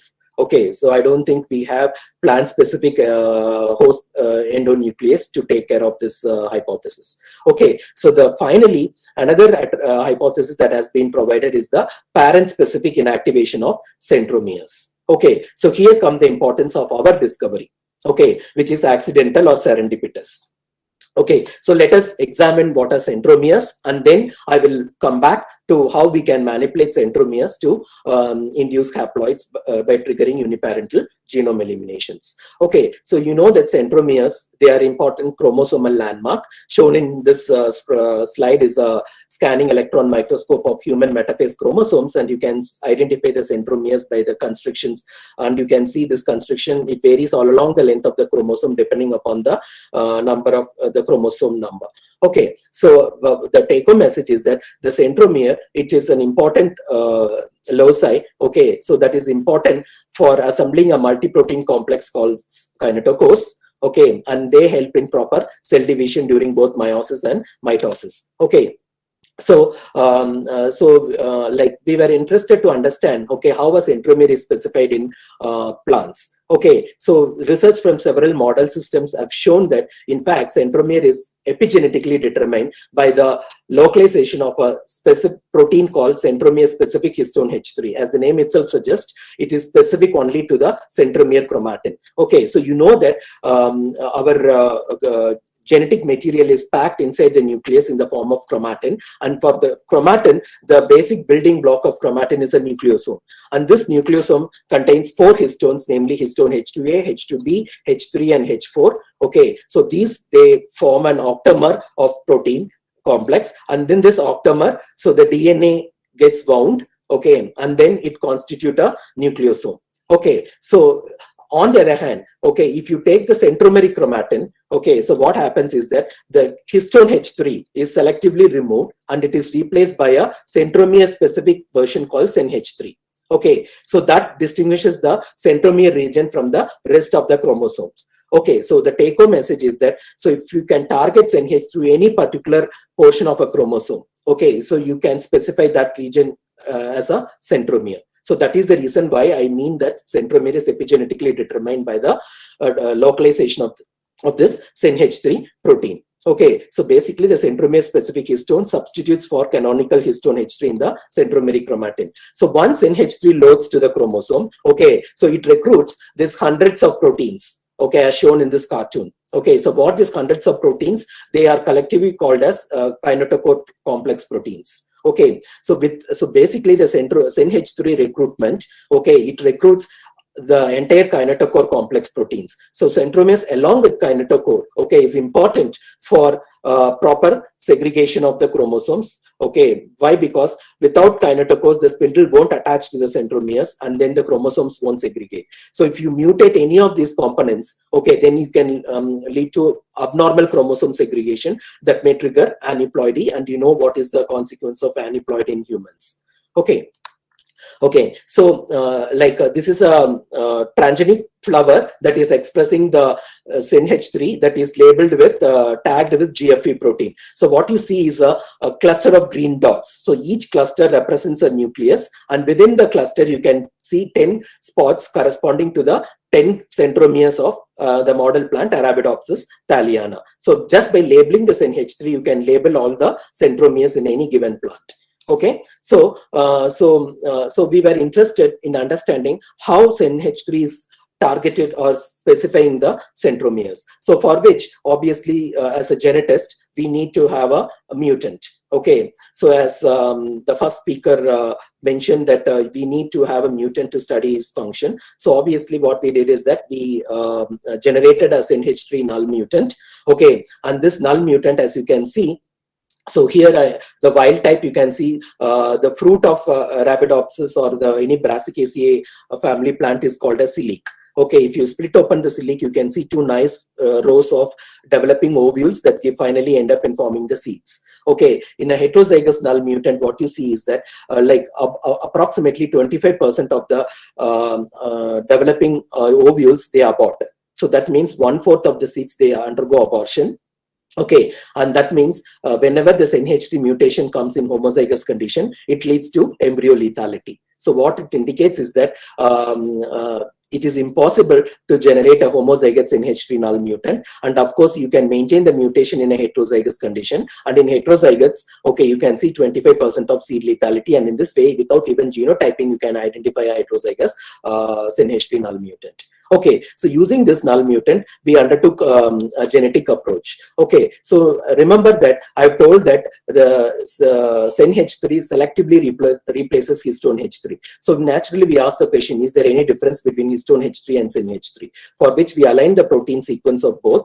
And what we found out is that, okay, so basically we can divide the histone, whether it's NH3 or histone H3, into two domains. So one is the N-terminal tail domain, and the other is the C-terminal histone fold domain. The C-terminal histone fold domain, as the name itself suggests, so it is a domain that is in contact with the DNA when the DNA thread winds to form the nucleosome. And as you can see, the tail is the one that is hanging around away from the nucleosome core, as shown in this cartoon. Okay, so what we can see is that the tail domain shows a lot of sequence divergence, whereas the histone fold domain shows around 58 to 60% identity between histone H3 and the SENH3. So naturally, we thought that, okay, so the specificity of this protein to be targeted to the SENH3 lies in the tail domain. So for which, so what, and of course, another thing which I wanted to point out is that, okay, so we analyzed the sequence of SENH3 from several plant species, and again, so here I've shown a snapshot of the sequence SENH3 protein sequence alignment from the plants belonging to the family Fabaceae, that is the pulses family, and you can see even between within the plants belonging to the same family, you can see there is a lot of sequence divergence in the SENH3. So what is indicates, which I will come to it later, is that the SENH3, okay, sequence acts as a unique identity card for a particular species. Okay, so at the end of the talk, I can convince you that if the identity cards doesn't match, okay, then there won't be any compatibility. Then if it matches only, then it can give rise to a successful hybrid. If it doesn't match, then what will happen is that one of the participating parental chromosomes will get eliminated, and thereby you end up introducing haploid progeny. Okay, so we will come back to this point in later. Okay, so on the other hand, histone, okay, which is again, it's an important part of the nucleosome, is highly conserved across kingdoms. Whether you take the histone H3 from yeast or from elephants, okay, so they are 99% similar. On the other hand, SENH3, as I've shown earlier, okay, it shows lot of sequence divergence even between the plants belonging to the same species. So that is what I am again reinforcing, that this may act as an identity card for a particular species. Okay. Okay, so now naturally we ask the question, what is the role of this hypervariable N-terminal tail? Okay, for that purpose, what we did is that we we removed the tail from the SENH3, and also we replaced the SENH3 tail with the histone H3 tail. Okay, and so hereafter I will refer to this transgenic construct, which we have removed the tail as the tailless SENH3 and the other one as the tail swap. Okay, so obviously all those constructs we transformed into the null mutant or the heterozygous plants, and what we found is that the tailless NH3, it localizes to the centromeres, but it doesn't rescue the embryo lethal null phenotype. On the other hand, the tail swap chimeric protein, okay, it perfectly localizes the centromeres, and it also rescued the embryo lethal null phenotype. Okay, and this is what the phenotypes of the plants. So you can see this plant, which is very lush and well expanded. So this is the wild type plant, and these ones which are showing the compact and then stunted growth are the ones that are SENH3 null rescued by the chimeric GFP tail swap construct. Okay, so basically these all this stunted plants or the compact plants are isogenic to the wild type plants. Why isogenic? Because this plant, the wild type plant, contains the wild type or normal NH3, whereas this plants, they are perfectly uniform all across the for all the genes across the genome, but with one difference. What is the difference? Instead of the wild type NH3, all these plants, they contain the chimeric tail swap GFP tagged NH3 protein. So that is the difference between the two. Other than that, both the plants are similar. Okay, so now what we did is that we crossed the GFP tail swap to wild type plant. Okay, for understanding the genetics. And what we observed was that, so we expected, okay, when we do this cross, we expected that all the seeds should be viable. To our surprise, as you can see, only 10 to 20% of the seeds were viable, and the majority of them were showing abortion. And as you can see from this picture, all the brown and the like a potato chipped plants seeds, they are the aborted seeds, and the tan colored ones are the ones that are viable seeds. So this was a big surprise to us, because when we cross GAP tail swap to wild type, so we expect that all the seeds should be heterozygous for this NH3 loci. And we know that all the heterozygous seeds are 100% viable. But this was a big surprise. So we thought, okay, we will analyze what is the outcome of this viable progeny. So we germinated the viable progeny, and then we did a lot of cytogenetics and genetic analysis. And to cut the long story short, so what we discovered is that, okay, so among the viable seeds, we obtained flavor of ploids, in the sense that we obtained 20% of the plants as diploids, and 35% of the plants were haploids, and again another 45% of the plants were aneuploids. And each, as you can see, haploids, aneuploids, and diploids can be easily distinguished by phenotype. Okay, and of course you need to train your eye, and then it becomes easy to identify the haploids. So basically, what I've shown is that just by changing this NH3 protein, we can trigger uniparental genome elimination. And this is how we can distinguish the Arabidopsis haploids as early as 10 days after germination. So the diploids, as you can see, they are very happy, whereas the haploids are also happy growing, but the only thing is that the plants are exactly half the size. And that makes sense because it contains half the genome as that of the diploid plant. And of course, upon flowering, okay, haploids, since they don't have a pairing partner, so the haploids will be sterile. Okay, so that is the major difference between a haploid and a diploid plant. And of course, you can see the inflorescence. Again, the inflorescence is also reduced to half in size. Okay, and of course, this is the cytological evidence to show that, okay, so diploids, you can see during meiosis, as I mentioned earlier, the basic chromosome number of Arabidopsis is 5, and if it is diploid, it is 10, and you can see 5 paired bivalence. Whereas in haploids, you lack bivalence and you see only univalence in the cytology. And also during mitosis, you see only 5 chromosomes segregating, and whereas in case of diploids, you see 10 chromosomes segregating. So this is just a gold standard confirmation to check whether we have generated haploids or not. Okay, so now we have, I've shown that, okay, so just by manipulating NH3, we can generate haploids. Okay, so now we ask the question, okay, if you do a reciprocal cross, okay, whether we can generate haploids. Okay, so yes, the answer is yes, in the sense that if you use the GFP tail swap or the mutant NH3 plant as the female and cross it to wild type male, what will happen is that you end up in producing all paternal haploids, in the sense that it is always the mutant NH3 containing chromosomes that gets eliminated, and you end up in producing exclusively progeny only from the wild type parent. Since the wild type parent we are using here is the male, so you end up in producing paternal haploid. On the other hand, if you change the sex of the parent, so here you use the wild type as mother and the tail swap as father. Okay, so in this case, you get rid of the father's genome and you end up in producing maternal haploid. Okay, but of course, we do see parent of origin effect, in the sense that we always get haploids when we use the mutants NH3 plant as the female when compared to the male. Okay, so what is the distinction between is there any distinction between paternal and maternal haploid? And of course, there is a distinction in the sense that in case of paternal haploid, the cytoplasmic genome is from the mother and the nuclear genome is from the father. On the other hand, in case of maternal haploids, both cytoplasmic genome as well as the nuclear genome is from the mother. So that is the difference. Okay, so basically by generating paternal haploids, we can easily swap the cytoplasm from one genotype to another. So that is the importance of generating paternal haploids. Okay, and this has a great implication in the transfer of cytoplasmic male sterility within a single generation. Okay, so in the conventional method is to go for repeated backcrossing to transfer the cytoplasmic genome. On the other hand, by generating paternal haploids, you can achieve it within one backcross.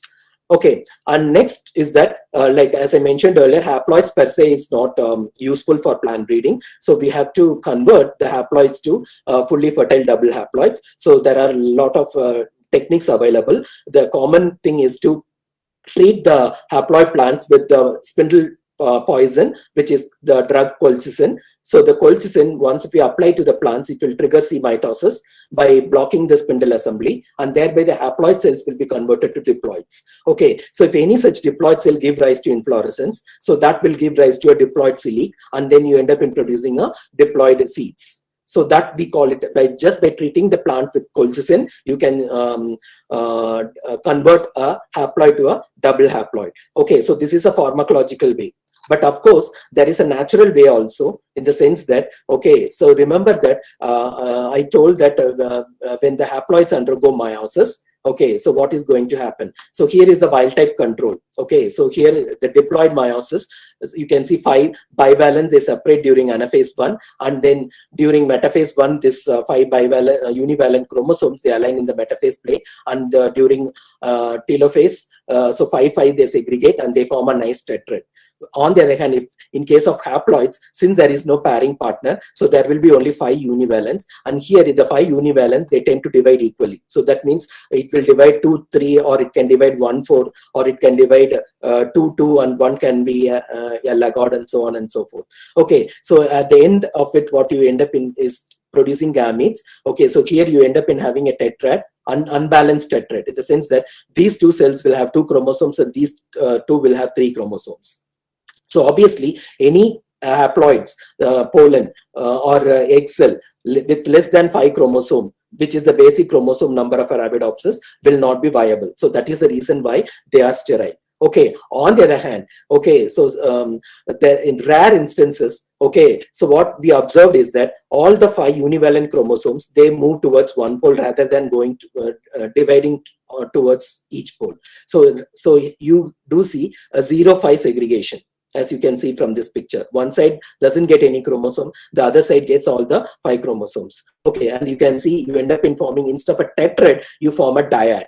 Okay, so which is functional because both of the dyads, they contain 5 chromosomes. So when this dyad, okay, meets another female, okay, so they end up in giving a spontaneous seed set. Okay, so even from a single haploid, if you collect one spontaneous seed, okay, so from that spontaneous seed, you can multiply and you can maintain the double haploid population. So basically, haploids can be converted to fully fertile double haploids by collecting the spontaneously doubled haploid seeds because of irregularities in the meiotic division. Okay, so now we will come back to the uniparental genome elimination in barley, which is well studied. Okay, so when we discovered this, that okay, by manipulating NH3, we can trigger uniparental genome elimination simultaneously in the same year. Okay, a group which is from Germany who is working in the bulbosum method also demonstrated that okay, in fact, the main culprit behind the bulbosum method is also the NH3. Okay, so you can see from this picture, so the top panel shows an incompatible cross. okay, in the sense that triggers uniparental genome elimination, and the bottom panel shows a compatible control cross, okay, which doesn't trigger uniparental genome elimination.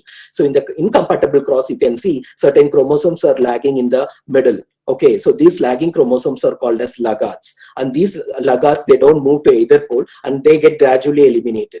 Okay, so so in the bulbosome method, what happens is that after successful fertilization, the bulbosome chromosomes, they remain as laggards over several cell division, and gradually all the chromosomes gets eliminated, and that's how you end up in producing haploid progeny. And what they have shown is that in the lagging chromosomes, okay, when they stained with this NH3 antibody, okay, what they see is that the NH3 antibody lights up only the chromosomes that segregate normally to either pole. On the other hand, as you can see, in the lagging chromosomes, there is no signal, NH3 signal. So as a result of which, what happens is that the spindles, they can't entertain attachment, and as a result of which, these chromosomes gets degraded and then get eliminated. So that is the reason how, you know, you end up in producing a haploid progeny in the bulbosome method. Okay, so so again, we have shown this also in Arabidopsis. The same thing happens. In compatible cross, you see 10 green spots, whereas in the incompatible or the haploid inducing cross, we end up in getting 5 spots corresponding to the 5 centromeres. Okay, so for want of time, I'm not going into the mechanism of genome elimination, and if anyone is interested, you can go through this paper which was published 2 months ago in Science Advances. Okay, so now you can ask the question, so what are the modifications in NH3 that can induce haploids? So far I've shown that just by swapping the tail, we can generate haploid inducing parent. So now the question lingers, okay, so what other modification to NH3 we can make? Of course, even a point mutation you can make in NH3 protein that will act as a haploid inducer. Say, for example, I've listed certain point mutations, for example, P82S. So P stands for prolin. When prolin is mutated to serine, okay, prolin at 82 position of NH3 protein is mutated to serine, okay, that mutant can act as a haploid inducer. So likewise, several point mutations in NH3, okay, when you cross it with the wild type NH3 protein, can trigger uniparental genome elimination. And in addition, as I mentioned earlier, the NH3 varies even between the species. Right. Say, for example, if you take like cabbage NH3, okay, which is relative of Arabidopsis, and put it in Arabidopsis and then cross it to a wild type Arabidopsis, then because there is a difference in the NH3 in the cabbage, okay, so that difference is sufficient to trigger uniparental genome elimination. Okay, so and of course, by using genome editing, you can create a lot of mutant alleles, and all those most of these mutant alleles are also shown to act as a good haploid inducer. Okay, so thus far, what I've shown is that just by manipulating centromeres, we can trigger war between the parental genomes. Right. So where is the war is fought? The battleground is embryo sac. Okay. So the war is fought between the maternal genome and the paternal genome, and the maternal genome, it contains the centromeres contains the altered NH3, which can be equated to a war shield that is used by the troops in a war. Okay. Similarly, the parent or the wild type chromosome or wild type parent, they contain NH3, there's wild type NH3 at the centromeres. When this NH3 though doesn't match, then what happens is that then genome conflict arises during embryogenesis.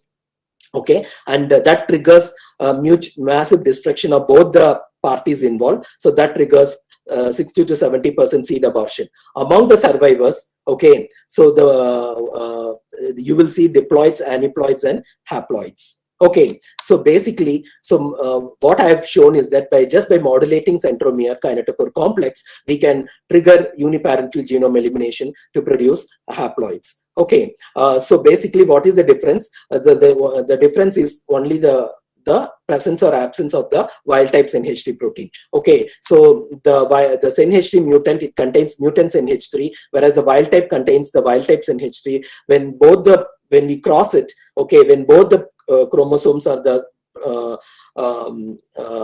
parental set meet in the zygote after fertilization, then genome conflict arises, and as a result of which always the wild type wins the race and the mutant is kicked out, and thereby you end up in producing haploids. So basically now I have convinced that just by manipulating NH3, okay, you can mimic the consequences of distant crosses in a intraspecific cross. Okay, so previously I've shown that these two mating parents should be from two different species or two different genera in order to trigger uniparental genome elimination. On the other hand, just by mutating NH3, okay, you can mimic the consequences of distant crosses in a interspecific cross, and this is where we can translate this finding to crops of commercial or agronomical importance. Okay, so what is the significance of this method over existing methods? So our method is genotype independent. Okay, and we have shown by generating haploids in several genotypes of Arabidopsis. Okay, and again the haploid frequency is high, it's around 45 to 90% of the viable seeds. Okay, and also it is not tissue culture dependent. Why? Because just by simple cross, you can collect the seeds and you can generate haploids in comparison to the embryo culture or the in vitro methods. And also you don't need any control environment to do crosses. Okay, hence, and also we have demonstrated that it's a most promising method for tissue culture recalcitrant crop species. Okay, at this point, I would like to mention that, okay, so Arabidopsis is the well-studied plant in our planet, right? So people have been trying to generate haploids in Arabidopsis by conventional in vitro tissue culture methods. So they miserably failed for 30, 40 years. On the other hand, by manipulating centromeres, we accidentally discovered that, okay, in fact, okay, so for a recalcitrant species like Arabidopsis, we can now make tons of haploids just by using a haploid-inducing parent. Okay, so what is the approach? So the approach is that the NH3 is universally present in all plants, and the strategy is that you have to isolate a null mutant. And this how you can isolate. So now you can either you go for tilling or targeted mutagenesis, and now several technologies are available, and the most commonly or the widely used now is the CRISPR-Cas1, and then once you edit it, and then you can get the null allele, try to complement with altered NH3 variant and cross with desired parent to induce haploids. Okay, so far I have demonstrated that it works in Arabidopsis, the model plant, and of course after our discovery, it has been shown in to work in maize. 2 publications came, so one in Frontiers, another one recently in Science Advances, and of course using NH3, you can also generate haploids in polyploid wheat. And this was published a couple of years ago in Nature Biotech, and several groups worldwide. Okay, so they are trying to adapt our technology in several crop species as listed in here. Okay, starting from banana, cassava, cotton, soybean, sugarcane, tobacco, and so on and so forth. Okay, so now coming to the last part of my talk, so how we can exploit NH3 for accelerated plant breeding and genetics. Okay, so this I will, since for lack of time, so I will just briefly go over, within another 5 minutes or so, important tools and techniques, like how we can manipulate. And if anyone is interested to know more about it, so I would like to draw your attention to these 2 papers that was published from our group. So one is entitled Haploid Genetics Toolbox for Arabidopsis thaliana, and another one is a review which explains like how we can exploit uniparental genome elimination in crop species. So briefly what we have done is that, so this is what. So remember, we have generated haploid inducing parent in Arabidopsis. Okay.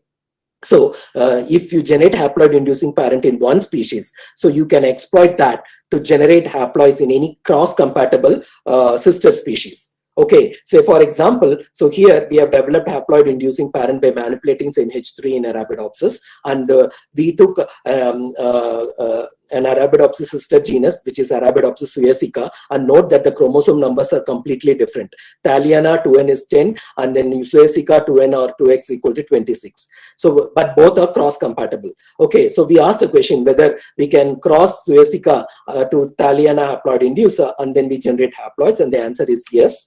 We could successfully generate suecica haploid inducer by crossing to Arabidopsis thaliana.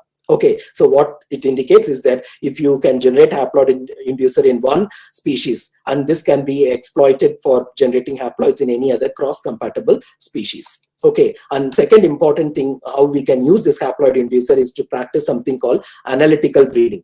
So what is analytical breeding? This was proposed and practiced in potato. So analytical breeding, as the name itself suggests, okay, so you know that most of the cultivated crops are polyploid, and you know doing genetics in polyploid is extremely difficult because in diploids for a given gene there will be 2 alleles, whereas in polyploids for the same gene you will have 4 alleles. Hence doing genetic segregation and genetic analysis will be difficult. Hence the idea is that, so let us reduce the ploid. Okay, so for example, take a tetraploid and cross it to the haploid inducing parent and you generate a diploid. So now you breed at the diploid level, and then once we get a desired material, then you can double it to generate a tetraploid. So that is called as analytical breeding.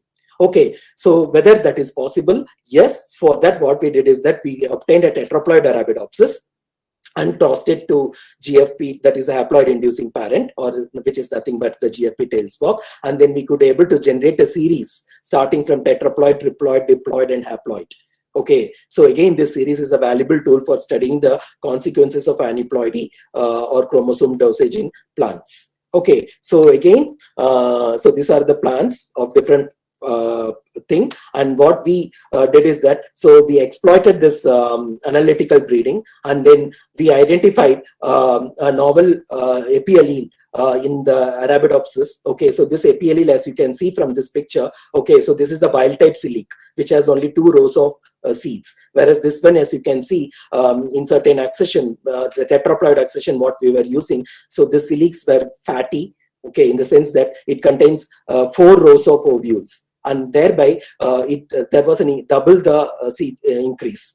Okay, so again, this is an agronomically important crop that can be manipulated in brassica as well. So with this aim, so we thought we wanted to identify the gene. Okay, for that purpose, what we did a lot of genetic analysis, and then what we discovered is that this is in fact, it's not a novel gene, but it's already a described gene. Okay, but there was no mutation in the gene per se. But what we discovered is that we have identified a natural epiallele. So without a change in the gene sequence, there is a difference in methylation.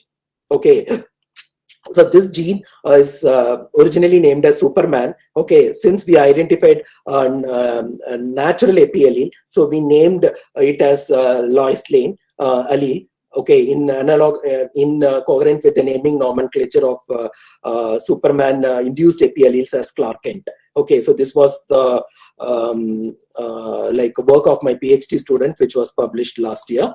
Okay, so another thing what we can use haploids is to generate multiple multiple mutants by conventional breeding. For example, if you want to make a homozygous mutant at 5 different gene loci, okay, by conventional method you have to screen like 1/2 into 10 power 5. That means 1/4 power 5. That means you have to screen around 1024 progenies to get one homozygous quintuple mutant. On the other hand, by going for haploid breeding, just by screening 32 double haploids, you can get one quintuple mutant. Okay, so thereby it saves a lot of time. Okay, and again, this has been exploited by Riha's group from Austria for their genetic studies. And of course, another important thing in using this in vivo haploid is the reverse breeding. Okay, as the name itself suggests, what is reverse breeding? In case of forward breeding, you cross 2 parents and you produce an F1 hybrid. So that is forward breeding. Okay, as in case of reverse breeding, you start with the heterozygous hybrid parent, okay, hybrid material, and you try to generate reconstruct the parents. So we are going the reverse way. So that is called as reverse breeding. Okay, in contrast to conventional forward breeding. So I'm not going into the details of what is the importance and other things for reverse breeding, but this in vivo haploids, they form an valuable tool for practicing reverse breeding, and this we have demonstrated in Arabidopsis, and it was published in collaboration with a group at Netherlands in Nature Genetics. and of course in collaboration with CCMB and INRA France. So we have also demonstrated that using the haploid inducer, we can synthetically engineer apomixis. Okay, so for want of time, I'm not going into the details. And if anyone is interested, you can just go through this publications. And of course, another important avenue which we are working in our lab is to generate a series of mini chromosomes. So what we have observed is that the mini chromosomes, as shown in here, okay, they are small chromosomes. Okay, so mini chromosome has been touted as a next generation plant biotechnological tool for stacking or engineering or grouping together several transgenes and then introduce it as a separate chromosome so that you can propagate it independent of the regular chromosomes. Okay, so that is one important technology that has been proposed, and for that, so we have to generate a series of mini chromosomes, and of course by triggering genome elimination, we have demonstrated that we can generate a series of mini chromosomes as shown in this picture. So it's shown here. So you see a big threads are the regular chromosomes of Arabidopsis, and you can see the small dots in the arrow marked by arrow. They are the mini chromosomes that got truncated as a result of the genome elimination, that escaped genome elimination, and then that got included. And this mini chromosomes now we can exploit for our purposes. Okay, so with this, I will end my talk.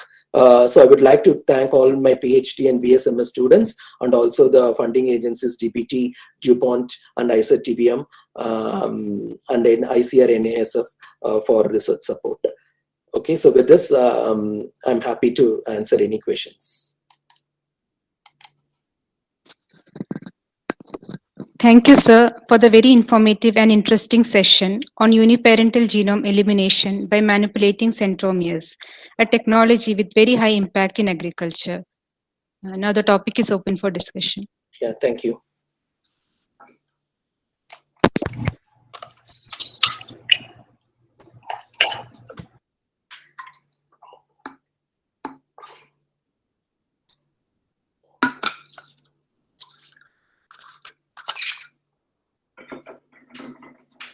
No one has any questions?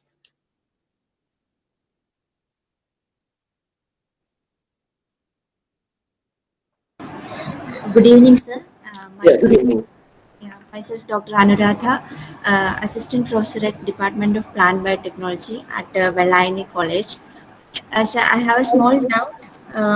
Suppose we are targeting the SNH3 region through genome editing.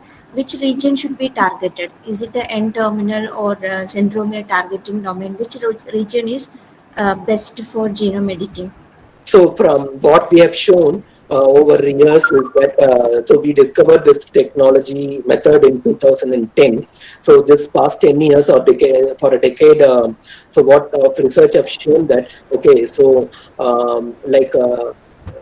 you can go for mutation all along the, for example, if I am correct, the SNH3 is around 170 or 42 amino acids or so.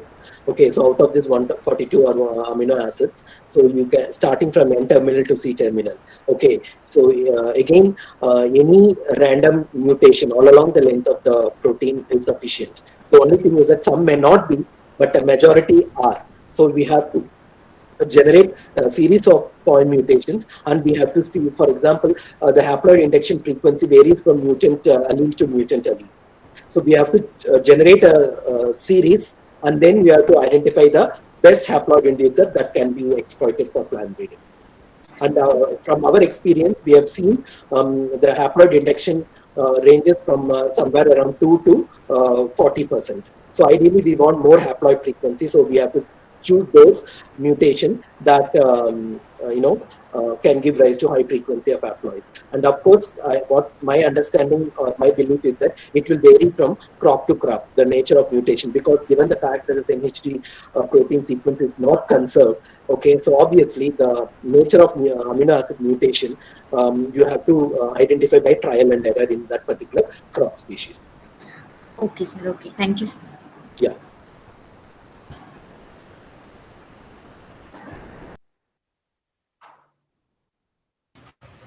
Ravi, this Purushottam here. Yeah, please. In maize, we have tropical inducers actually for developing haploids. Yes. The mechanism behind this maize tropical inducers and what the SEN1 mutants you're showing, is it same or is totally different? It is different. I think I don't know. You might have missed it. So actually now that's okay. I can show that. So basically, you are talking about the STOC6 mediated haploid induction that is commercially exploited in maize. Yes, right? yes, So right. that one. So in the like just 5 years, 4 years ago. So after several years of research, so they have identified the gene. So the gene is nothing but it's a pollen-specific phospholipase, and that is called as matrilineal not like that or phospholipase A1 PLA1. So these three are the all three are the same gene. It refers to the same gene. So what you're talking about, the maize haploid induction system, is because of the mutation in this gene called MTL or NLD or PLA1, which is nothing but it's a pollen-specific phospholipase A1. Okay, so now since the maize toxics, it was not known what is the molecular reason was not known. So now the after this discovery, so now this system is shown to work in pearl millet, foxtail millet, rice, and even in tomato or the medicago, I believe. So all these crop species, they have shown that the maize system is also can be exploited in these species. Okay. So currently what we have are temperate inducers actually. They don't work well within the tropical conditions. Yeah, so now since you know the gene, so you can generate by this CRISPR-Cas, you can edit it, and of course you can develop it in tropical inducing parents. Okay. Yeah, thanks. Yeah. And it has been shown, like as I mentioned, I think even I think I'm not sure you are aware of the work from Kelly Dawes' lab from University of Georgia. So in fact, they have generated. Okay, this is the publication. Yeah. So this was published last year in Science Advances. So they generated a NH3 null mutant by in I don't know, I think in US maize variety, and they've shown that they can go up to 9% haploids. So similarly, you can also generate in your crop or and that line you can use it indefinitely for crossing or generating an in vivo haploids in maize. Okay, thanks.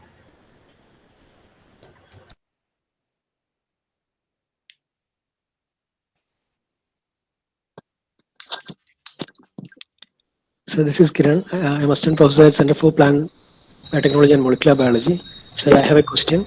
Yeah. So can you elaborate on how SNH3 protein is targeted to a particular DNA region, the centromeric DNA region? Yeah. So basically, in humans, it is known that there is a chaperone. Okay, so chaperones are nothing but they are assistant protein that help in the proper folding of the protein or the proper functioning of the protein. In humans, people have discovered a chaperone called HEDGER, which stands for Holiday Junction Recognition Protein. Okay, but in plants, unfortunately, still it is a gray area. We don't know how NH3 is targeted specifically to the centromeres because that chaperone protein is not present in the Arabidopsis genome. So that is the matter of our research in our group. So we are able to identify like how this NH3 is targeted to the specifically to the centromeres. Thank you, sir. Thank you.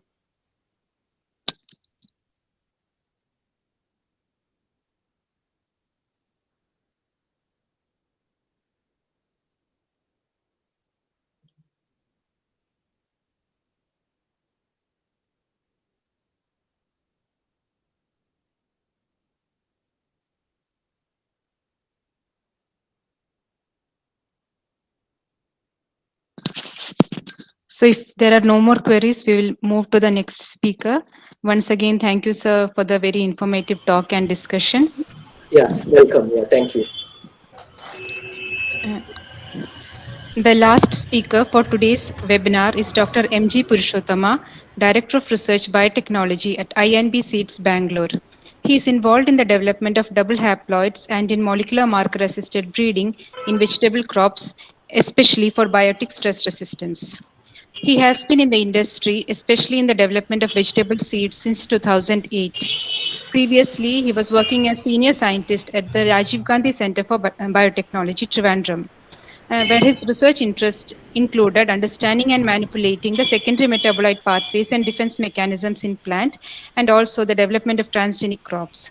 Sir has several publications in peer-reviewed journals to his credit. Now I invite Sir to deliver a talk on the topic crop improvement in solanaceous vegetables using the double haploids, a capsicum case study.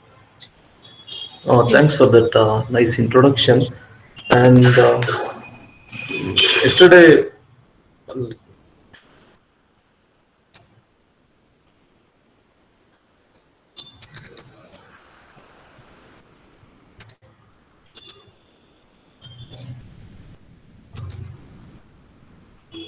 am I audible now? Hello? Yes, sir. Yes, sir. Okay, okay. The slides are visible, right?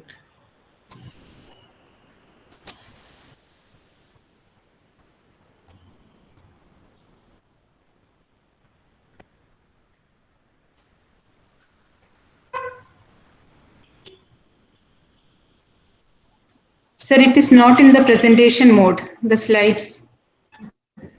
Really?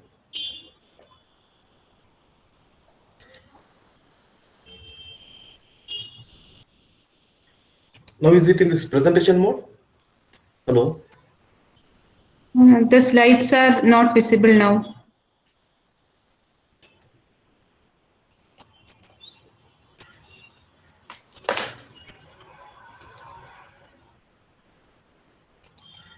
Sir, you try to share the screen and then go to presentation. Yeah.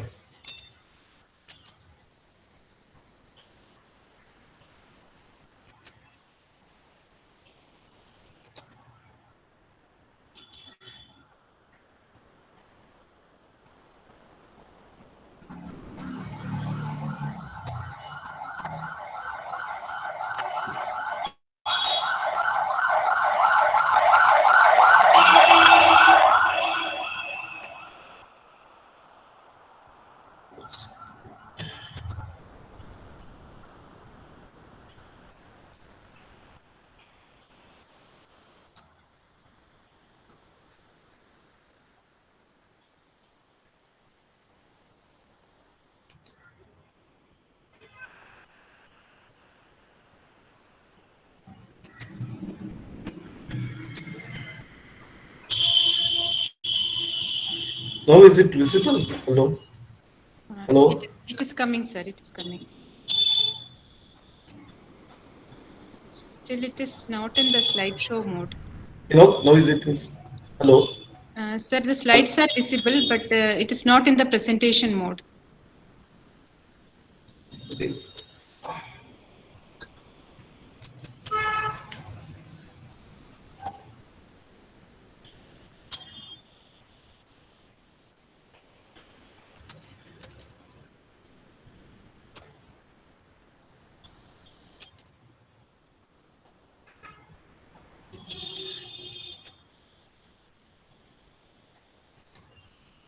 Now is it in presentation mode?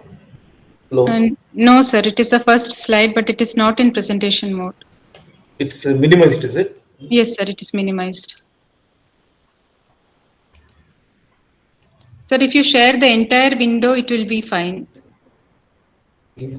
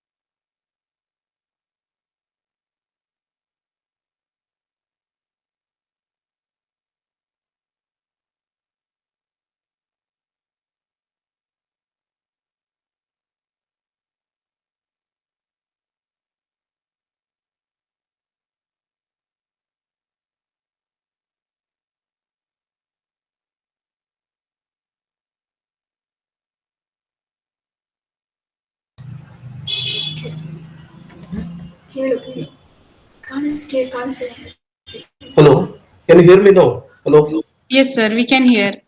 Now slide is visible. A slide is visible, but still it is not in the presentation mode. Hello, is this screen visible now? Yes, it is visible. Okay, thank you. Presentation model is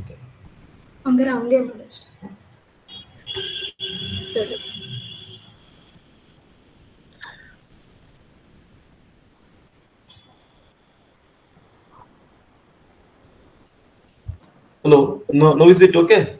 Sir, it is still in the small form, not the slideshow.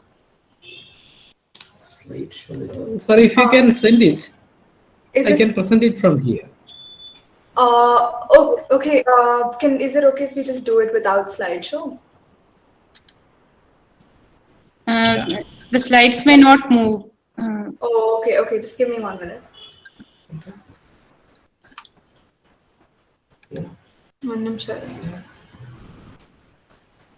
I think it is in the normal mode in the bottom. You click the presentation icon. The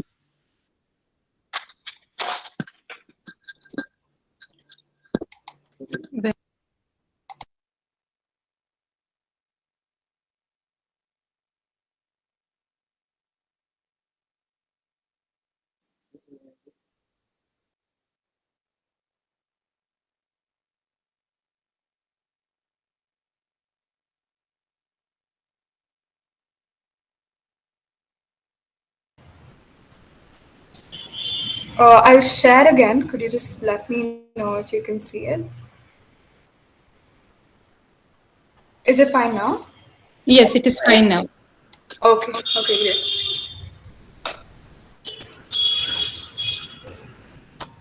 great.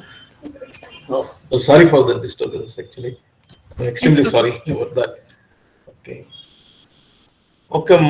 So I'm from seed industry, and basically we are into hybrid vegetable seeds. And my journey in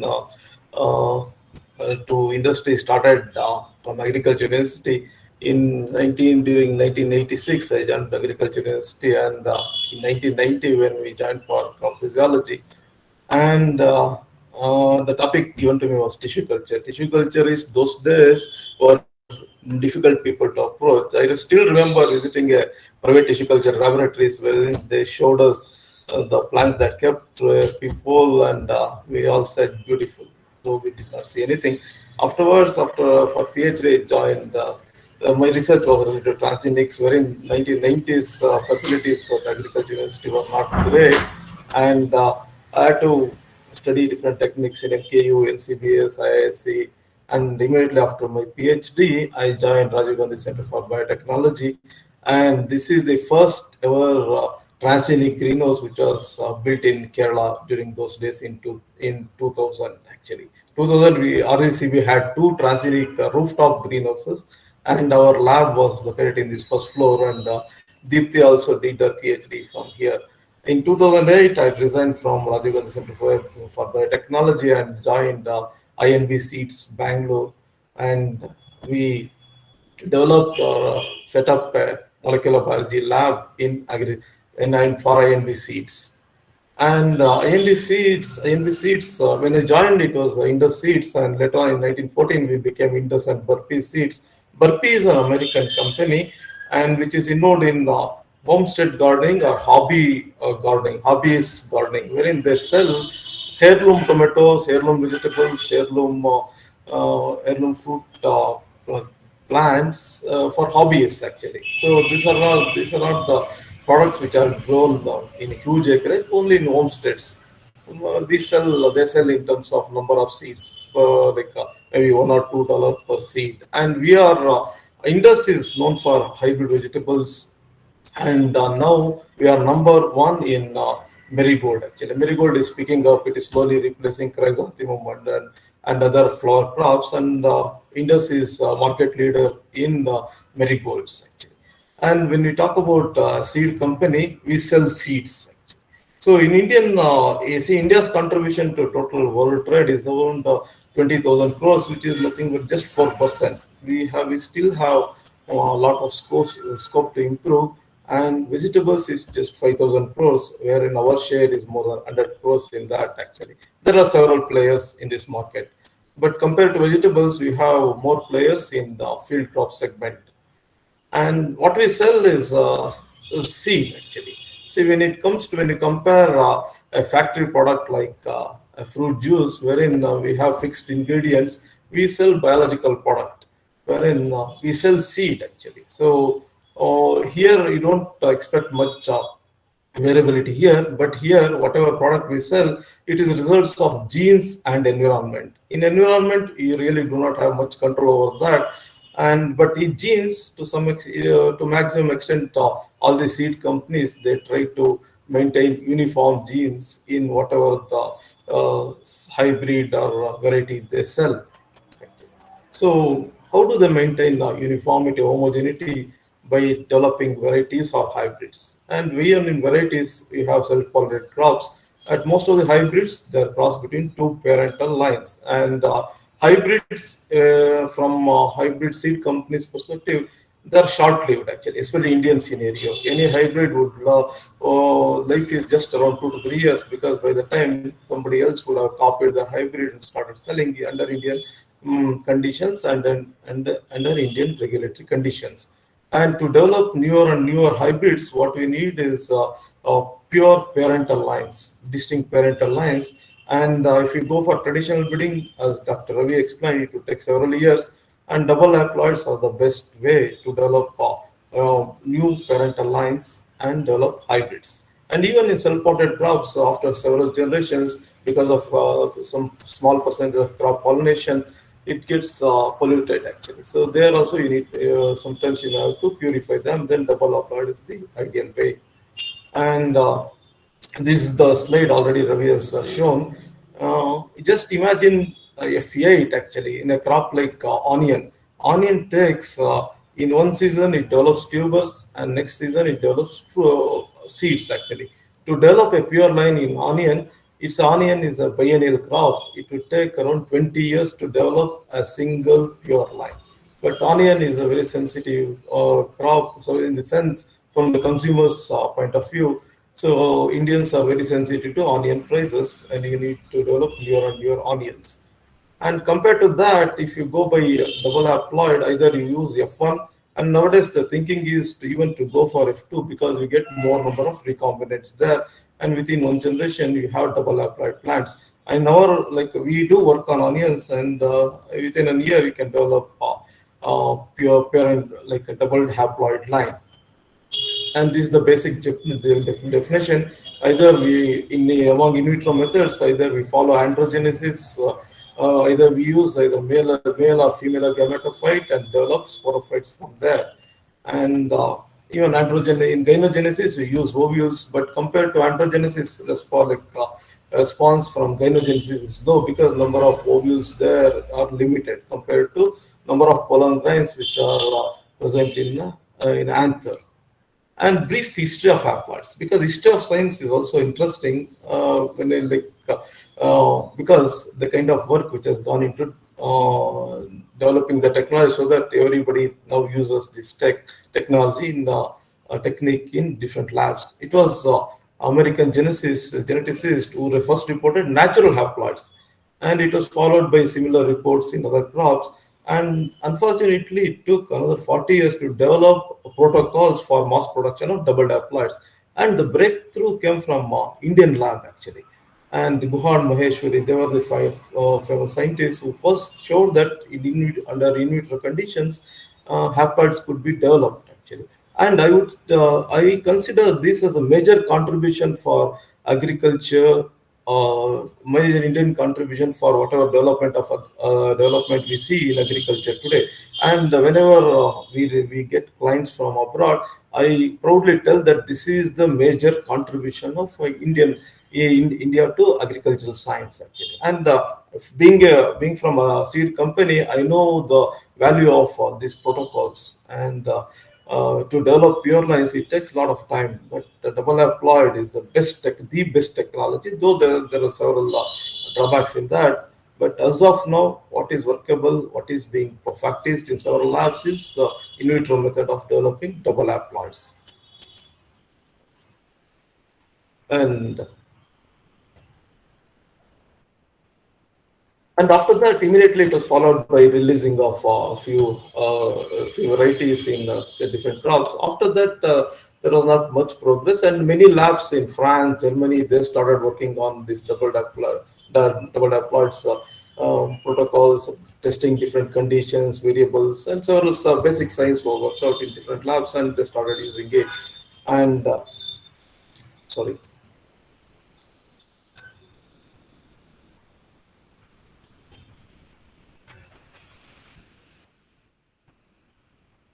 And at INB, we follow three different methods to develop haploids. And whatever I'm going to tell in future slides, it is what is being done at INB and what is working in our hands.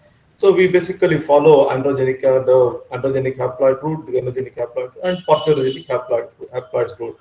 And before I come to androgenic haploids, that is in the papers, let me go through a few slides wherein we have had some good success in gynogenic haploids and parthenogenic haploids. In gynogenesis, what we use is unpollinated, unfertilized ovaries to develop haploids from the plant. And cucumber is the best example. Cucumber, what we do is we take a female flower, cut it into small pieces of circles, and place it on the media. And immediately, maybe after 1 month, you start observing small protrusions, which are nothing but embryos. But most of the papers, if you read into in cucumbers, they end up here. So they report 90% success or even 100% success in terms of embryo development. But very few papers, studies, which talk about conversion of these embryos into a plant and how many plants out of many ovaries placed on the media got converted into whole plantlet. If you don't convert these embryos into plant, it's of no use to the breeder actually. But we still really do not know why cucumber behaves like this, and we suspect that cucumber is one plant wherein ethylene plays a major role in sex expression. And here also, when you inoculate this ovaries, even tissue culture media, whatever the ingredients we use, could induce ethylene production. And we tried to manipulate ethylene production by adding silver nitrate. We did get some success in that actually through the root. And this is how the whole process is.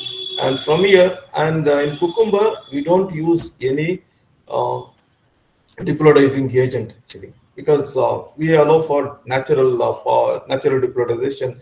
Even some of the companies, they don't use any antimitotic agents like colchicine because of safety concerns. In fact, it has been reported in many species that there will be some percentage of spontaneous depolarization. All that you need to do is you develop more number of haploid plants and transfer it to field. So whichever set seeds is the deployed. That's how. But only thing is it's a number game. Maybe you have to develop a few hundreds or thousands of plants to get a good number of double haploids. It's not that all the double haploids will be useful. Very few will be useful once you do the phenotyping of these double haploid plants. And this is how it goes. This is the process. We have to ordinate and individually. And sometimes on cucumber there is a problem also, because sometimes it produces only female flowers. Then you have to induce male flower production, pollinate it, and develop natural seeds from there and take it forward. And this is an example of we started from a single hybrid, and you see the kind of variability you get when you develop double haploids, because all this is because of recombination, and none of this is similar to either of the parents or the hybrid. And this is the example. So here, a single line has been planted here. You can see the uniformity in terms of fruit shape here. And so these are a few examples of that. This is the strength of double haploidy. And cucumber, though originated in India, we are not market leaders actually. It's China which has overtaken us, and China developed a lot of cucumber hybrids compared to, and even some of the Indian companies, they do import cucumber seeds from China, and now through this route, India can go aggressive and develop cucumber hybrids for Indian market and also for export market. And Dr. Ravi was mentioning about low percentage. Yes, in vitro methods, they do suffer from low percentage conversion, because you just see the kind of work here. When you inoculate several thousands of ovaries, you hardly get some 12 plants. Only in one case, this again shows genotype dependency here. Genotype dependent only in one genotype we could get up to 1.3%, but while others were all less than 1%. But this could be made up using by going for more number of ovaries, inoculating more number of ovaries. But again, you need more manpower there. And coming to one more approach, the genetic approach, what we follow is onion is the best example. But onion is relatively easy actually. On it, what all that you need to do is you harvest the flower before unopened flower and directly inoculate into media, and you get beautiful embryos there. And colchicine doesn't work. And colchicine, in fact, our partners Burpee, they are famous for colchicine. They in 1940s they were using colchicine to enhance the flower size in marigold during 1940s. But colchicine doesn't work for onion actually. We may have to use other antimitotic agents like trifluralin or amygdalphos. We use amygdalphos for diploidizing onion. And we have developed a good number of, this is the basic protocol. This is what happens. Once you diploidize, and what you get is tube onion bulb, and here this one flower. Again, you have to plant this bulb to get flowers and to get the seeds actually. That way it takes 1 year to complete one cycle. And so what would have taken 20 years could now be achieved in 1 year. And this is the kind of response we obtained in onion different genotypes. In onion, you have yellow, white, and red. And red ones, they responded well, red and white. But though survival was a question, many did not survive. Onion haploids. Maybe onion is a cross-pollinated crop actually. When you make it pure line, I think it has got something to do with survival fitness, and many did not survive. But whatever survived the double haploid plants, that's been taken for breeding purpose. Another method we follow in melon is what we do is we take male flower, you irradiate with gamma radiation, different place. Again, you have to standardize it and pollinate with the female flower. Once the female flower set the fruits, you isolate the seeds and inoculate them into media. So wherever embryo develops, you rescue the embryo rescue medium, you rescue that embryo and convert it into a plant and take it for plant breeding purpose. And that is as far as what are the different methods we follow in our routine lab. Coming to solanaceous crops, I just read a review. So if I look into literature, there are 51 publications on capsicums, 21 on brinjal, and tomato there are only 9 actually. And tomato is a difficult crop. But what is surprising is there is a company in Netherlands which is offering services for tomato double haploids development. And when I discussed with a friend from a private seed company, it looks like they charge, but their charges are exorbitant, and small companies cannot afford it. It's possible that many labs, when they start working on tomato, even in India, you should be able to develop double haploids in tomato. Tomato is market like one of the important vegetables, not only for India, for entire world. And whatever development or improvement we do in tomato, it will go a long way. And even coming to capsicum research, India. Again, India, say it is George and Narayan. So you look into any publication on double haploid in capsicum, this first publication you see is George and Narayan. It makes us proud actually. So it started it started in India. Now many groups are working on capsicums and several groups, and with a reasonable amount of success. And even in their study, they clearly mentioned that percentage was 0.1%. Now it is like we can go up to 3% in some of the responding genotypes. And when we started our research 5-6 years back, we started growing the plants in growth rooms, natural conditions, and we understood several things actually by this whatever the experiment we did. And with our experience, yes, growth room is okay, but the light and other things are in question. We grow it under natural conditions. There, what we use in capsicums, what we follow is androgenic route, wherein we take anthers and inoculate. Then the question is, how do you isolate anthers? What stage? What should be the size? These are all several things which comes to mind when you start doing in large scale. And there, the meiotic stage of gametophyte is very, very important. And even if you grow 2-3 genotypes under similar conditions, the way the different flower buds will be in different meiotic stages. Then if being from agriculture university, I'm sure in genetics courses, we all have learned cytogenetics, right? So cytogenetics comes handy in doing these experiments. If you are good in cytogenetics, you can what you do is you isolate, you harvest flower buds of different sizes. You see which genotype is in majority of the flower buds are in cut stage.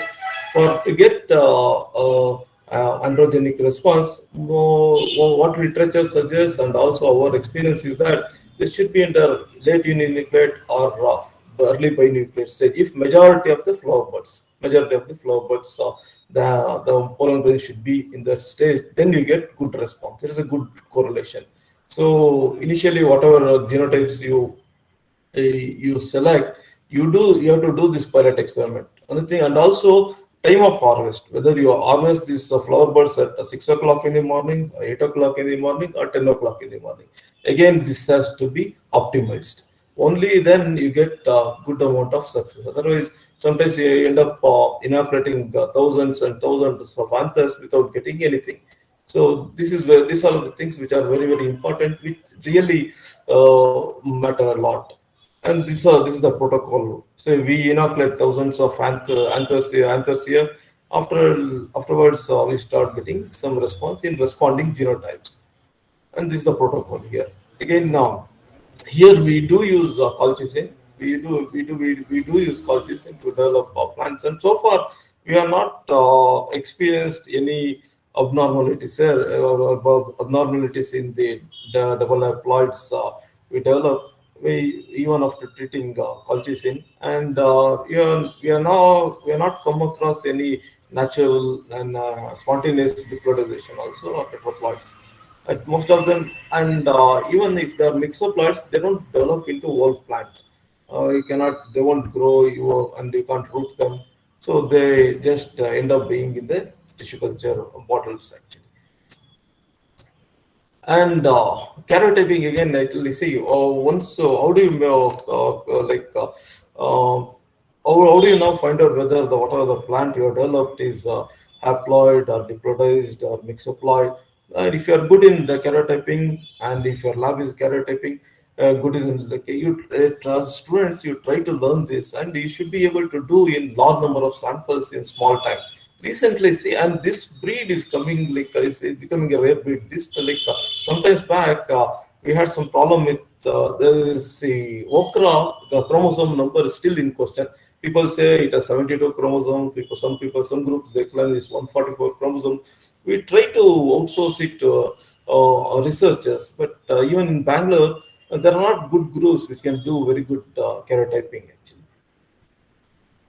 And so once you do the karyotyping, you go for colchicine treatment, and colchicine treatment, then further hardening. This is how we harden it.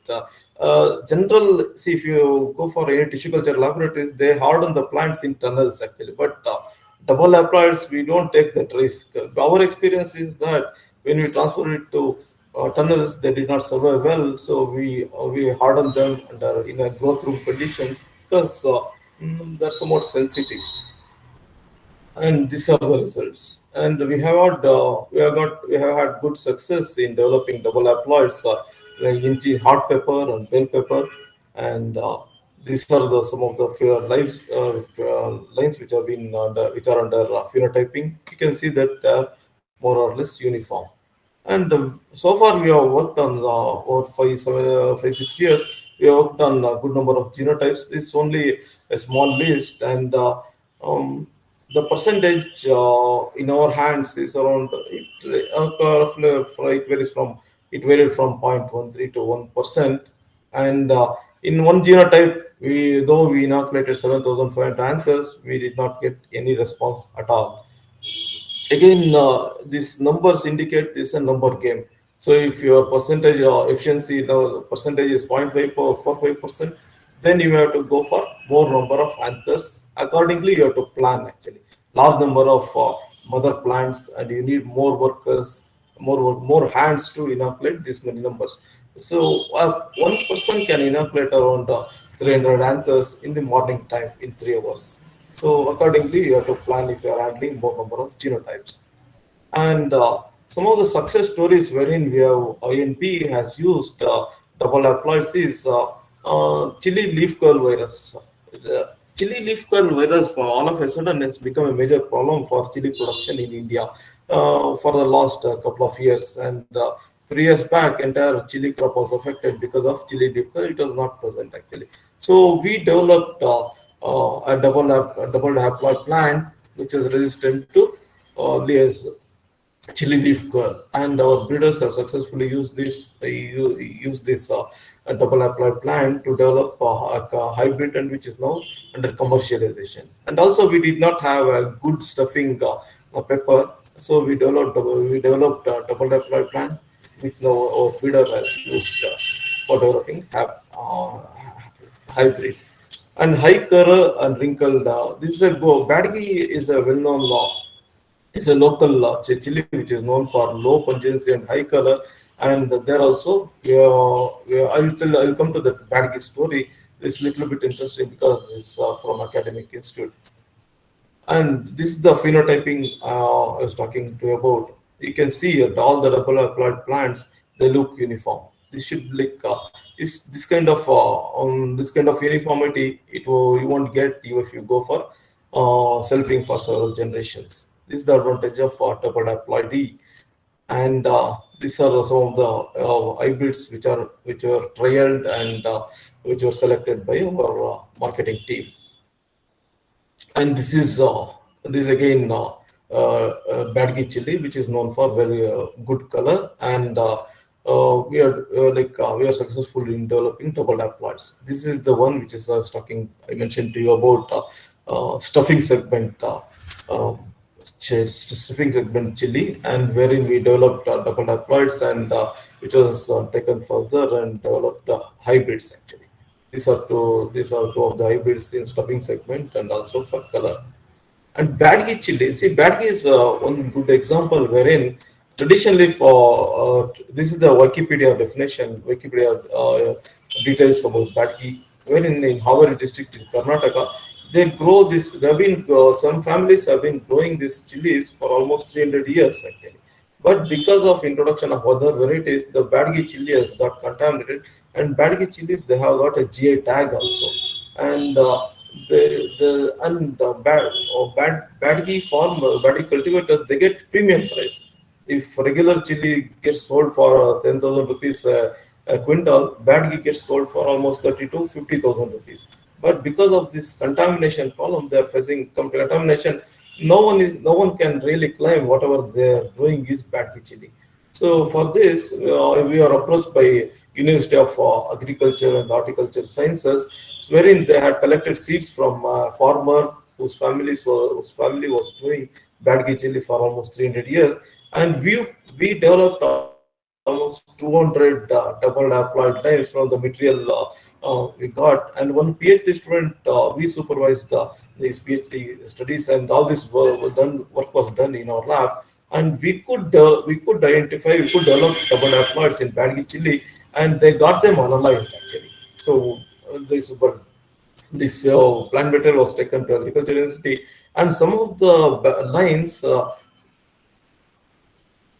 Some of the lines, they have very good color. They call it as ISTA units 321, and heat units is around 7,000. And all these whatever double haploid lines we developed, they had around here very good color and here less heat units. See, your regular hot pungent chili can go up to 80,000, 1 lakh heat units, but Badgi chili is around 5,000 to within 10,000 units actually. So we could purify the Badgi chili, and now this university can capitalize on this and give farmers what is authentic Badgi chili, and that will go in a long way in the commercialization, and also the GI tag could be saved actually. This is what this is in just what is being done at IND Seeds, because we are more into product development in terms of hybrids.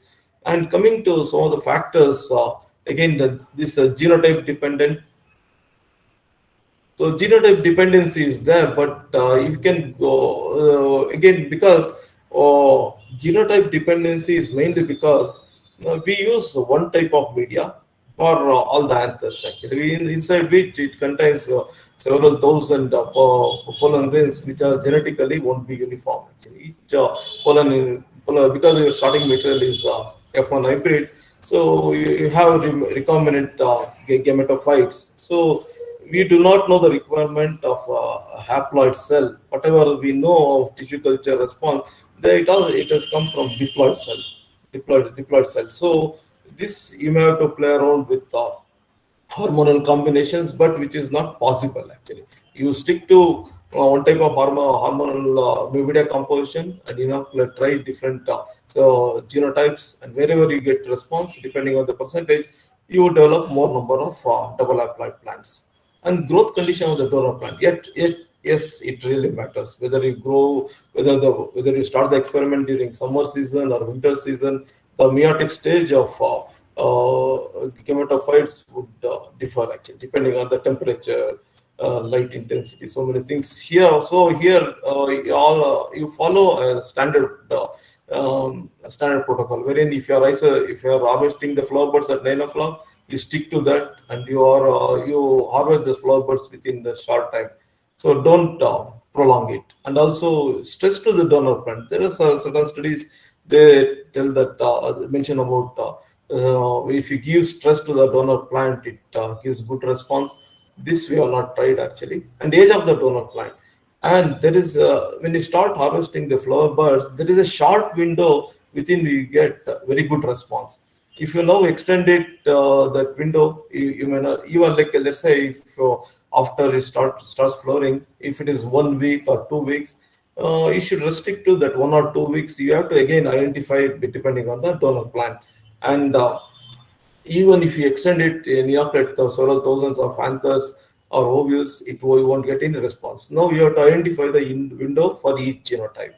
And anther wall factors. Whenever you're working with androgenic haploids, sometimes if the hands are not good, if they are not skilled workers, anther wall, if there is damage, there is occasionally you can get plants from there. So carefully it has to be done.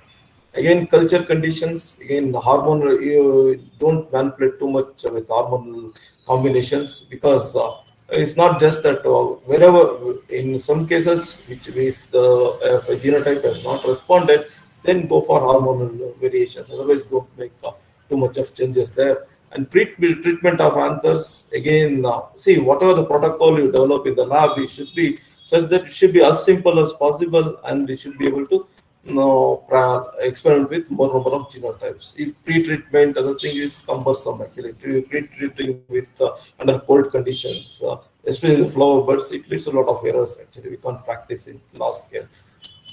And disadvantages is that is a species. Some species will be recalcitrant, and genotype dependency, and high cost and low efficiency. But low efficiency could be made up by using by inoculating more number of anthers or ovules. And in cereals, there are reports of albinism. And genome instability aneuploid, yes, we do get microploids whenever you develop double haploids, but that will be small percentage. You can remove those aneuploids and use only the ones which can go for product development. And you need skilled personnel. Yeah, you can, in fact, skilled personnel in the sense you can train supporting staff, whatever supporting staff which are work there with you to skillfully to inoculate for inoculating anthers or ovules without damaging much. And one thing is it should be short actually. You should not allow them to work from morning till evening. Is unlike other tissue culture laboratories. So you should be quickly inoculated actually. Morning, if you just stick to morning 3 hours, you make sure that all the anthers which are harvested are inoculated between 9 and 12, not after that actually, because again you are inducing error there. So there should not be too much scope for error in the experiment. If more or less try to follow uniform protocols, and you can get good response. Okay. And that goes, in fact, double haploids as of now for vegetable industry, they are very important. If you have to be in the market, develop new hybrids, you need more pure lines, and double haploid is, as of now, this is the only available method to develop pure lines. Though there are, as Ravi was mentioning, there are other methods, again, regulatory and other things are in a question, momentary or regulatory system, it becomes seed companies or researchers friendly. We could use the methodology developed by Dr. Ravi to develop a large number of double haploid plants. With this, they're my colleagues, and if you don't need that facility, all that you need is BOD incubators. If you BOD incubators, if you have good number of hands, so you can inoculate thousands of plates for each crop. You can get good double haploids response, and also make good more number of double haploids which are useful to breeders and develop new hybrids. With this, I would like to conclude my talk, and they are my colleagues. Actually, I have other staff with me. With that, whatever the results I have shown, it is achieved within the last 5 years. And we also went through that learning pathway, and as of now we are more comfortable with capsicum and chilies, and to some extent melons and onions. And good luck, and thank you. Thanks the organizers for giving me this opportunity, and for that sorry for that initial glitch in the presentation. Thank you, sir. Yeah. Thank you so much, Purushottam, for being with us today. It's my classmate. I was very happy to hear your talk. Okay, I have a very small query. So we are talking about Badgi chili. The Badgi chili, some indices you are showing regarding the hotness and color, isn't it? Yeah. Yes. Can you just skip that? Can you explain that? See, Badgi chili is known for less pungency and good color. And whatever chili which is sold in the market, what they use commercial, they lack color actually. But Badgi chili is color which is stable actually. Even if you store it for 1 year, 1 year it stays. So they mix that Badgi chili color and it's less pungent. It goes into cosmetics making also. Have I answered that question, or you were already talking about Abhida? Yeah, some indices. Hot. Is it the hotness it indicates? Some yeah. So that SCU, the Scoville units actually. So Badgi chili is almost like a bell pepper. The heat units are less than 10,000 heat units. Yeah, they call it a Scoville heat units actually. So some of the Badgi lines are less than 5,000. And a color, Ashta color of anywhere around more than 200 is really good actually. Is it having any antioxidant potential, medicinal values? Medicinal values, I do not know. Because of its less pungency and color, it even goes into cosmetics, and a lot of it gets exported actually. But unfortunately, no one can claim whatever they're growing is really Badge chili because of cross contamination from other commercial hybrids. So now, someone had to purify it, and we helped this agriculture university to purify this Badge chili line. And they have got, now based on these values, they have selected some lines which they are planning to multiply and give it to farmers. Okay. Thank you, Purushottam. Thank you so much.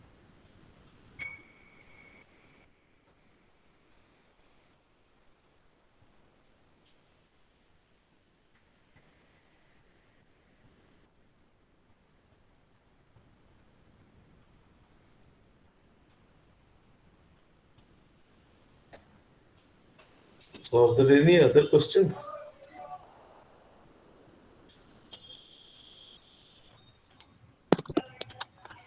Any more queries? I had one query, Dr. Purushottam.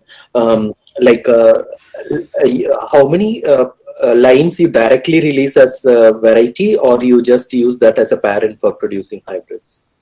Seed companies generally they don't release varieties actually, because some it's possible that some double haploid directly may have all the delayed characters. So okay, so you don't directly release, just you make only hybrids. Yeah, we make only hybrids actually. Okay. Because because now the farmers and the other seed companies, they are so intelligent actually. Moment they come to know that it's a line, it will be in somebody else's hand actually. Yeah, but there is also likely possibility that the directly the double haploid also may be valuable. So yes. You just ignore it, or no, we don't ignore it actually, because we try to use that as one of the parents. But I can share you one more project we did for a private company actually. See, they work on some secondary metabolites in chili, and they're looking for some zeaxanthin metabolite there. So we developed double haploids for them, and they say the few of the double haploids they analyzed through HPLC for that particular molecule. They are planning to take up in a large scale actually for 10,000 or 20,000 hectares actually. For them, it's a molecule which is important, but for a seed company, it is a yield. Okay. So so far we have not released any OP varieties actually. Okay. It's mostly hybrids, because whether it's chili or tomato, they are the major vegetables. So, but if it is onion, yes, you are right actually, because onion, whatever you get in the market, they're all synthetics, because onion is cross-pollinated. So what they do is they take 2-3 different lines and allow them to openly pollinate, and that is sold as synthetic actually. So definitely in onions it is useful. Okay. So how do you confirm aneuploidy in your regenerated plantlets? Because sometimes the minor aneuploidy, it will behave like it will show a wild type phenotype. So you go for whole genome sequencing or karyotyping or something to confirm or rule out that it is it's a perfect haploid or an aneuploid.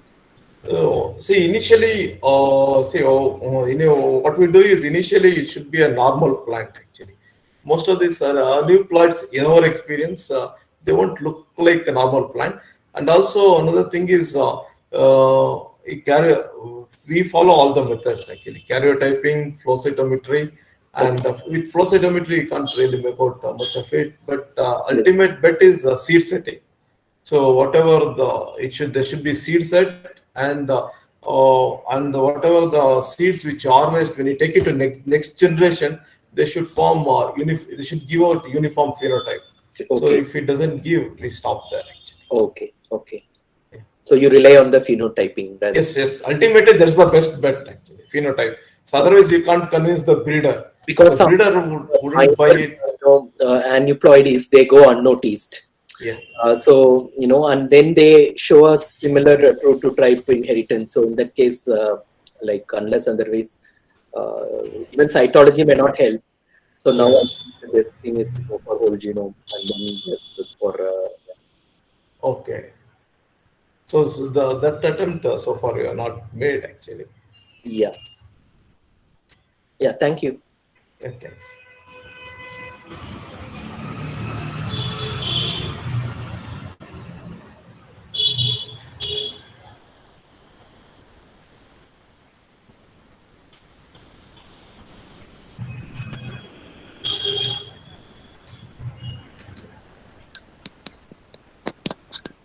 Thank you, sir, for the very informative talk, giving us insights into the significance of double haploidy in commercial seed production.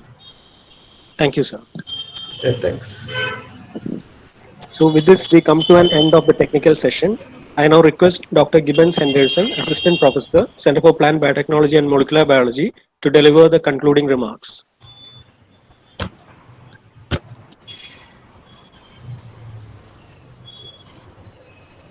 Am I audible? Yes, Gibbons. Okay. Respected dignitaries, distinguished guests, delegates, fellow colleagues, and dear students. We had 5 eminent scientists as speakers with us today.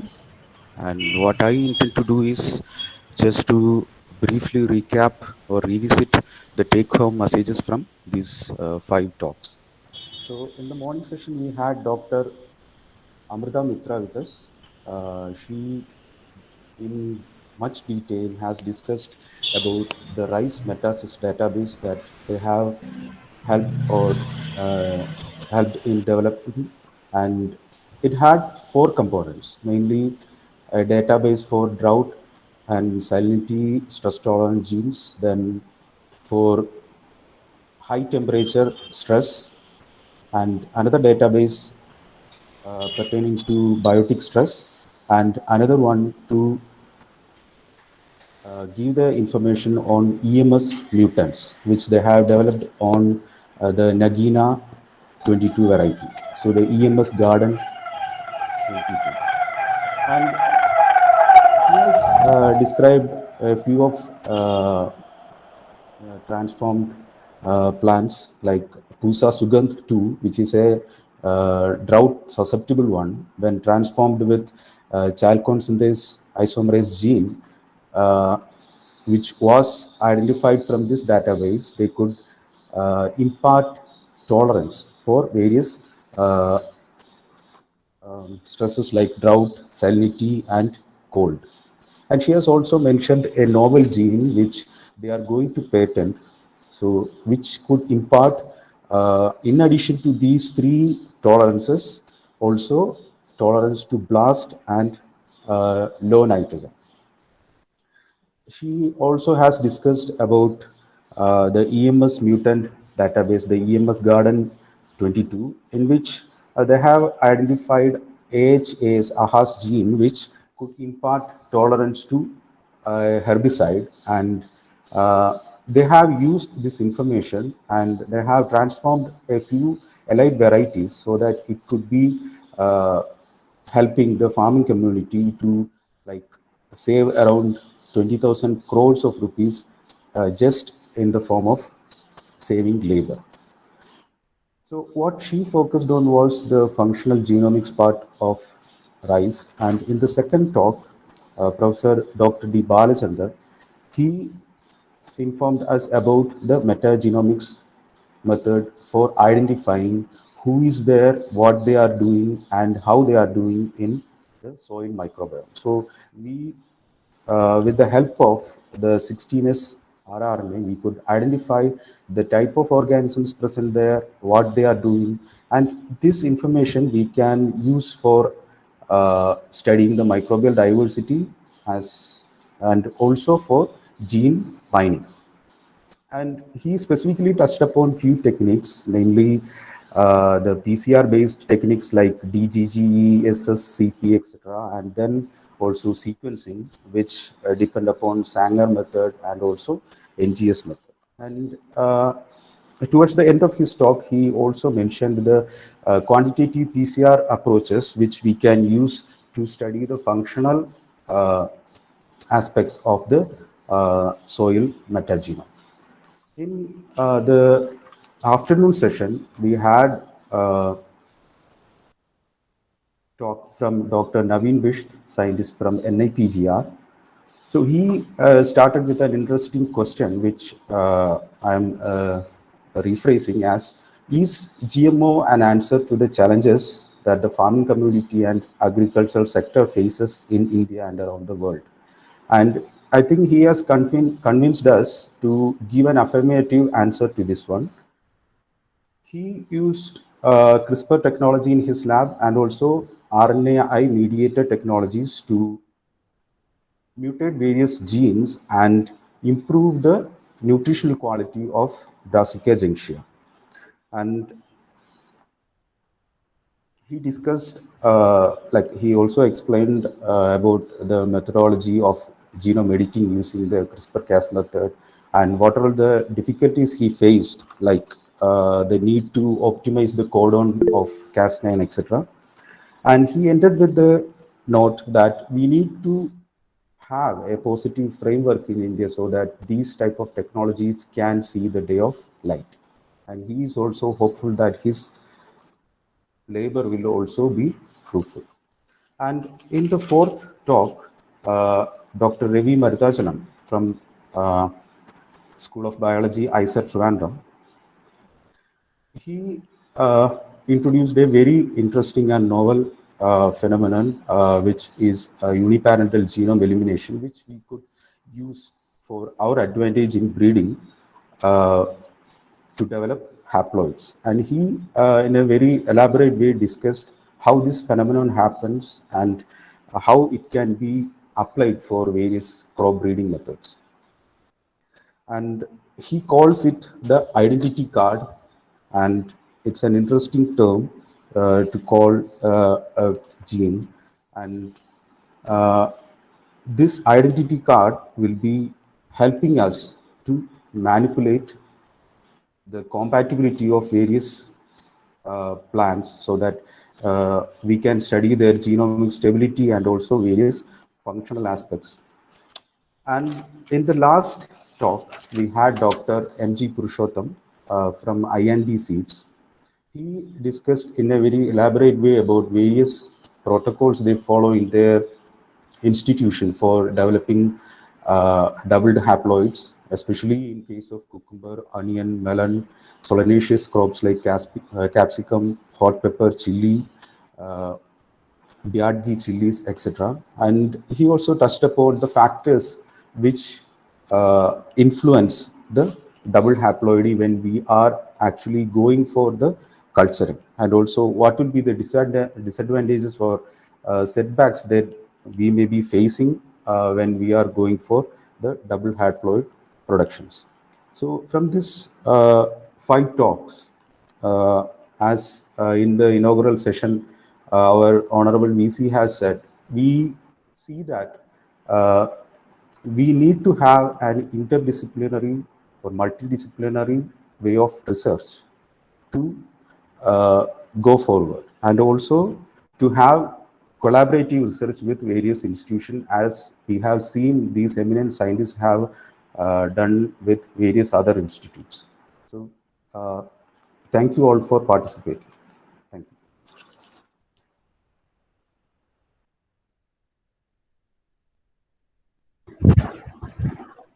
Thank you, Dr. Gibbons, for the concluding remarks. Now I invite Dr. Deepu Matthew, Secretary, Nasi Kerala Chapter and Associate Professor at CPBMB for the vote of thanks. Sir, please. Thank you, Dr. Smita. Today has been a great day for Nasi Kerala Chapter as well as CPBMB. The one-day webinar, which we have been planning for the past 1 or 2 fortnights, is getting completed successfully. And there is a spectrum of people who all have very sincerely contributed towards the success of this program. And the first and the foremost one should be the Honorable Vice Chancellor of Kerala Agriculture University, Professor R. Chandrababu. He has been so much inspiring as well as instrumental in getting this program done. And even he has inaugurated the program, and he was attending the sessions very carefully. And I thank our Vice Chancellor so sincerely. And also, NASI Kerala chapter should thank NASI Pragyaraj, and they have been funding us, and they have been supporting us in all the programs. Usually we conduct the webinars and other programs in all the national as well as internationally important days. And the Kerala chapter profusely thank the NASI headquarters. And also I must thank the president of the chapter, Professor K.V. Peter, the former Vice Chancellor of Kerala Agriculture University, as well as the coordinator was the excellent talks given by the young scientists. So we have seen the extent to which they are excelling in their disciplines, and they were all so I and B seats.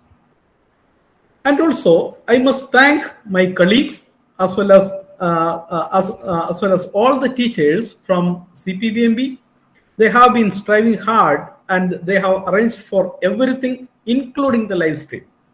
So I profusely thank our head, Dr. Abida P.S., Dr. Smita Nair, as well as Dr. A.G. Kiran, who have been the anchors for this program, Dr. Rehna, Dr. Gibbons, Dr. Preeta, who all my friends have contributed substantially for this program. And also I must thank the Dean, College of Horticulture, who have been supportive for us a lot. And this program was great because of the large number of participants. And I must thank all the teachers of KU, teachers and scientists from other institutes, students from KU, and also the students from other institutes. So thank you so much. Thank you for participating. Thank you for accepting our invitation. Thank you all once again. Thank you so much. Thank you. With this, we come to an end of the one-day national webinar. I once again thank all the speakers for the inspiring and informative talks. And thank you all the delegates for being with us and actively participating in the webinar. Thank you one and all.